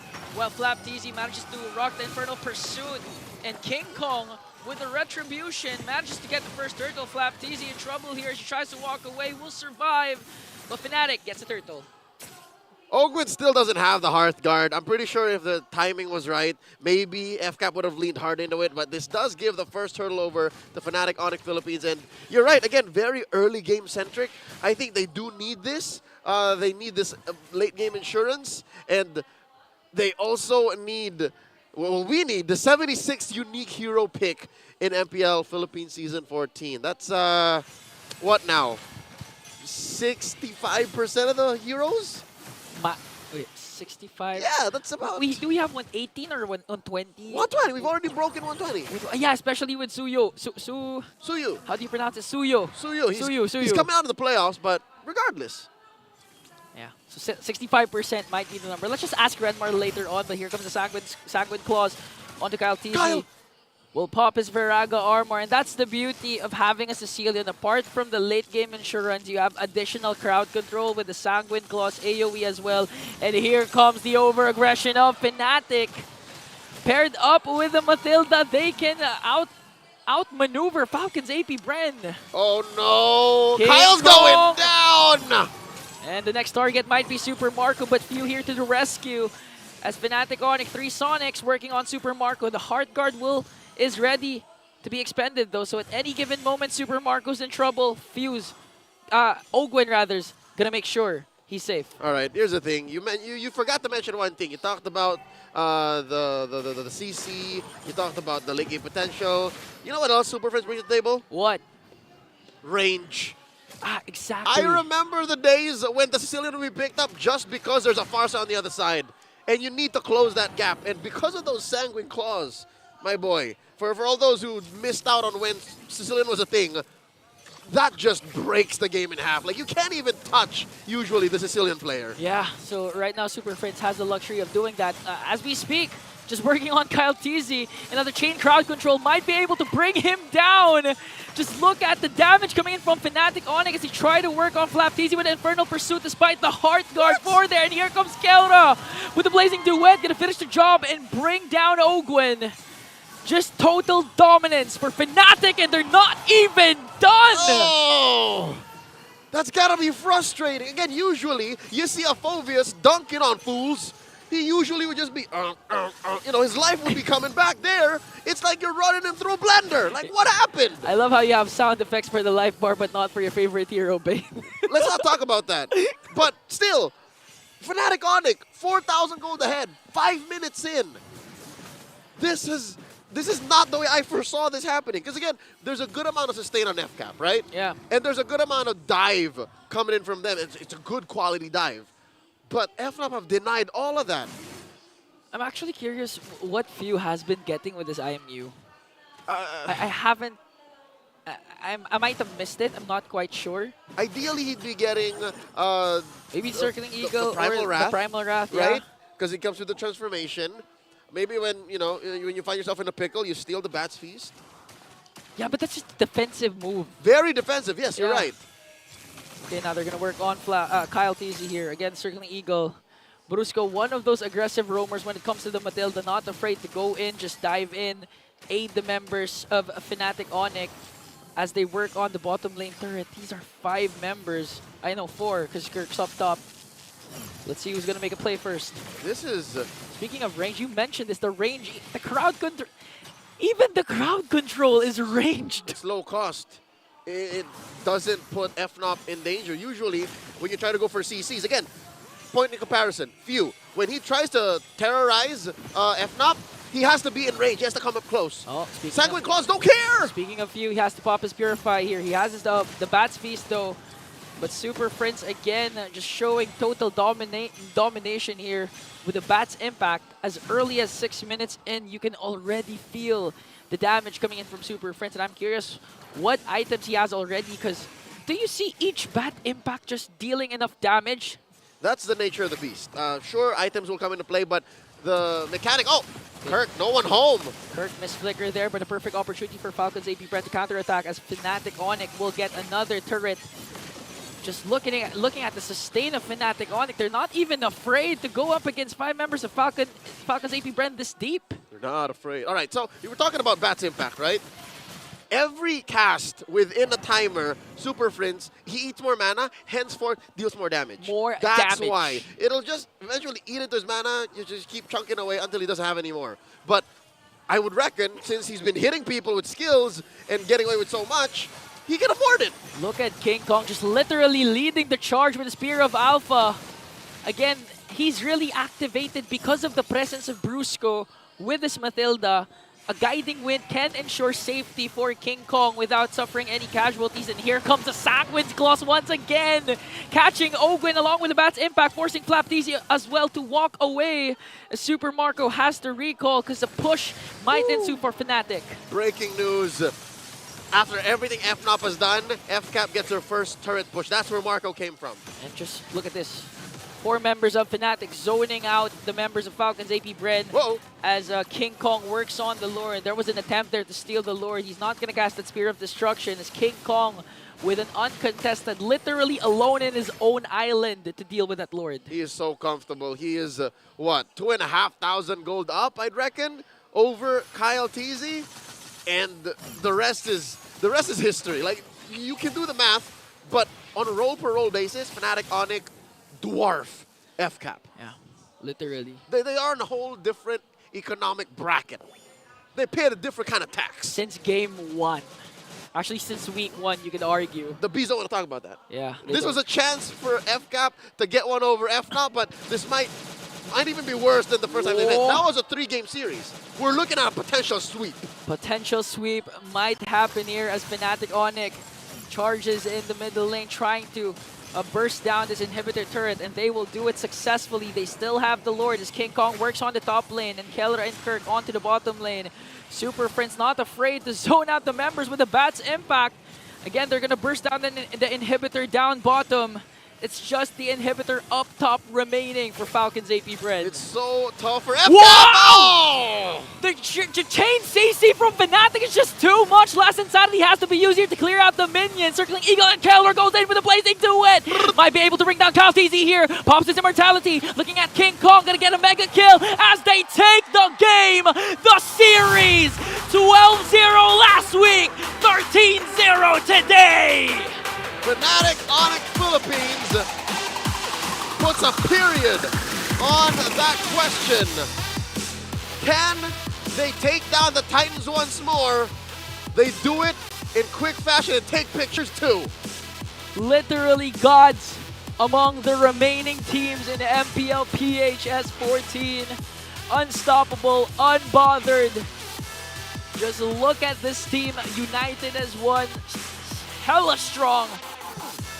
And just pure dominance from Fnatic. With this victory, they extend that streak from the almost inconceivable 12, they made history then, to now the impossible 13. No one has ever gone this far, not in the history of MPL franchises since Indonesia started theirs at Season 4. GG well played to our defending world champions, to the Titans of MLBB, but not today. Yeah, and that's the cherry on top for Fnatic, extending their streak to 13-0 against the reigning world champions. Woo! Just wow. What a way to start Retribution Rumble weekend. We got Marakin on stage with Fnatic Onic Philippines. That's it for us. Jose, Ingan, and Leo on the desk. Let's go over to the stage. Everybody, let's give them a big round of applause, Fnatic Onic Philippines! First of all, yung achievement nyo, 13-0, hindi lang yon. Alam nyo ba that you broke the record for the fastest game of the season? Previously, it was 9 minutes and 52 seconds. Today was 9 minutes and 51 seconds. Congratulations. Are you guys aware of that? Hindi. Nakakagulat ba yon para sa'yo? Did you expect this? Hindi pa namin in-expect. Bakit tinapos nyo ng sobrang bilis? Nagmamadali po si King Kong. Okay, Kelra, what do you think about the possibility na ang Fnatic Onic Philippines magiging gods among men? Na maaaring matapos ang regular season undefeated at possibility of becoming a champion. Gods among men, achievement to sa ating MLBB. Hindi po namin masyado inisip yung standing namin ngayon eh. Mas nagpo-focus po kami kung sino yung mga nakakalaban namin. And ano lang, one game at a time lang. One game at a time. Coach, what are you thinking right now? Hindi ko alam kung nasa-stress ka, gumaganto ka, you're breathing hard. Like, what are your thoughts right now? Parang satisfied ka ba sa nangyari today? Or you're already thinking ahead of the next game? What are you thinking? Definitely satisfied, happy. Performance ngayon, again. Pag naglalaro si King, lalo na yung funny, well, dahil sa suporta ng mga kampi niya, parang hindi ako nagiging coach, nagiging sobrang fan lang ako eh. Pero yun nga, again, yun nga, si Prince, naglabas ng bagong kabaliwan ngayon na araw. So proud, pero yun nga, parang binibilang ko na yung mga araw, nakaka-excite eh. Bukas, Omega, tapos 2 weeks from now, playoffs naman. Coach, 2 beses yung natapos ang World Champs. Are you taking this as a sign na kayo ang makakapunta sa Grand Finals en route to M6? Hindi pa rin eh. Kasi alam natin yung resilience ng mga teams na yan eh. And isa nga sa mga discussions namin for the past few days, pinakita ko sa kanila yung graph ng sa Wikipedia na hindi porket first ka sa regular season doesn't mean champion ka. I think Blacklist RSG pa lang yung nakagawa ng AE. Apart from that, yun nga meron lalaban eh. Bren, ilang season na lumalaban. Liquid, ilang season na lumalaban. Aurora, I'm pretty sure, gigil yung mga yan. And Omega, definitely. So, again, it's more of us in making sure na bigay lang namin lahat every single game. From what you've proven so far, you can do anything.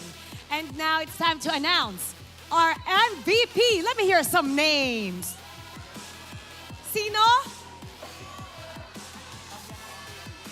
Let's take a look at the screen. Once again, King Kong. Your parents are so proud. Si daddy mo raising his hand up in the air. Anong gusto mong sabihin sa lahat ng mga fans nyo? Invite niyo sila na suportahan kayo all the way through. Maraming salamat sa mga pumunta at sa mga supporters ng Fnatic Onic at ng Falcons APBren. Tsaka bukas ko na lang sabihin na abangan nyo kami sa playoffs. May laban pa kami bukas eh. And now it's time to get to know our lucky fan na mananalo ng 3,000 diamonds. Come on up! You will also win a ticket for day 1, match 1 of the playoffs. Hi!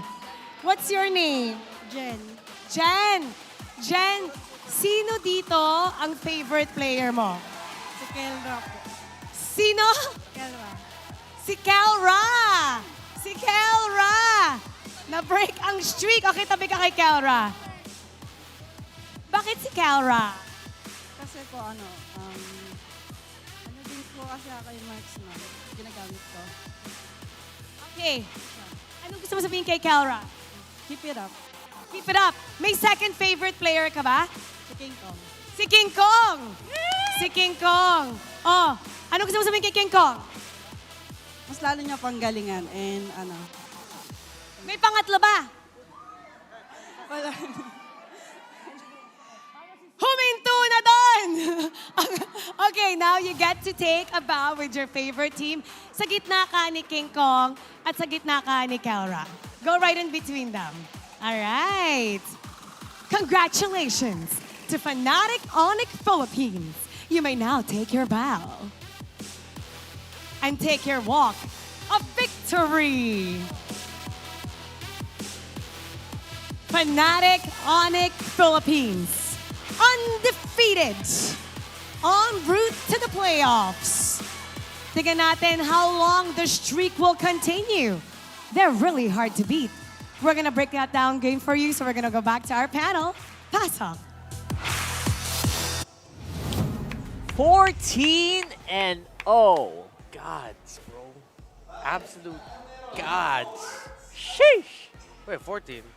Are they 13? Sorry, 13 and 13 and 0. I'm You're getting excited. You're getting I'm trying to get excited, but you know what? In my brain, it is possible. Yeah. And Are you working tomorrow? I am. You might be saying that tomorrow. There you go. So we'll see tomorrow for sure. But for now, it was probably the most unexpected result I've seen in a matchup. Yeah. So far, with that lineup specifically winning at 9 minutes and 51 seconds. Yeah. Part of me thinks that, you know, looking back at the draft of Falcons APBren, they first picked Phobius, then they went to Angela Moskov, and they leaned more into the Angela Phobius idea. I feel like in an alternate universe, maybe Kyle Teasy would have picked up an Alice first, so they already would lock in an Angela-Alice combo, which again last year was like, actually no, heading into MSC had a 90% plus win rate globally. And we are still in that meta. But anyways, looking back at this, really Falcons APBren only had one person to reach Super Prince as that Sicilian, when it was unfortunately their own jungler. Not so clear cut for the Phobius to do it. You still have to wait for Sinner's Marks to be applied. And you're not going to fully flicker, go forward, and try to reach out just to get that Sicilian down. When you have a strong mid laner with really great reach, a high sustaining roamer, it's gonna be easy for an alpha. Great combinations coming in by Super Friends, Kirk and King Kong together, making the most out of the crowd control that they can dish out and the sheer damage, and it was just clear cut for King Kong and a very clear cut road to becoming MVP of game number 2. I threw up all my expectations for that game, honestly, because everything that I thought would work out the way it didn't. Everything just, I don't know. Again, you're not supposed to see an early game Sicilian pop off that quickly. Yeah. You're not supposed to see like an Angela get blown up in 2 skills, especially not in 9-8 minutes, right? So yeah. Obviously, everyone's expectations were probably off a little bit there, even on the other desk. And I think that, you know what, Sicilian definitely does feel like an underrated pick in a lineup like this, where you have a very solid front line, you're pretty safe with the Matilda, and you have an alpha that's getting all the attention. Super Prince could actually go crazy here. Yeah. And not to mention Kelra waiting on the wings, right? One of the most aggressive gold laners here in the league, probably in the world. Yeah, one of the reasons why Fnatic Onic Philippines were able to get the spike that they did is, again, I believe it was the second major team fight for the second turtle. It was very difficult for that Phobius to even survive. Getting hit on with everything, the Bat's Feast, free hits from Kelra, who finally got out of the gold lane during the second turtle, or maybe right after, because he was able to push back Super Marco and just be able to join the fight already there. It was just a lot of eggs in the Phobius basket, which usually when you have a lineup with an Angela roam, you want to have 2 main options as the guy that can sustain, hold on, and live. Back in the day, it was the Fredrin, it was the Baksha. Xborg isn't really built like that. He's gonna pre-hit somewhat, yes, okay, but mainly he just wants to survive last Insanity, get the Retribution, and the XP laner should cover. Again, maybe it's just wishful thinking that we could have seen an Angela, Alice, and Phobius together. Maybe that would have been a little bit more sustainability to survive, because the early game damage of Fnatic Onic Philippines isn't there up until they were racking up kills. And unfortunately for Falcons APBren, Fnatic Onic Philippines just racked up kills at the exact right time, and now proving that they are looking to be the best team in the world as of now. Yeah, I don't know. That damn good. Who are you guys? You guys watching? Who are you gonna compare to Fnatic Onic Philippines right now. In terms of track record, in terms of consistency, very few actually come close, right? So I would like to salute these guys, and we'll see you guys tomorrow. For now, that's going to be it for the Infinix Game Tambayan. I'm Rockhart, and this is Renmar. Let's throw it over to a quick mic check. Sorry, that's I thought they were going to throw it. Tapos na. Tapos na. Basta. Power kong. Yes, pre. Full stop. Power. 9 minutes game, guys. Nice! I thought we were closing up.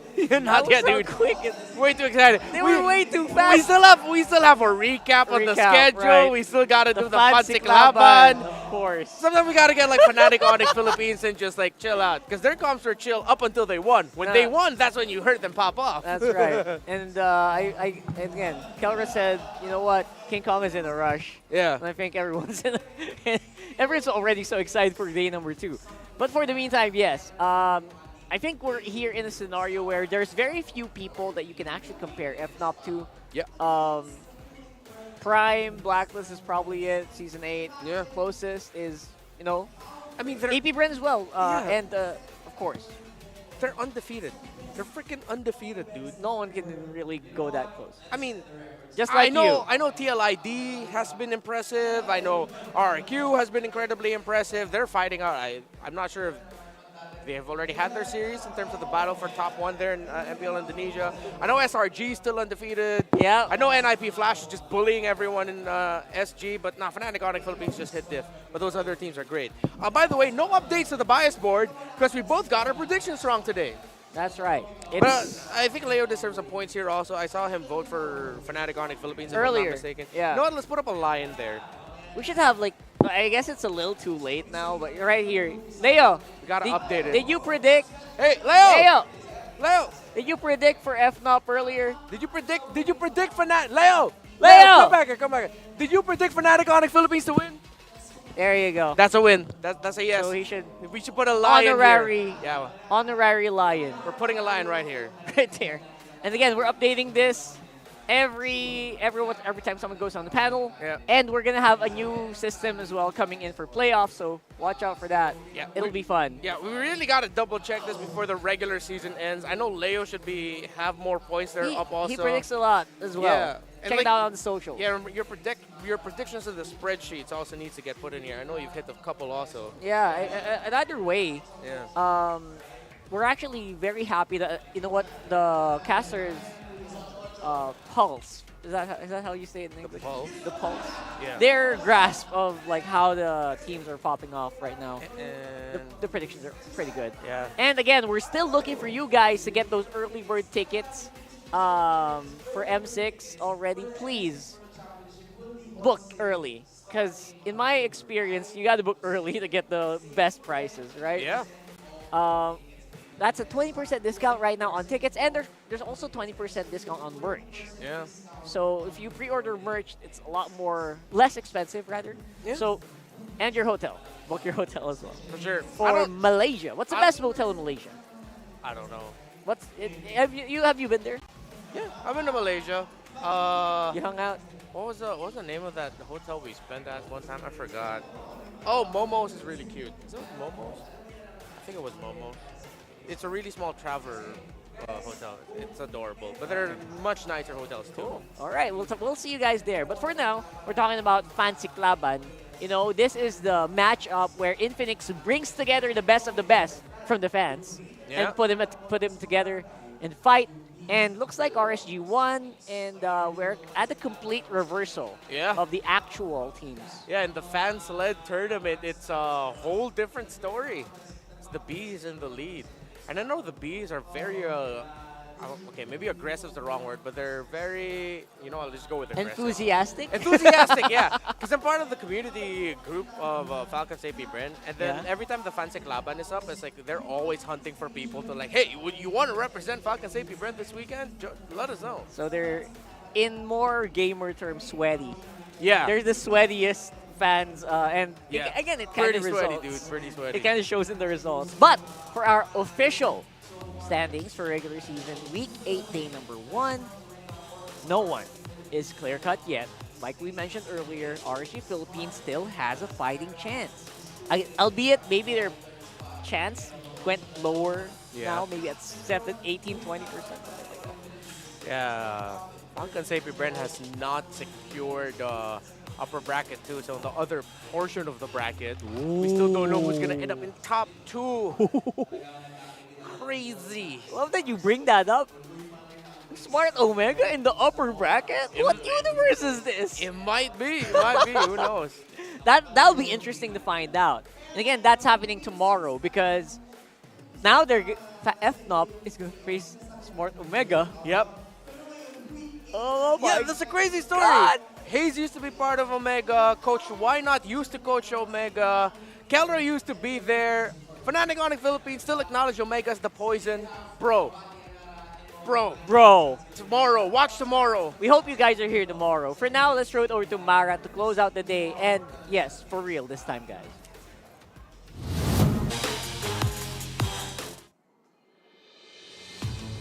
Tuloy-tuloy pa rin ang sorpresa na lumalabas. Brothers fighting alongside one another and a streak still runs. Ano pa ba dapat ang ating abangan? Malalaman natin bukas as the battle continues to fulfill that final playoffs bracket. Ako po si Mara Aquino. Kita-kits bukas. This has been MPL Philippines Season 14, the Retribution Rumble Weekend. Keep it good vibes, everybody. See you tomorrow.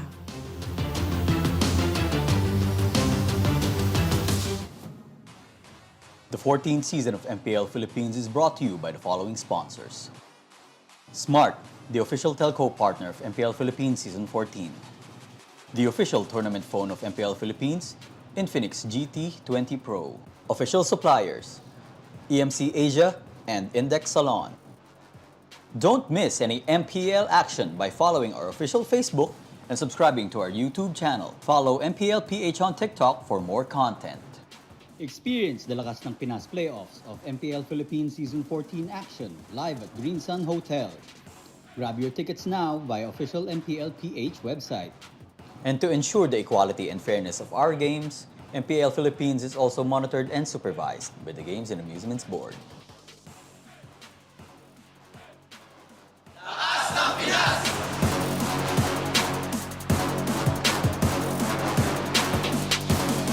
Lakas ng Pinas!